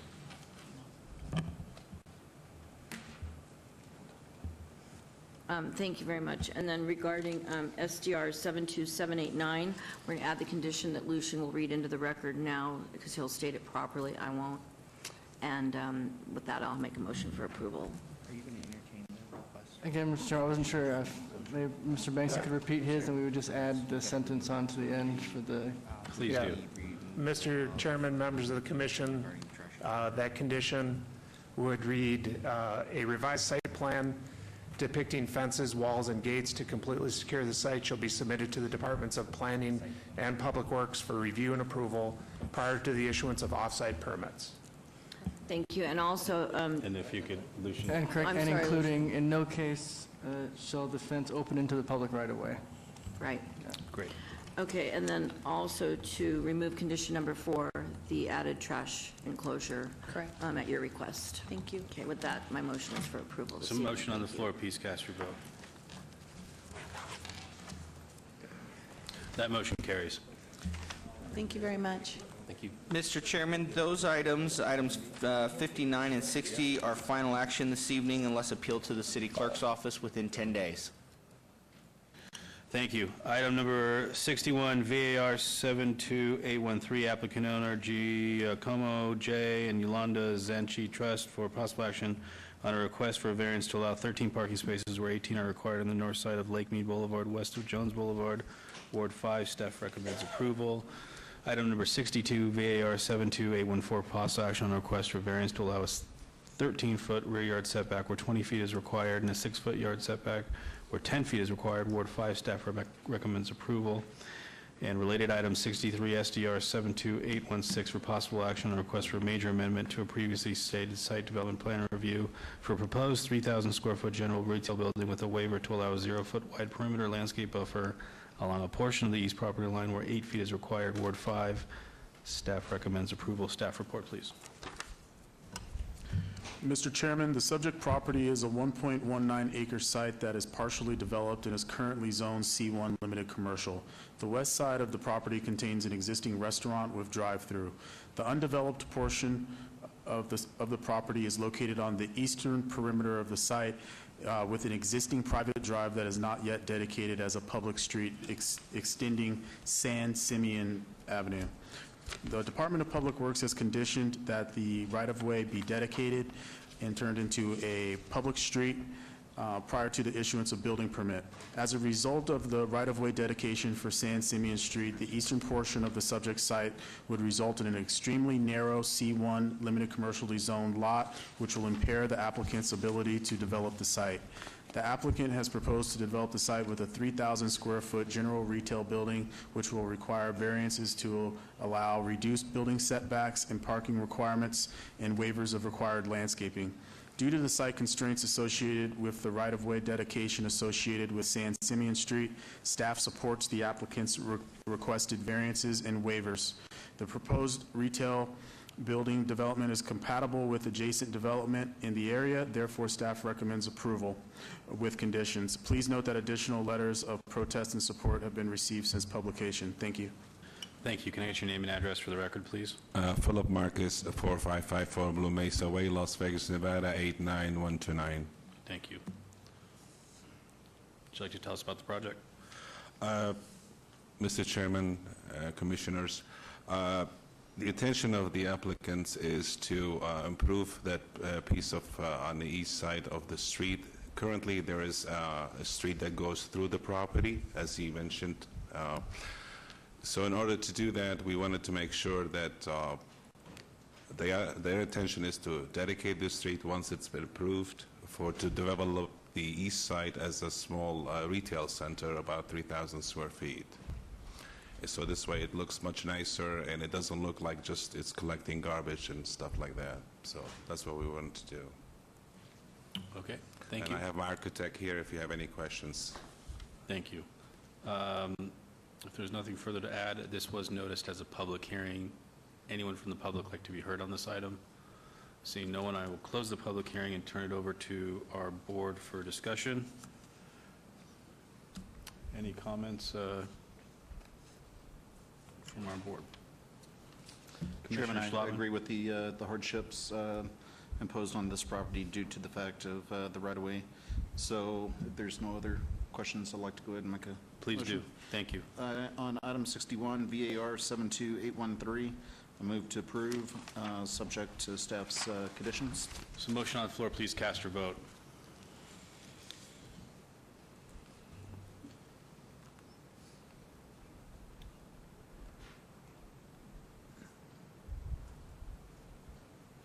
That motion carries. And Chairman, item number 62, VAR 72814, move to approve, subject to staff's conditions. There's a motion on the floor. Please cast your vote.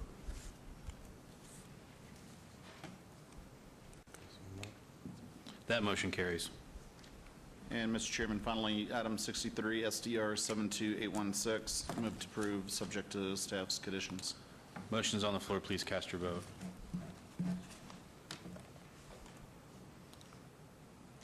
And that motion carries. Mr. Chairman, those items 61, 62, and 63 are final action this evening unless appealed to the city clerk's office in 10 days. Thank you very much. Yeah, final action. Good night. Okay, we've been going again over our 2-hour normal break time, 2.5 hours. So we're going to take a quick break and be right back.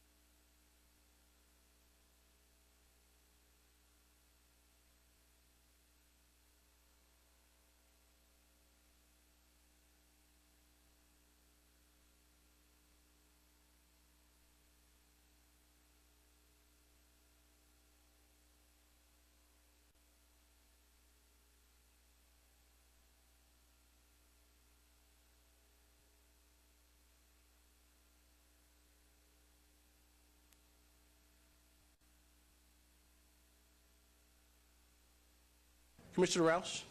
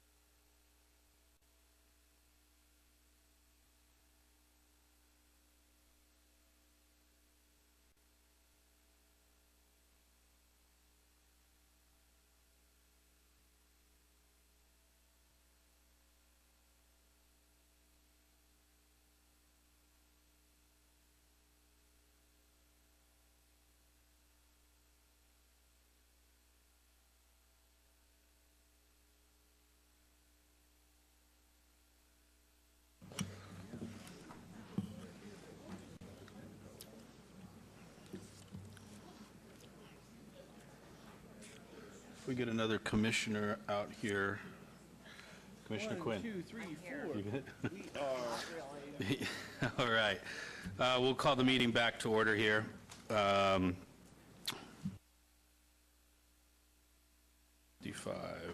No. 64 was the date, March 8th, according to my thing. Or May 8th. 64 is the date, 65 is next. You sure? Yep, okay. 65. Item number 65, VAR 72661, applicant owner Juana Cano for possible action for a request for variance to allow a 13-foot corner side yard setback where 15 is required, and to allow a 1-foot side yard setback where 5 feet is required for existing additions and patio cover at 7015 Oakhurst Avenue, Ward 1. Staff recommends denial. Can I get the staff report, please? Mr. Chairman, the applicant is proposing to keep an existing addition with a corner side yard setback of 13 feet and an addition of a patio cover with a side yard setback of 1 foot. A building permit was issued for a room addition on this property on October 11, 2017. The approved plans for the building permit adhered to the minimum 15-foot corner side yard setback requirement for the R1 single-family residential zone district. However, it was later determined that an approval of a variance would be required for the existing addition, as the corner side yard setback was 13 feet where 15 feet is required. Also, during the required pre-application meeting, staff identified the need for a variance to allow a 1-foot side yard setback for the existing patio cover. Per the submitted justification letter, the house was purchased with the garage addition and patio cover already built. No evidence of a unique or extraordinary circumstance has been presented that the applicant has created a self-imposed hardship by constructing an addition that does not meet Title 19 requirements. Since this is a self-imposed hardship created by the owner, staff recommends denial of the requested variance application with conditions. If approved, the applicant will be required to obtain proper building permits that will allow the owner to keep the existing home additions and patio cover as constructed. Please note that additional letters of support have been received since publication. Thank you. Thank you. Can I get your name and address for the record, please? Gilbert Alejandra, 9262 Easton Hills Court, 89123. Thank you, Gilbert. I'm here representing Ms. Cano for the variance on both the corner and also the garage. Okay. Anything like it to talk about with the application? No. Okay, staff has a recommendation of denial. Is there any reason why you feel it should be approved? Well, the patio cover that was built in the back was already there. I know for a fact they had been there for 2 years, and it wasn't an issue until she came out and redid it, remodeled it, put windows on it, sliding glass doors. She did it without a permit. Apparently a neighbor or someone called in the city, code enforcement went out there, and she had to hire a licensed contractor, which is my company, All Inclusive Construction. So I'm working backwards on this for her. I didn't know this lady until she called me, referred by a realtor. So that was built before she bought the house. She just remodeled it, as well as the garage. The garage was built before she bought the house in July 19th of 2016. Okay. Thank you, Gilbert, for your comments. This was noticed as a public hearing. Anyone like to be heard from the public on this item? Seeing nobody, I will close it and turn it over to the commission. Commissioner Quinn? Yeah, so, here's the thing. It's already built, and it's not permitted, right? And it's just kind of... Well, the permit was pulled. The building inspector went out there. This is, again, I'm working backwards on it. I pulled a building permit, made plans for the back patio, got a permit for it. It actually expired yesterday. But the inspector went out there, made us do 3 different items, which have been taken care of, and the inspection was going to get scheduled for Monday. But as of today, I've got to go tomorrow to get the permit again for the patio cover. So the inspector, I'm confused here. So Trinity, can you help me with this inspector thing? So the inspector came out, the building permit fell yesterday, short, right? So now you're going to get a new building The inspector came out a couple months ago. Okay. And he gave us 3 things to do. My Trinity's going to tell me, pay attention here. I'm paying attention now. Okay, so go ahead, tell us one more time, please, because I was preoccupied. Go ahead. Okay, so the inspector went out there, and there was 3 items that he wanted us to take care of. Right. We took care of that. We were going to call him for inspection on Monday, but the permit expired yesterday. This is for the back patio. Right. Mr. Chairman, can I ask a question? Please. I'm confused. Why don't you just call in an inspection and fail just to keep the permit alive? I'm sorry? I said, how come in the course of this, knowing that you had to come here today, why didn't you just call an inspection last week, let it fail, and it would have kept the permit alive? Because it didn't the last repair happened actually today. We had ordered materials. One of those inspections was going to be for the AC ductwork that was on the roof. Well, I understand that, but my question is, why didn't you just call it in, Mr. Chairman, knowing it was going to fail, to keep that permit alive before, so that way we could have rectified this today. Commissioner? Through you, Commissioner Del Savio, I was thinking the same thing as you, but I was getting a motion from the fire department that it needed to be a pass. If I could ask Deputy Fire Marshal. Through the Klein. chair, the administrative code speaks to a past inspection within the last 180 days.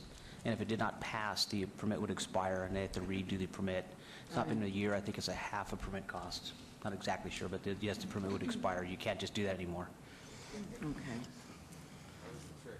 Yes, that trick ran out on me last week, too. Commissioner Quinn? I'm ready to make a motion. Regarding variance 72661, I'm going to follow staff's recommendation this evening for denial. There's a motion on the floor. Please cast your vote.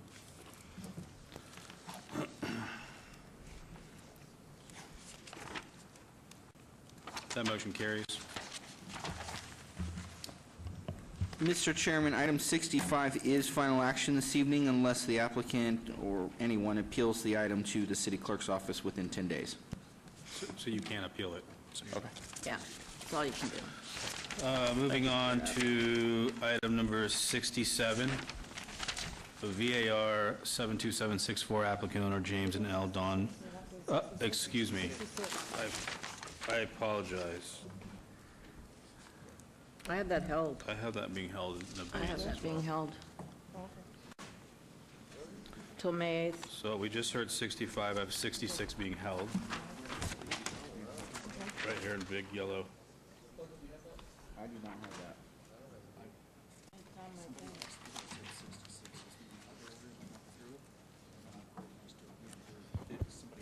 Yeah, it wasn't on house. Okay. We haven't debated that item. Okay, so is the applicant for item 66 here? Are you the applicant? No. 67. Is the applicant for item 66 here tonight? Well, I don't see the applicant, and I have it being held on my agenda till the May 8th meeting. Chairman, if we could check with the clerk, does the clerk have in the original motions for abeyances and withdrawals, was 66 one of the items? I don't see. It wasn't a part of the abeyance earlier, so we can obey it now. Okay. There was some confusion on our agenda because it didn't say an abeyance for 66. It only said an abeyance for 64. So. Okay, so I think I'd like to maybe hear a motion to obey since the applicant isn't here. It does state it on our record that it is, on mine at least, on my agenda, that it is held in abeyance. Commissioner DeSalvio. Yes, Mr. Chairman, due to the applicant not being present, in all fairness, I ask for an abeyance on item 66, VAR 72762. Thank you. There's a motion on the floor. Please cast your vote. Yes, to the May 8th meeting. That motion carries. Moving on, item number 67, VAR 72764, applicant owner James and L. Don Buchan, excuse me if I mess that up, for possible action on a request to allow a variance to allow a 5-foot yard setback for a proposed accessory structure Class 2 garage where 10 feet is required at 1601 Golden Oak Drive, Ward 1. Staff recommends approval. Can I get the staff report, please? Mr. Chairman, the subject site is an existing single-family residence zoned RPD2, residential plan development, 2 units per acre. The applicant is proposing to locate the garage at the northwest corner of the subject site. There is no accessory structure setbacks established for this development in 1988. Therefore, per Title 19 RE Residence Estates Development Standards, which require a 10-foot setback for the rear and side yard property lines, is required, along with a 6-foot separation from the principal dwelling. The subject property is located next to a 20-foot wide drainage easement located along the north side, northern perimeter of the property. The proposed accessory structure Class 2 will be located adjacent to this easement. The applicant has presented a unique or extraordinary circumstance by having a property that is adjacent to the drainage easement between the subject property and the neighborhood to the north, thus providing any relief which would be detrimental to the this structure being erected on this property. If the application is denied, the applicant's alternative is to build the proposed garage at a setback of 10 feet as required by Title 19 standards. Please note that additional letters of support have been received since publication. Thank you. Thank you. Can I get your name and address for the record, please? Yeah, Jim Butchon, 1601 Golden Oak Drive, 89117. Dawn Butch on 1601 Golden Oak Drive. Thank you, and I apologize for mispronouncing your name. If you could tell us about the application. Thank you. It's okay. Anything you'd like to add to the application of? Not at all. For the approval? If anybody has a question, I'll be fine. Great. This was noticed as a public hearing. Anyone from the public like to be heard? Seeing no one, I'll close the public hearing, turn it over to the commission. Thank you. In 2003, my son played football at Bishop Gorman High School with your Yes, he son. did. He was not a star, but your son was. But he's Thank doing you. fine now. With that, this is a great application, and, did Lou want to say something? Oh, go ahead, I'm sorry. Go ahead, Commissioner. Not to slow the roll, but on this Slow drainage the easement, what, is it, it's abandoned? It's abandoned. There's houses on top of us now. So I the guess my- drainage won't work. Yeah. No, and so I guess my question would be, is there possible to ask the city to vacate it? I tried to buy it, and they wouldn't sell it to me. Oh, how dare they? All right, thank you. Through the homeowners and stuff, so. Gotcha. yeah. Good try there, Buddy Lou. With that, this is, the perfect application with people that have taken great care of their property in our community and many, many people in our community for many years. So with that, I'll make a motion tonight for variance 727654, following staff's recommendation for approval. It's nice to see you both. There's a motion on the floor. Please cast your vote.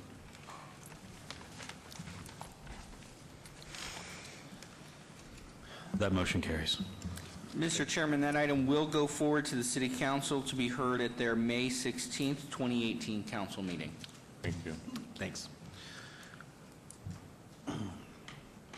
Item number 68, SUP 72756, applicant owner Madman Army Surplus 3300 LLC, for possible action on a request for a special use permit for proposed gun club, skeet or target range, or archery club indoor use at 3310 North Rancho Drive, Ward 5. Staff recommends approval. Related item 69, SUP 72757, possible action request for a special use permit for proposed 12,005 square foot secondhand dealer use, Ward 5. Staff recommends approval.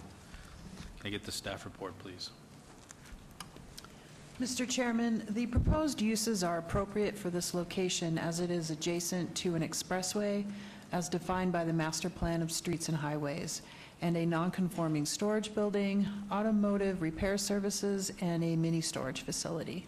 The indoor gun range is limited by the relatively small size of the building and is designed to mitigate the noise impacts to surrounding properties. Staff is recommending approval of both requests, and please note additional letters of protest and support have been received since publication. Thank you. Thank you. Can I get your name and address for the record? Hey, good evening. My name is Khalif Gordon, 4570 North Rancho Drive, Suite 4. I'm here to represent Madman Surplus Store, and also it's our business that's our current business trying to move into that footprint. Okay. Did you want to speak specific to anything on the application? I think really what we're trying to do here is, and it's been our mission, we've been in business for 5.5 years now in our current location, which does not have a range. So what we're trying to do is put a range in a local and cater to the locals instead of cater to the tourists, where people could have a safe and controllable environment to shoot. So we've been looking for a property for a long time, and this came across, and Madman is willing to sell the property. It has the correct amount of parking spaces. The retail would be up here by Rancho Drive, and the range would be in Building 2 at 3310. Great. Thank you. Any questions? I'm going to open it up for public hearing, and then, thank you. This is noticed as a public hearing. Anyone from the public like to be heard on this item? Seeing no one, I'll close the public hearing and turn it over to the commission. Commissioner Schlotman? Yes, Chairman, I've read through this, and it seems like staff's recommending approval. It doesn't seem to be that contentious of an item, and so if there's no other comments, I'd like to go ahead and make a motion. Commissioner Quinn, I see your light on. Did you have comments?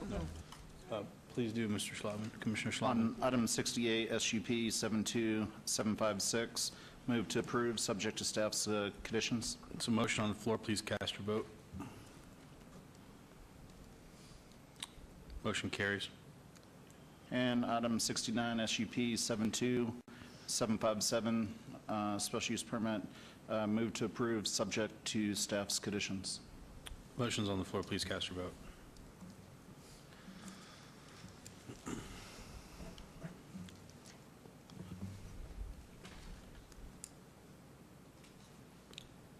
That motion carries. Mr. Chairman, those items 68 and 69 will move forward to City Council and be heard at their May 16th, 2018 council meeting. Thank you very much. Thank you. Item number 70, SUP 72692, applicant Vegas Spring, Inc., owner Lou Christian, agent Isles, LLC, for possible action request for a special use permit for proposed 1,261 square foot massage establishment use at 7871 West Charleston Boulevard, Suite 150, Ward 1. Staff recommends denial. Can I get the staff report, please? Mr. Chairman, the applicant has requested a distance separation waiver from existing residentially zoned property and a distance separation waiver from a city park. As evidenced by the requested waivers, the subject location is not compatible with the intensity of the proposed use, and staff recommends denial of this request. Please note additional letters of protest have been received since publication. Thank you. Thank you. Can I get your name and address for the record, please? It's Kirk Kennedy, 815 South Casino Center. I'm counsel for the applicant, and this is the applicant's representative, Mr. John Ciro. John, can you put your address on? Yes, John Cirio, 3963 Mountain Birch Street. Thank you. Thank you. I wanted to point out, if I could, there is a history to this location that I think is relevant. Precedent is something that is considered under Title 19 as far as licensing. It's a licensing factor. It's not determinative. It's something to consider.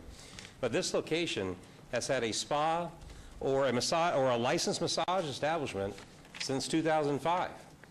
From 2005 to 2016, this location has been some kind of combination of a spa, day spa, massage establishment, or an ancillary massage establishment with a cosmetology as the main license. So this location has had this ongoing type of business for all this time. And now staff says, well, no, we can't recommend approval because it's close to this city park, which apparently just sprung up, which I don't think it did. I think it's been there for a long time. And I just wanted to point this out to you, if I could. I don't know if this could be made closer or magnified. I don't know if I don't know how to do that. Anyway, thank you. This actual location for the spa, you can hardly even see it from the street. You have to actually be going to find it. It's not something that sticks out like a sore thumb. It's actually into this shopping center. And this entire complex is a rather large shopping center complex. You can't even see where the spa is. You can't even see the city parks. You know why? Because the Acuity Financial Center is right there, full of law offices and financial services firms. It's like multiple 3 or 4 stories tall. And you have to go across a parking lot and through that building to even see a city park. So no one who's even at the city park could even see this building. So there's zero line of sight.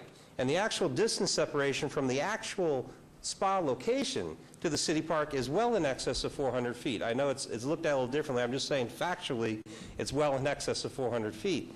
The apartment complex, which has been there for quite some time next to this shopping center, there's no line of sight either. If you look directly across this parking lot, there's a line of trees, a row of trees growing there, a double lane entrance, and then there's an animal hospital and another row of commercial buildings. This location is in a uniquely commercial center, and it's somewhat in an enclave of other types of businesses and locations there. It's not sticking out by itself. It's in a deep into a shopping center that you can hardly even see from the street. And customers have to be wanting to go there to even find it. So it's not something that I think would stick out or not blend in well with the community. In fact, even staff had to grudgingly admit that this location does meet all the minimum requirements but for this issue of the distance separation, which again, given this location, given its history of being a massage business for all these years, for a number of years, I think it's something that should be considered, and we're asking approval on the special use permit. Mr. Ciro wanted to make a few comments as well about the nature of the business. Please. Yes, the reason for picking this location because it's up towards Summerlin, so I'm really looking to market towards seniors and also families. I want people to be able to bring their teenagers in there and everything. So that's the kind of business we're looking to open. That's how that whole plaza supports all that, and so that's our goal. Thank you. Any other comments? The only thing, thus, if you just look at the other area, there's to the east, it's a shopping center complex. To the north, it's a utility area. This is truly a commercial area, and based on what I've seen in my view of the area, there is no direct line of sight, even from this apartment complex, to even see this one-story day spa located deep within the shopping center. So I'd ask you to consider approval. Thank you. Yes, sir. This was noticed as a public hearing. Anyone from the public like to be heard on this item? Seeing no one from the public, I'll close it and turn it over to the commission. Commissioner DeSalvio, I'll start with you. Yeah, I'm just curious, Mr. Chairman, if I can ask business licensing why the business license in 16 was revoked?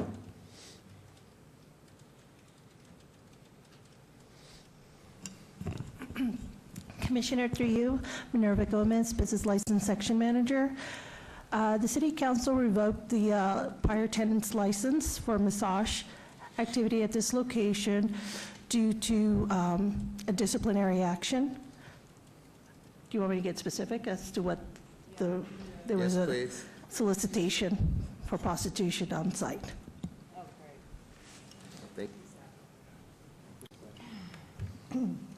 Thank you. Commissioner Toussaint. Just a quick question. Isn't this the same shopping center that Yazoo, the Greek restaurant's in? On the corner here? I mean, I'm in the shopping center all the time. I'm probably at Yazoo once a week. And I don't see a problem here. Okay. Commissioner Quinn. So you would be a new owner. You're not the previous owner with the... Correct. Correct? Yes. Just checking here. Yeah. And then what are your hours of operation going to be Monday through Friday or Saturday and Sunday? Well, we can open 6 a.m. to 10 p.m., but we're probably going to go like a 9 to 9. Well, I don't know many teenagers or grandparents that are going to come into a spot at 6 a.m. and stay till 10 p.m. I know. So let's those are be on the legal square hours. here. Yeah. Well, we're Okay. thinking probably 9 to 9. Okay, well, you know what? Does anybody else have any comments? I'm not comfortable with this. I'm going to follow staff's recommendation for denial, but I'd like to send it to City Council for the councilwoman to take a look at it, because I'm just not feeling comfortable with this application as it sits, especially with those hours that just came out of your mouth first. Thank you. There's a motion on the floor. Please cast your vote. 6 a.m. until...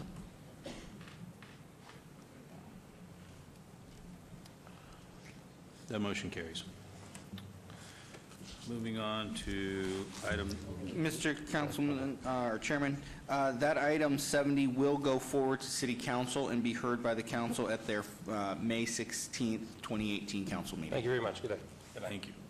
Item number 71, SUP 72781, applicant UHN1 LLC, owner GNI V3 Village Square LLC, for possible action on a request for special use permit for a proposed 3,176 square foot beer wine cooler on sale establishment with a waiver to allow a 0-foot distance separation from a church, house of worship, where 400 feet is required, 9410 West Sahara, Suite 130, Ward 2.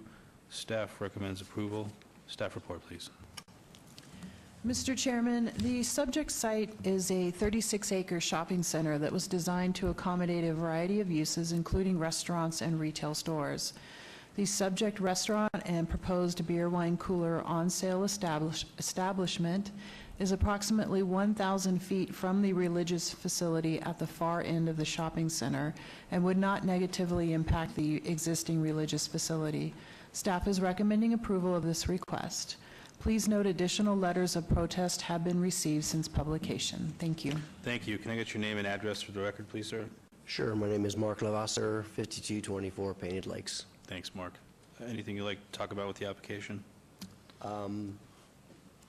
Aside from we're doing business as Tomo, it's going to be a noodle and dumpling place, kind of family-friendly, casual, Asian-inspired fare.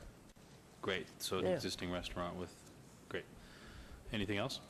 No. No. Thank you, Mark. This was noticed as a public hearing. Anyone from the public like to be heard? Seeing no one, we'll close that and turn over to the commission for discussion. Commissioner Roush? Keep it brief, and I'll just say that I have no problem with this application. I think it's a use that's appropriate for your restaurant. The councilman's office did reach out to the House of Worship, caused the variance to happen in the first place. We did not get any response from them. Okay. So seeing none, we decided we would go ahead and I'll support this application. So thank you very much. Thank you. So that said, does anybody else want to make a comment? Nope. Then I would like to make a motion that we approve SUP 72781. Motion's on the floor for approval. Please cast your vote. That motion carries. Mr. Chairman, that item will be final action tonight unless appealed to the city clerk within 10 days. Thank you. Moving on to item number 72, SUP 72811, applicant Ann Scott Distillery LLC, owner Rancho Properties LLC, for possible action on a request for special use permit for proposed 880 square foot packaged liquor, ancillary craft distillery use at 3065 North Rancho Drive, Suite 144, Ward 5. Staff recommends approval. Can I get the staff report, please? Mr. Chairman, the proposed use meets all minimum special use permit requirements and can be conducted in a manner that is compatible and harmonious with the other uses in the vicinity. Staff is recommending approval of this request. Please note additional letters of protest and support have been received since publication. Thank you. Thank you very much. Can I get your name and address for the record, please? Good evening. Nick Strausser. I am owner-operator of N. Scott Distillery at 3065 North Rancho Drive, Suite 144. Thank you, Nick. What we're looking for here, and have been for a while, is the state of Nevada in our distiller's license allows for us to have a tasting room and also to offer our products for sale direct to the public. We really wouldn't be offering, you can tell my daughter's proud of this. We're not looking for a conventional type of packaged liquor store. It's just that in our small tasting room, you can taste each of our 4 products, and then under the state licensing, we'd be allowed to sell you. They actually got specific. It's like 6 cases a year per person we can do that way. But anyway, so that's what we're hoping to do, is to get that going. We're currently in all of the Lee's discount liquor stores, liquor outlets. When I got into distilling, I really wanted to be a distiller, but Nevada is still catching up to the craft distillery phase, and so it's not user-friendly for distilleries right now, retail-wise. So we do desperately need to try and reach out as well to the public through our own tasting area, get them to try our products. Thank you. I feel like I'm on Shark Tank a little bit with this. So, thank you. This was noticed as a public hearing. Anyone from the public like to be heard? Seeing no one, we will close the public portion and turn it over for discussion with the board. Commissioner Spotman? Yes, Chairman, I just don't know how they hid that from me during this entire meeting. And are you taking that with you, or are you leaving it? Okay. You're all welcome to come taste. No further comments. Commissioner Roush? I just wanted to say that I did talk to Minerva in Business Licensing, and this is very similar to the ancillary brew pub type license that we have at Tenaya Creek. I understand it completely, and I think it's appropriate. It's finally time that we did catch up with the rest of the country, and so I will be supporting this tonight. And Great. if anyone has any other comments, I'd love to hear them. Otherwise, I'll make a motion for approval. Commissioner Slotman, did you have a comment? I just wanted to make a motion. For tasting, Yes. right? You may make the motion to approve. Okay, on item 72, SUP 72811, I move to approve, subject to staff's conditions. There's a motion on the floor. Please cast your vote. Congratulations. Yeah, right.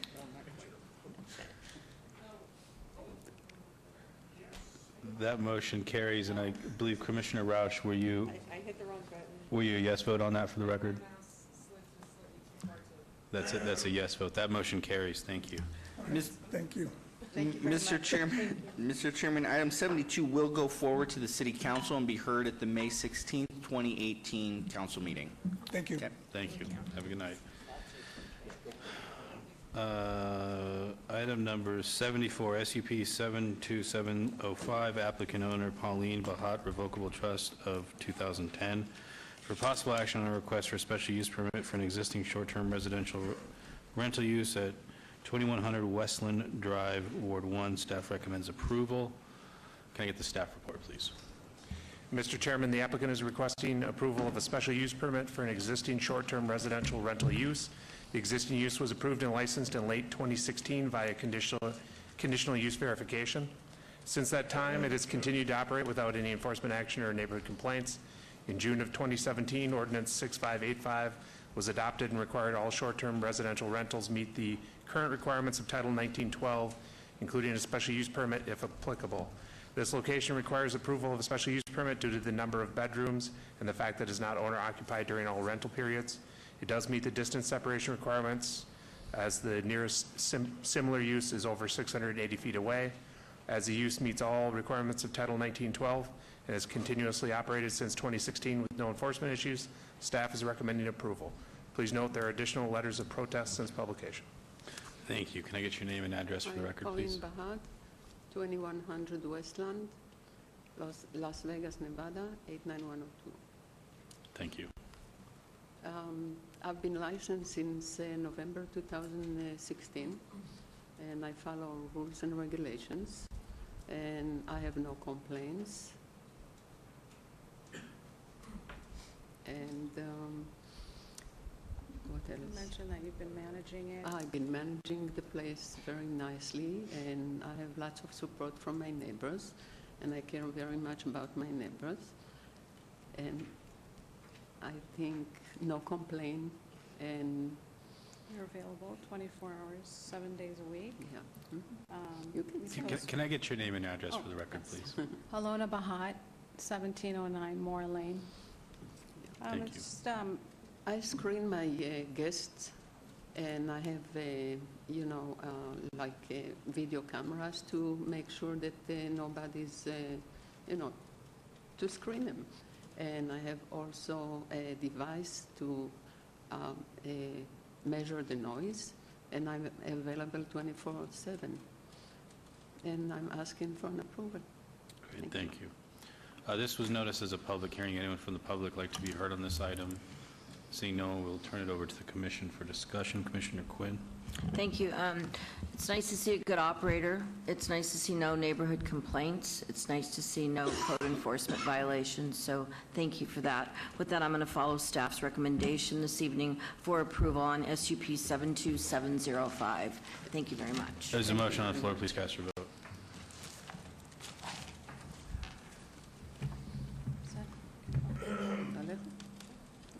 That motion carries. Mr. Chairman, that item will move forward to the City Council for their review on the May 16th, 2018 agenda. Moving on to item number 76, SUP 72767, applicant owner Alana Bahat, for possible action on a request for a special use permit for an existing short-term residential rental use at 1709 Moore Lane, Ward 1. Staff recommends approval. Can I get the staff report, please? Mr. Chairman, the applicant is requesting approval of a special use permit for an existing short-term residential rental use. The existing use was approved and licensed in late 2016 with a conditional use verification. Since that time, it has continued to operate without any enforcement action or neighborhood complaints. In June of 2017, Ordinance 6585 was adopted and required all short-term residential rentals meet the current requirements of Title 1912, including a special use permit if applicable. This location requires approval of a special use permit due to the number of bedrooms and the fact that it is not owner-occupied during all rental periods. It does meet the distance separation requirements as the nearest similar use is over 660 feet away. As the use meets all requirements of Title 1912 and has continuously operated since 2016 with no enforcement issues, staff is recommending approval. Please note there are additional letters of protest and support since publication. Thank you. Can I get your name and address for the record, please? Vivian May, 1709 Morrill Lane. And I'm here with Alona Bahat, the co-owner. 1709 Morrill Lane. Thank you. We've been renting the property for the last 18 months with no complaints, and I like to think that the reason for that is that we, I think, go the extra mile to vet our guests that are going to be staying there. We make sure that they're the right fit for our home and the neighborhood. You know, we basically give them rules that they need to abide by, and we also have cameras at the location. We contract to ADT as well. We've never had an issue. We have a very good relationship with our neighbors. In fact, we have 4 letters here tonight in support of our short-term rental. 2 of these neighbors live directly adjacent to us. One of them lives down the street, and the other one is in the neighborhood as well. And, you know, I think we have a very good relationship with our neighbors. You know, we extend our home to anyone. I mean, we use the home ourselves, you know, quite a bit. So, you know, we have kids over for pool parties. We have Girl Scout troop meetings there, and, you know, any other kind of event that we can help our neighbors with, you know, birthday parties and so on that they want to have there, they're welcome to it. So, I just wanted to add, if we do have any, like... Could you speak into the mic, please? Yes. Thank you. If we suspect that maybe someone is trying to have a large party or anything like that, we have canceled a reservation before if we suspect that there's going to be a party or a large group of people. So we're very, very cautious, and we care very much about our neighbors and the neighborhood.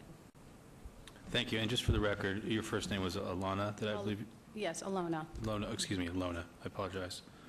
Okay, this was noticed as a public hearing. Anyone from the public like to be heard on this item?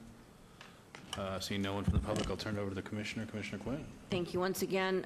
Good operator, no complaints, no code enforcement complaints. With that, I will follow staff's recommendation this evening for approval of SUP 7267. There's a motion on the floor. Please cast your vote.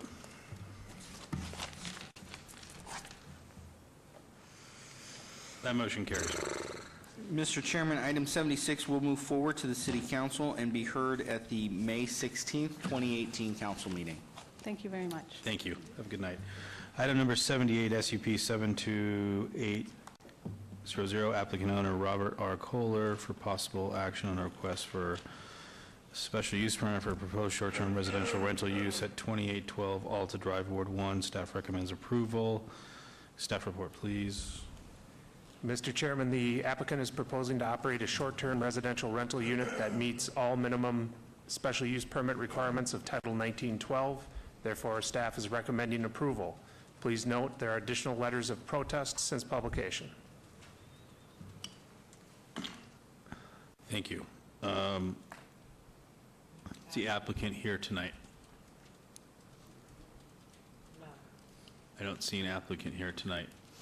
This was noticed as a public hearing. Anyone from the public like to be heard? In the interest of time, I'll be very quick and brief. My name is Kevin Buckley. I live at 2333 Pinto Lane. Together with me tonight is Father Jerry Krupczynski, who's the pastor of Our Lady of Las Vegas. We reviewed the application, and one of the representations in the application is there's plenty of parking. There is no parking.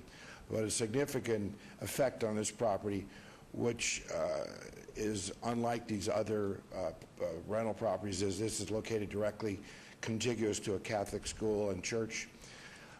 The only other parking they could use other than Our Lady would be the land across the street, which is a vacant residential land owned by a local investor. This is the historic area.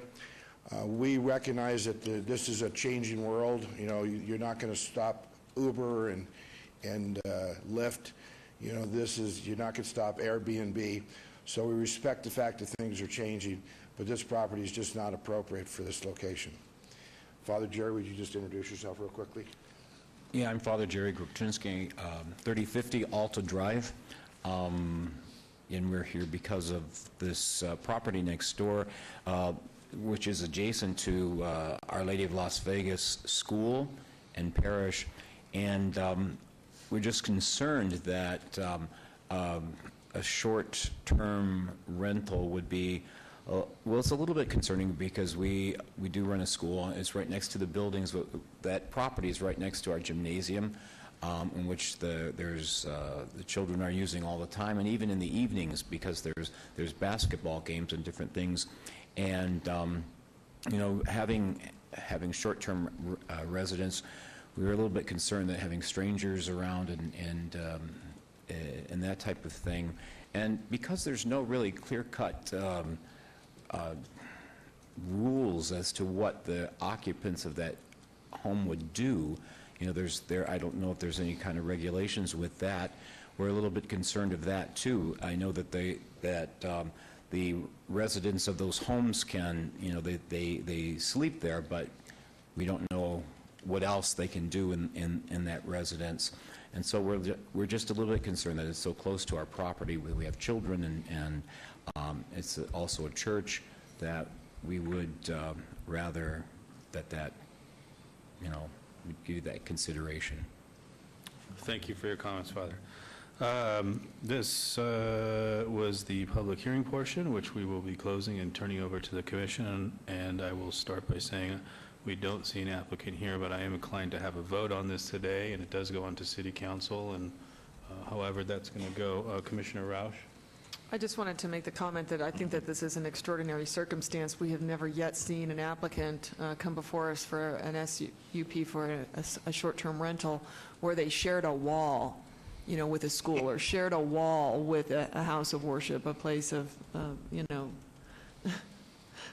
I don't even think I need to go on any further. I mean, I don't know what's going on in the backyard of that house either on a short-term rental basis, but I don't want to know, and I don't think the kids should be exposed to that either. So this is just a very unusual situation. I can't imagine having an STR sharing a wall with one of our Clark County School District playgrounds or yards or anything like that. And for clarification, I know myself because I'm familiar with Our Lady, but Pastor, would you please tell us, is it K through 8? Is it 1 through 8? Preschool through 8. Preschool through 8. Thank you.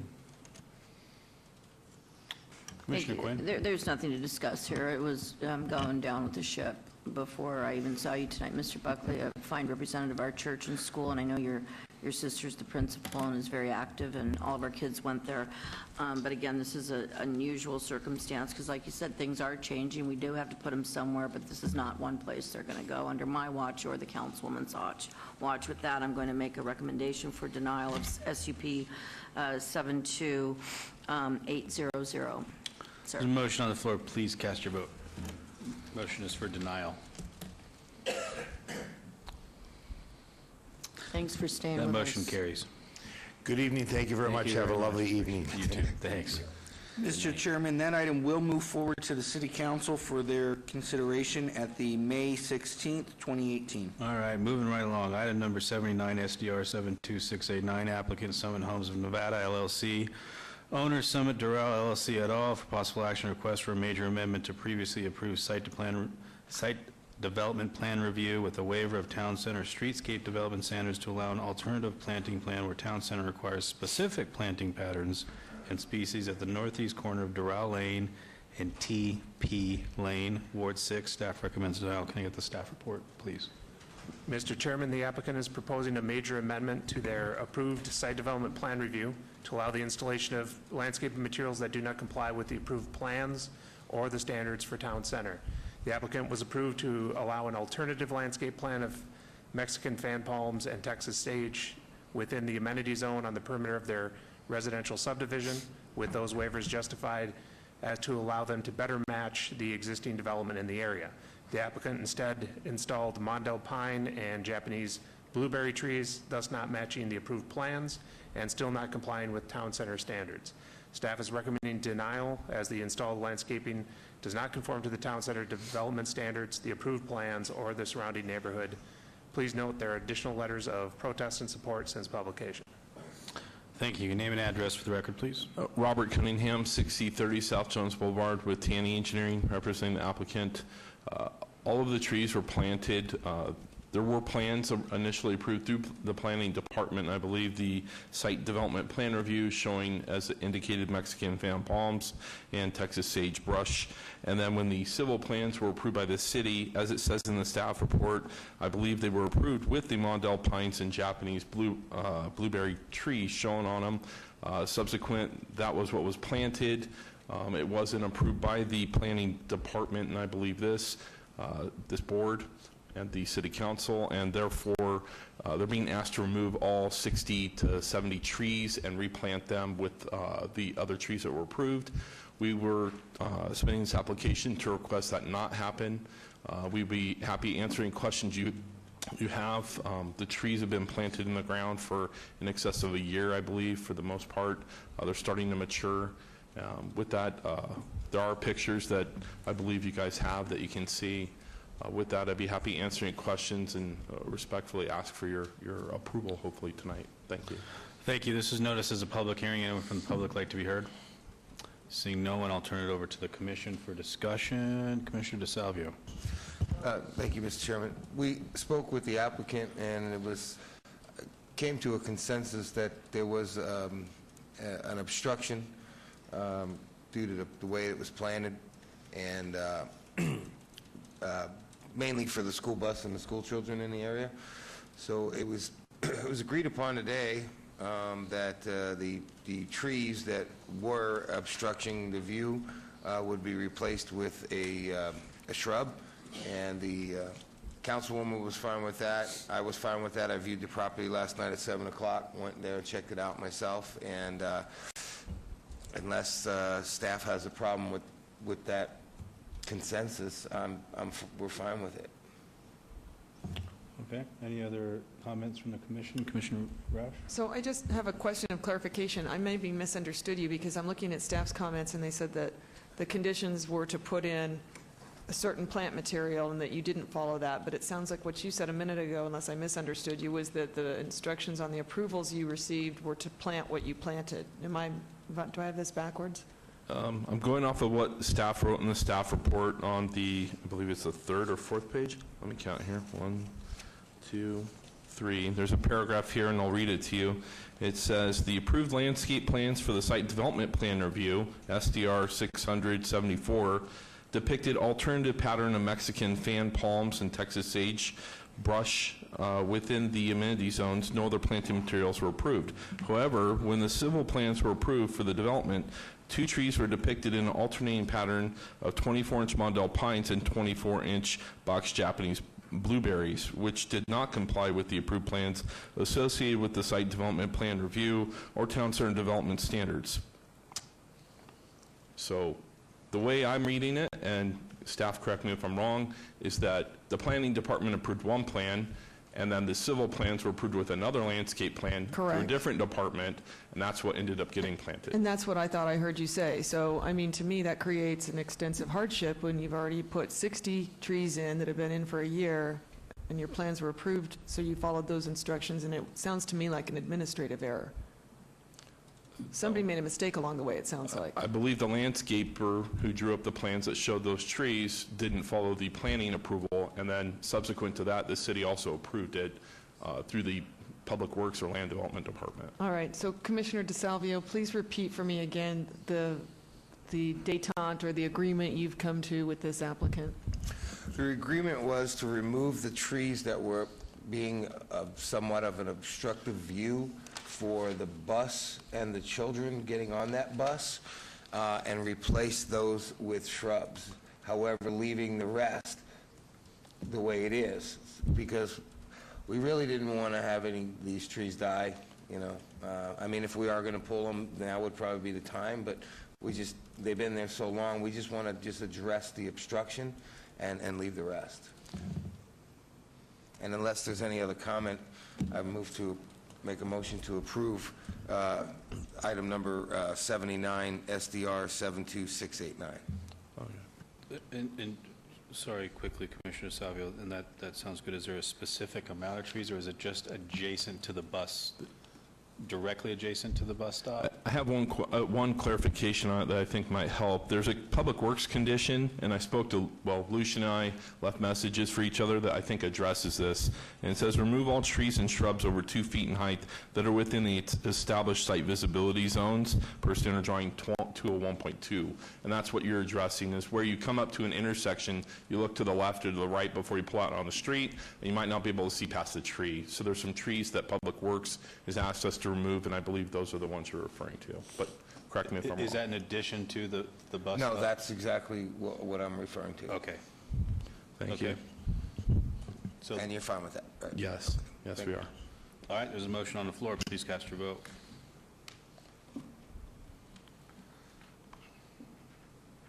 That motion carries. Thank you. Mr. Chairman, that item is final action this evening unless appealed to the city clerk within 10 days.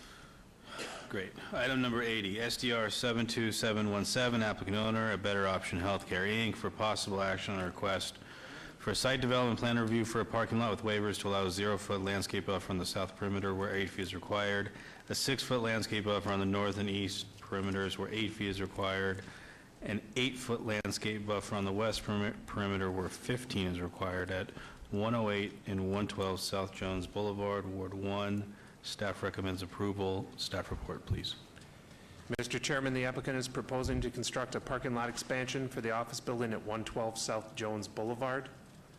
Waivers and exceptions have been requested to allow the landscape to match what was provided on the office building site. Staff finds that the proposed parking lot expansion will be consistent with the surrounding office development and will not have a negative impact on the single-family residential development to the east of the site, and therefore recommends approval.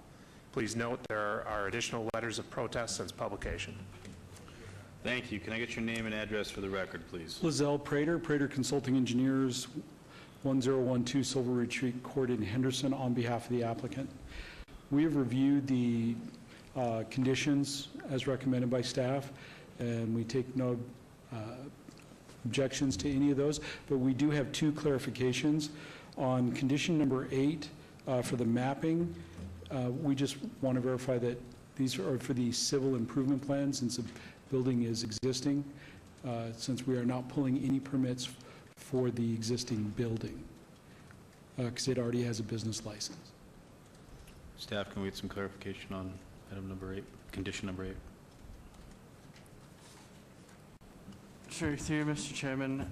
That is kind of our standard condition, that they just coordinate with the city surveyor. It doesn't necessarily require them to do anything, to just meet with the city surveyor and determine if anything needs to happen. And so in this case, what they'll do is still be required to meet with the city surveyor, and if no mapping action is required, then that's all that it is. Okay. And then on item 10, also, I think it's a standard condition from Mr. Klein. Again, we are not doing any changes to the building for fire department. Mr. Klein? Chairman, that is correct. No changes, no permits required. Thank you. Okay, this was noticed as a public hearing. Anyone from the public like to be heard? Seeing no one, we'll close the public hearing and turn it over to the commission for discussion. Commissioner Quinn? Thank you. Seeing no discussion, I'm going to follow staff's recommendations this evening for SDR 72717, stating the condition number 8 and that the fire department is fine with number 10. Correct. Thank you, sir. There's a motion on the floor. Please cast your vote. That motion carries. Thank you. Mr. Chairman, that item will go forward to City Council and be heard as a part of their agenda on May 16th, 2018. Thank you. Item number 81, SDR 72768, applicant owner Gary Craig Sr. and Gary Craig Jr. for possible action request for site development plan review for proposed 2-story, 14,723 square foot commercial development, including a 680-foot plaza, 4,825 square foot of second-level outdoor patio space at 1301 South Main Street, Ward 3. Staff recommends approval. Staff report, please. Mr. Chairman, the applicant is proposing to construct a two-story commercial building at 1301 South Main Street. That's in the 18B Las Vegas Arts District and Area 1 of the Downtown Las Vegas Overlay District. The building will include a 650-square-foot entry courtyard, 4,825 square feet of second-level patio space, and the remainder will be retail space. Properties within Area 1 are exempt from the automatic application of standard parking requirements.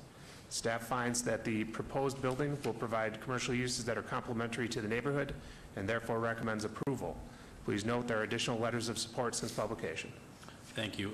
And before we go to the applicant, I will disclose I am part of a development that's in the area. I don't feel it affects me any lesser or greater for my vote, so I will be voting on the application tonight. Commissioner Roush? I need to make the same disclosure. I own property at Casino Center and Imperial, although I do not feel it will affect my vote one way or the other.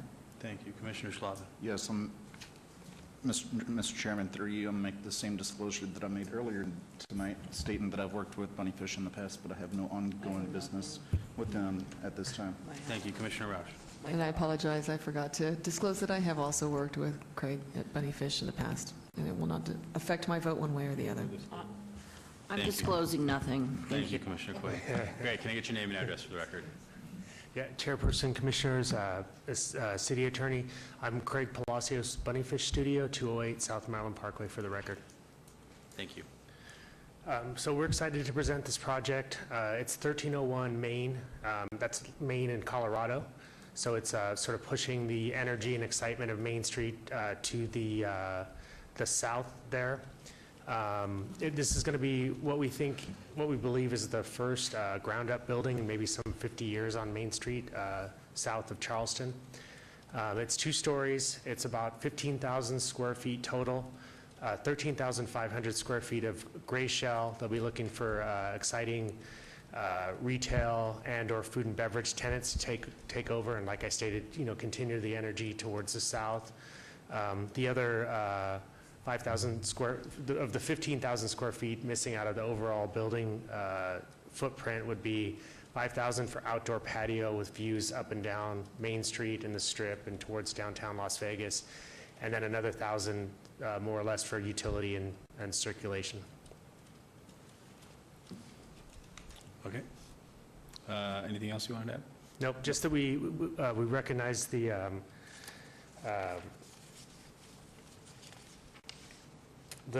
conditions that have been asked of us. They're basically what we expect and what we're happy to do, including the 5-foot dedication on site to the right-of-way. Great. Thank you. This was noticed as a public hearing. Anyone from the public like to be heard? Not seeing a person, I will close the public hearing and turn it over to the Commission. Commissioner Schlotman? Yes, Chairman, through you, quick question for the applicant. Your property here doesn't have anything to do with the building that's just south of that parking lot on Main Street. I think it used to be an old parking or repair shop or something. It's in the same parking lot. Yeah, so it's actually not, though. There's 3 lots going north of that building, Right. and we have the 2 farthest north, and there's 1 in between. Okay, and I did look that up on GIS last night and open InfoMapper, and I just wanted to make sure that there wasn't any relationship there. No. But yeah, I like this. I think we need more of this downtown and the Arts District, and I think it's a great looking building. Did a good job, and hopefully you'll get this built quickly. If there's no other questions, I'll make a motion. Please. On item number 81, SDR 72768, a move to approve subject to staff's conditions. Motion's on the floor. Please cast your vote. That motion carries. Mr. Chairman, that item is final action this evening unless appealed to the city clerks within 10 days. Good luck, guys. Item number... Thank you. Good evening. Thank you. Moving on to item number 82. Looks like the short straw on the agenda. Let's see. SDR 72803, applicant owner Denny's Inc., for for possible action on request for a site development plan review for a proposed 4,722 square foot restaurant with a waiver to allow 0% building alignment with the front and corner side property lines where 70% is required at 1810 and 1826 South Las Vegas Boulevard, Ward 3. Staff recommends approval. Can I get the staff report, please? Mr. Chairman, the applicant is proposing to redevelop the existing Denny's restaurant site at 1810 and 1826 South Las Vegas Boulevard. The subject site is located within Area 1 and the Gateway District of the Downtown Las Vegas Overlay District. The proposed building will be 4,722 square feet on a single story. Waivers have been requested to allow the building to not meet build-to line requirements and to allow a reduced number of parking spaces. The applicant is proposing to maintain operations in the existing facility until the proposed facility is ready to open, and then we'll provide the proposed parking lot. Staff finds that the proposed redevelopment's landscaping will create an attractive outdoor area in support of the Gateway District goals, and therefore recommends approval. Staff would also like to note that, for the record, that the existing Denny's building is a 1958 prototype designed by Armet and Davis and is representative of the modern architectural style known as Guji architecture. The site is not designated as historic, nor has it been surveyed to determine if it is eligible for designation. Please note there are no additional letters of protest or support since publication. Thank you very much. Can I get your name and address for the record, please? John Whitlock, 3920 North Stevens Street, Tacoma, Washington, 98407. Thank you. Could you tell us about the application? We agree with staff's recommendations, and we're looking to you for approval to proceed. Great. This was noticed as a public hearing. Seeing nobody, will close the public hearing and turn it over to the commission. Commissioner Schlotman. Yes, Chairman, through you, I think the waivers are justified based on the irregular shape of the lot. I'm happy to see this project being rebuilt, and you know, so if there's no other comments, I'd like to go ahead and make a motion. Please do. Move to approve, subject to, on item number 8 and 2, SDR 72803, move to approve, subject to staff's conditions. Motion's on the floor. Please cast your vote. That motion carries. Mr. Chairman, that item will be final action this evening unless appealed to the city clerk's office in 10 days. Thank you. Thank you. Thanks. Have a good night. Moving on to the director's business portion of the agenda. Item number 84, text amendment 72839, applicant owner, City of Las Vegas, for possible action on a request to amend LVMC Title 19 related to open space repurposing and to provide for other related matters. Staff has no recommendation. Staff report, please. Mr. Chairman, the proposed text amendment was created at the direction of the City Council and in response to national trends and local development pressures.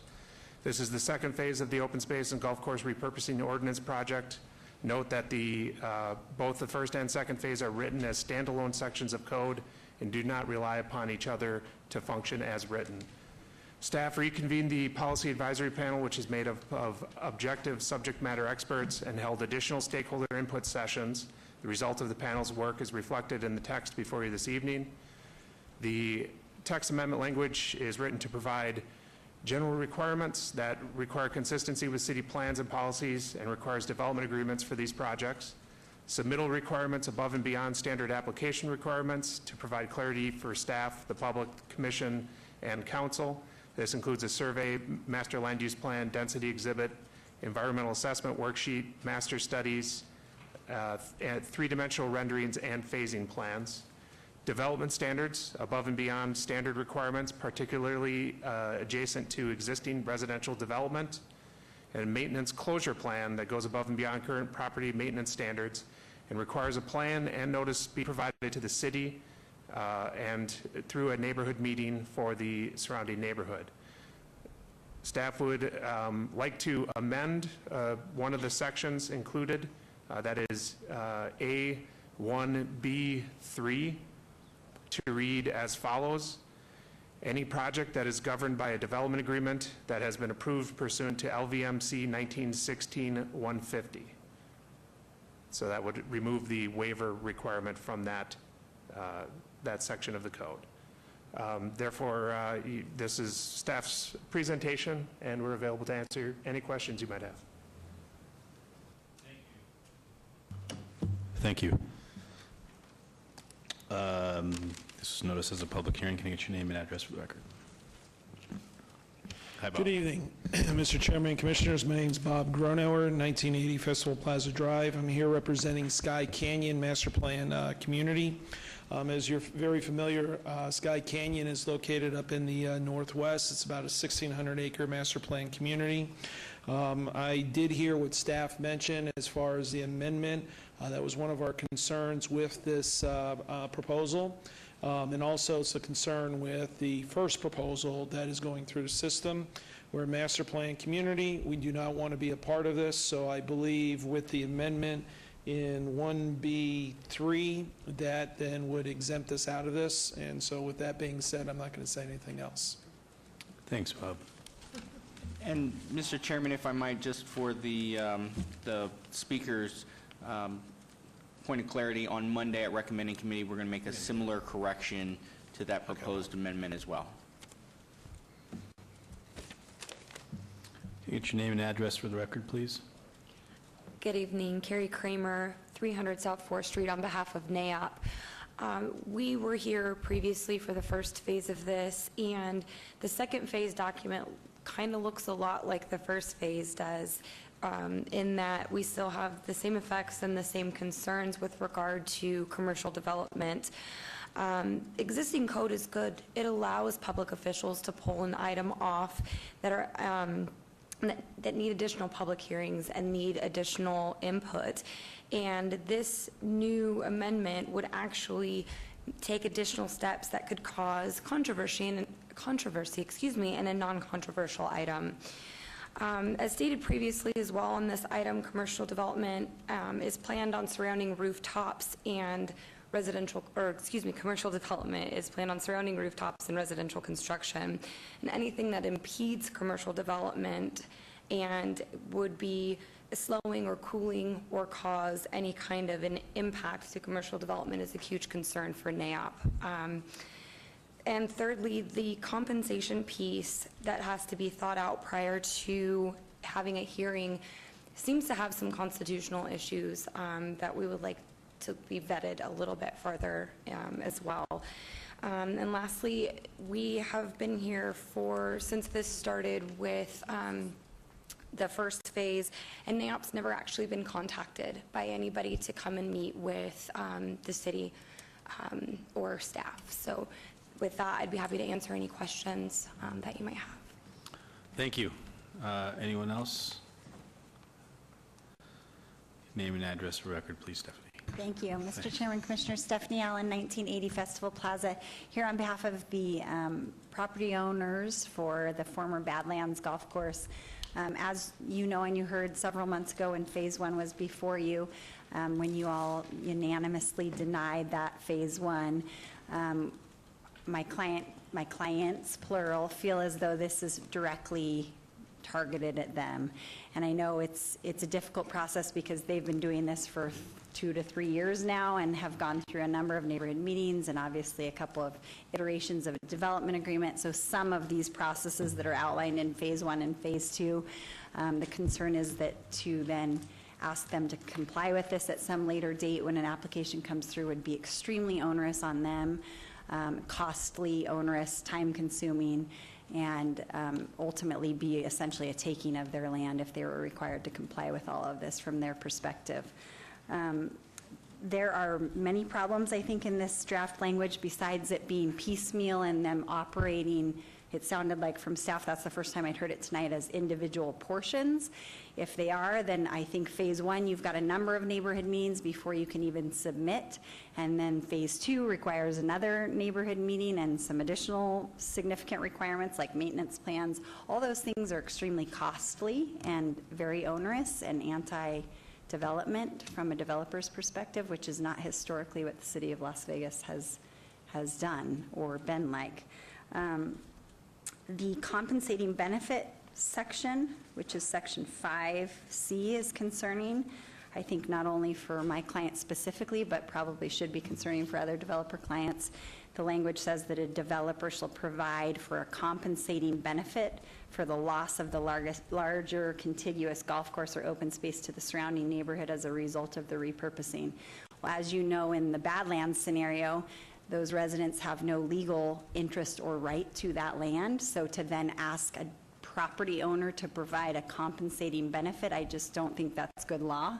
I think it has serious constitutional problems, and it's obviously concerning for my client specifically, because I think that could be read as adjacent property owners asking for compensation, whether it's financial or not, which I don't think that's in your code anywhere, so that language specifically is concerning.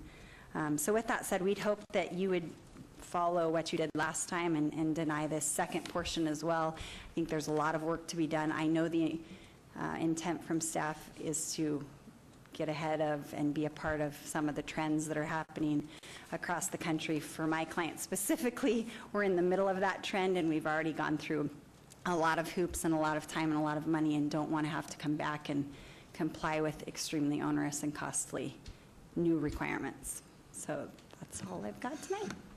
Thanks. Thank you. We will close the public portion, turn over to the commission. And I'll start off by saying,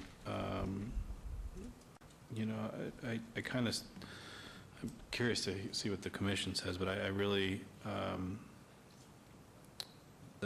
I do have concerns specific to that 5C, that it's just a kind of a, seems like a reach. And I'm sorry I wasn't at the last couple meetings. I was out of town and wasn't able to attend, but I was able to get up to speed. And we still kind of struggle with the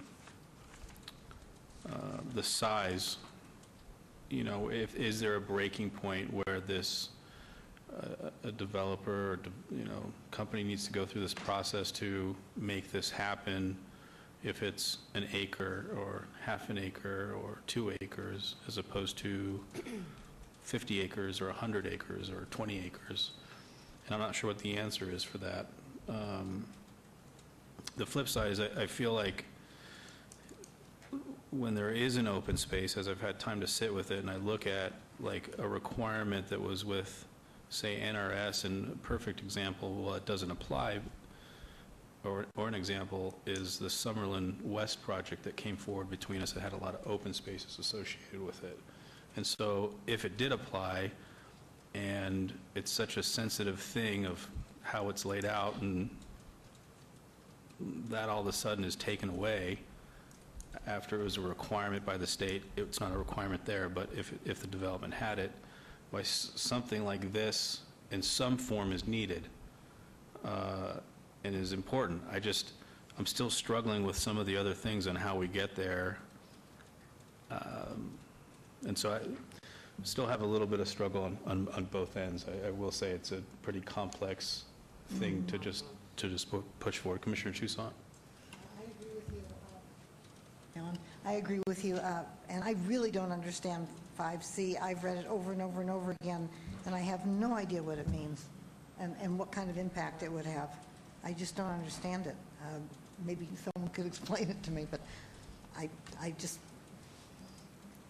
have a real problem with this. Well, as you asked for someone to explain, Mr. Scott, maybe you could weigh in on that.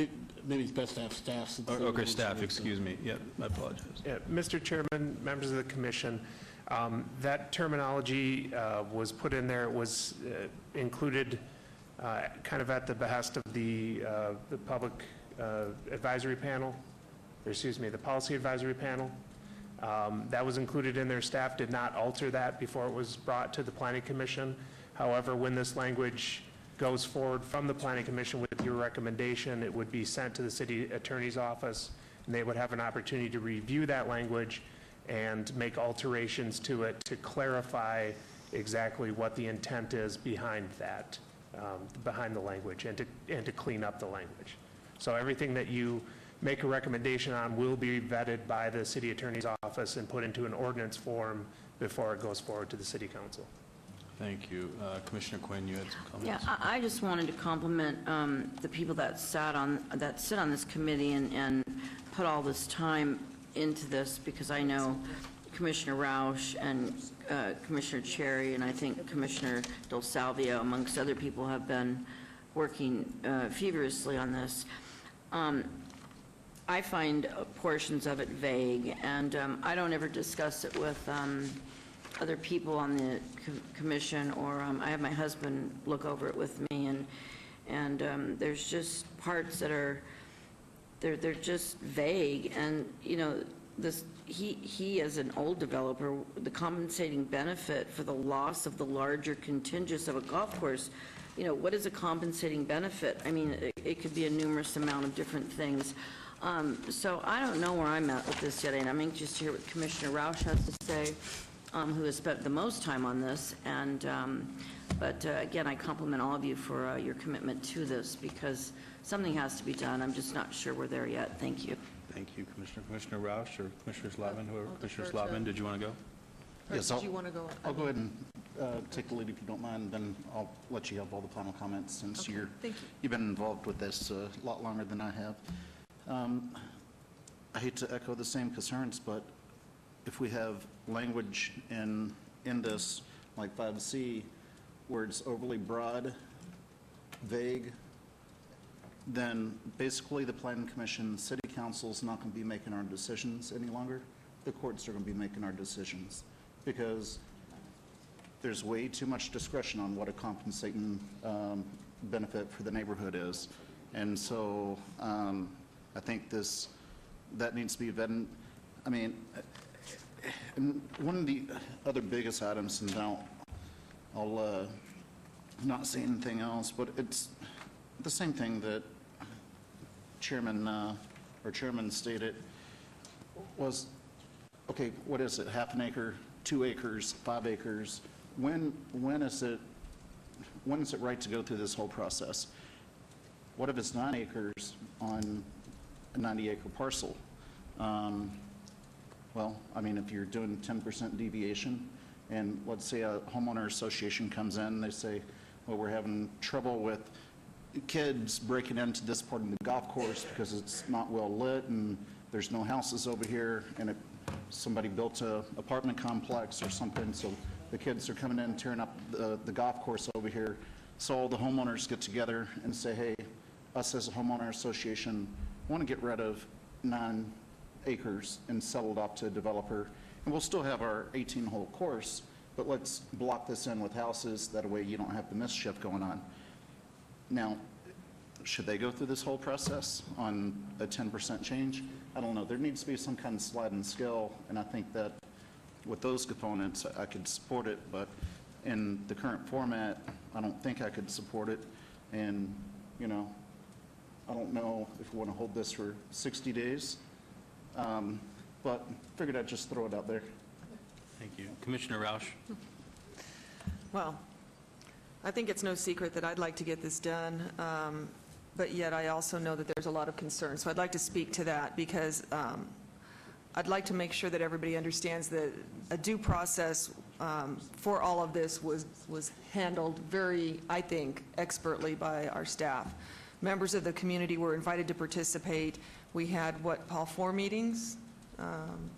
Well, there were multiple meetings, but the policy committee itself met at least 3 times, maybe 4, and then there were subcommittees that met, and those subcommittees were comprised of people from the community, both the HOA communities that are affected by things like this, and also stakeholder landowner members were in a different separate community.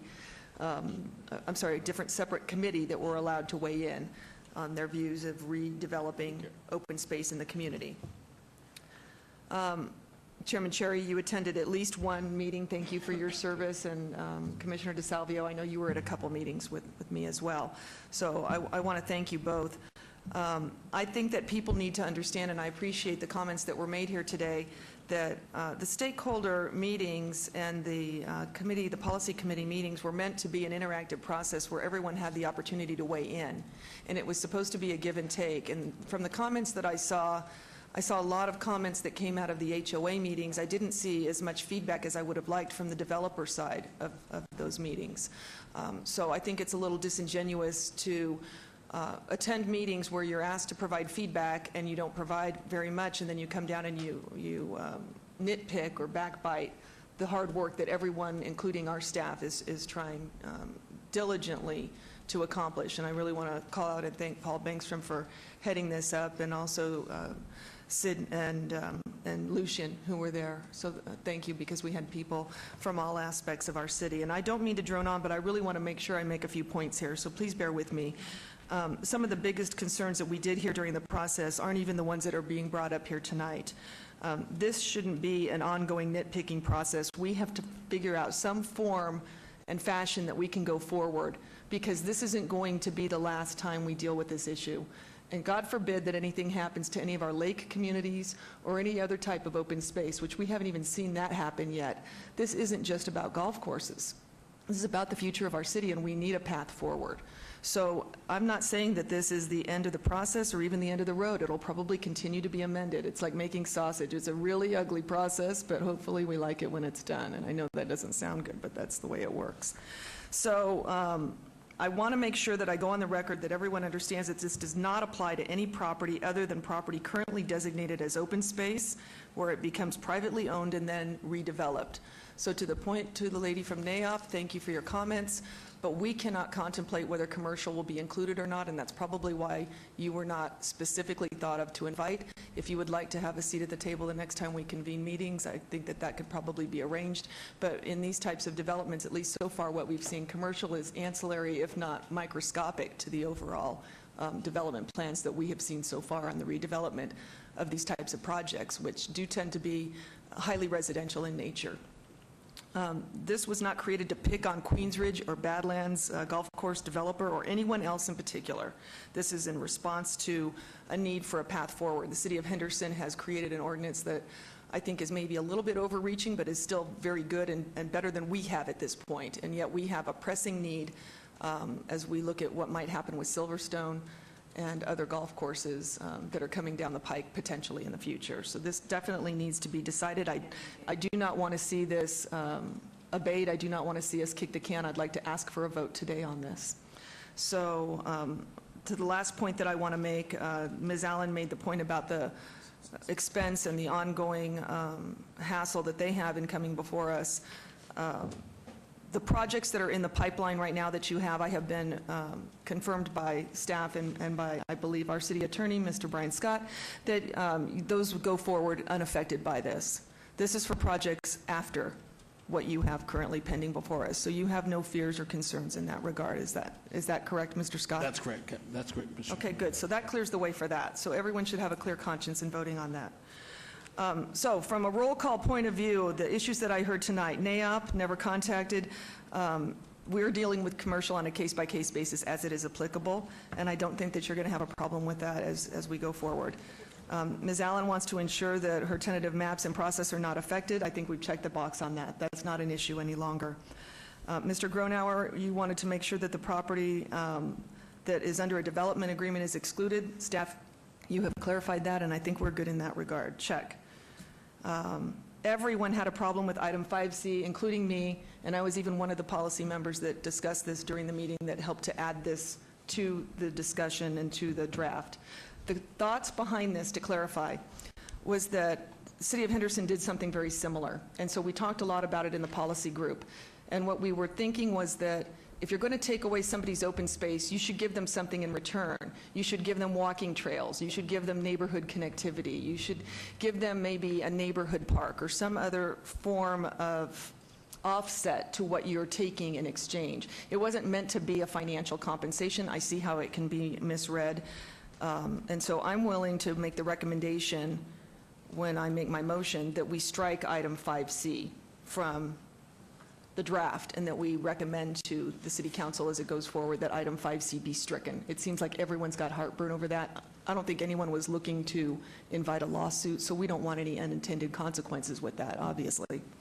Lastly, Commissioner DeSalvio and I have spoken at length many, many times during the policy committee meetings and outside of the meetings about how do we figure out what is the good dividing line on the size and scope of a project?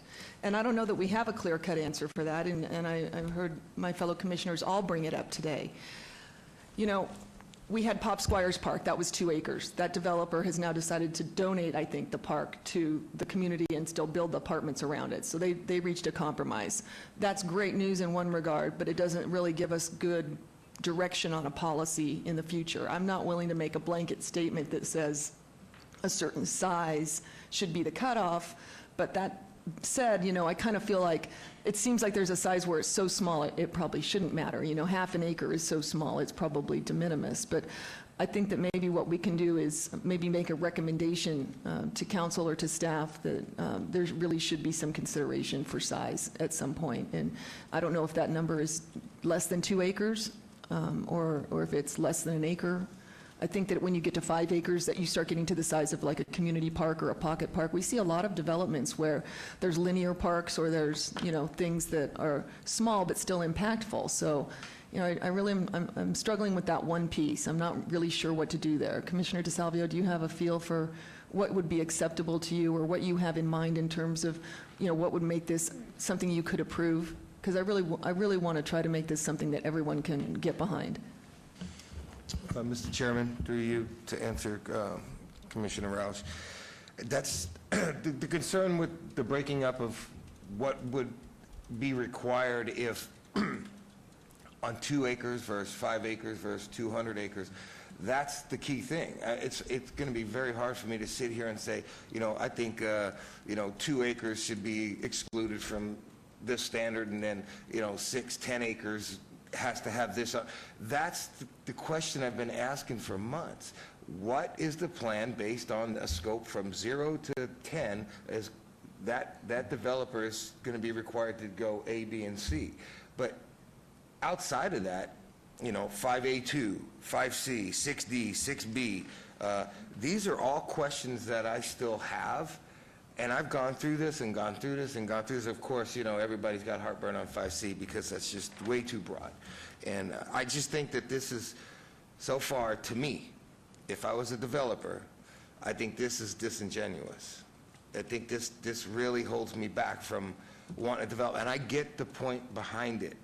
That's why it's being created, because we're trying to stop something from maybe going down the wrong avenue. I get that. But now I'm dealing with a golf course issue in my area. So if this moves forward, and because that golf course hasn't got an application on it yet, that just put me a year or two back. And it just subjected those homeowners who possibly might want to invest into that golf course themselves.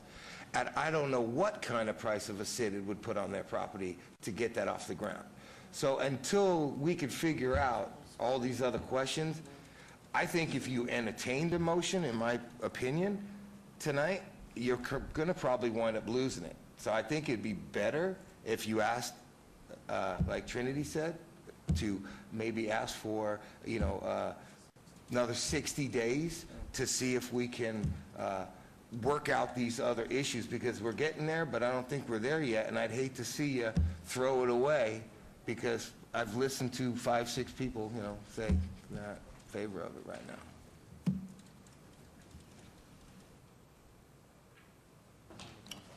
I have a question for Mr. Scott. Does the Planning Commission have to have an approval or denial? Can it be a no recommendation with comments? There's no, generally you have to vote something up or down. Okay. So And if you're going to hold it for 60 days, you probably all need to specifically state exactly what areas you want staff to look at, what areas or things you want them to change, because you can't like later write into them and tell them what you want. You need to tell them now on the record what you need changed. And you can ask for a variance, but you still need to tell them exactly what it is you want changed now, so they can start crafting something. Which was my plan for the motion. And if you're going to choose a size standard, you're going to have some reasonable nexus associated with each of those size standards that you want to establish. And if I might, Mr. Chairman, just I would make, I guess, the plea as Commissioner Schlottman kind of, I guess, was needling me earlier with the whole mentioning of abeyance.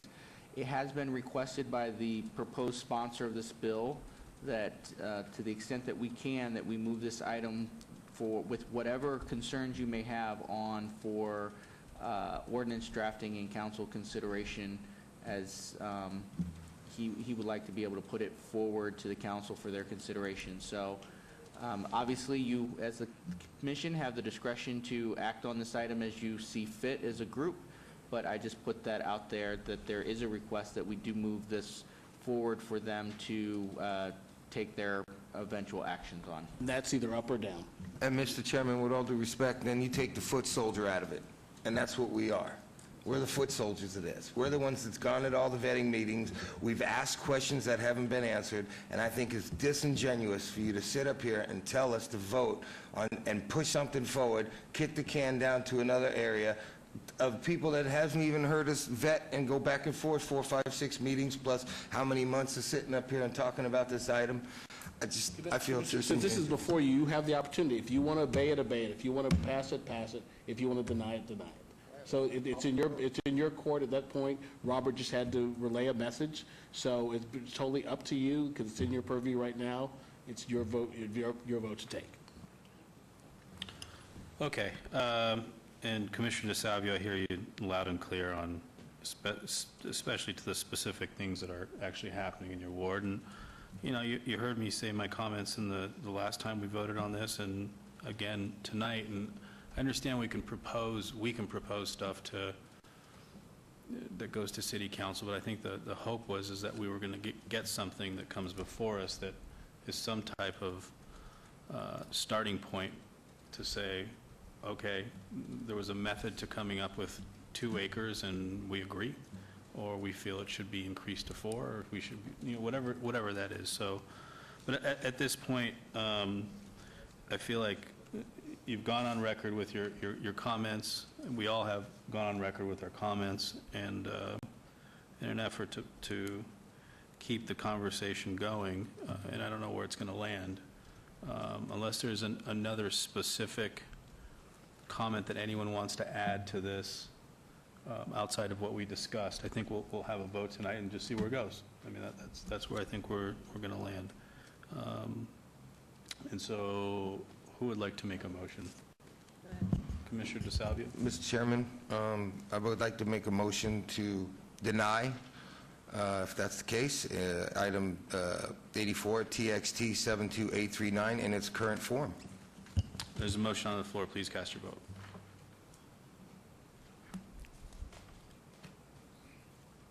Okay, that motion carries.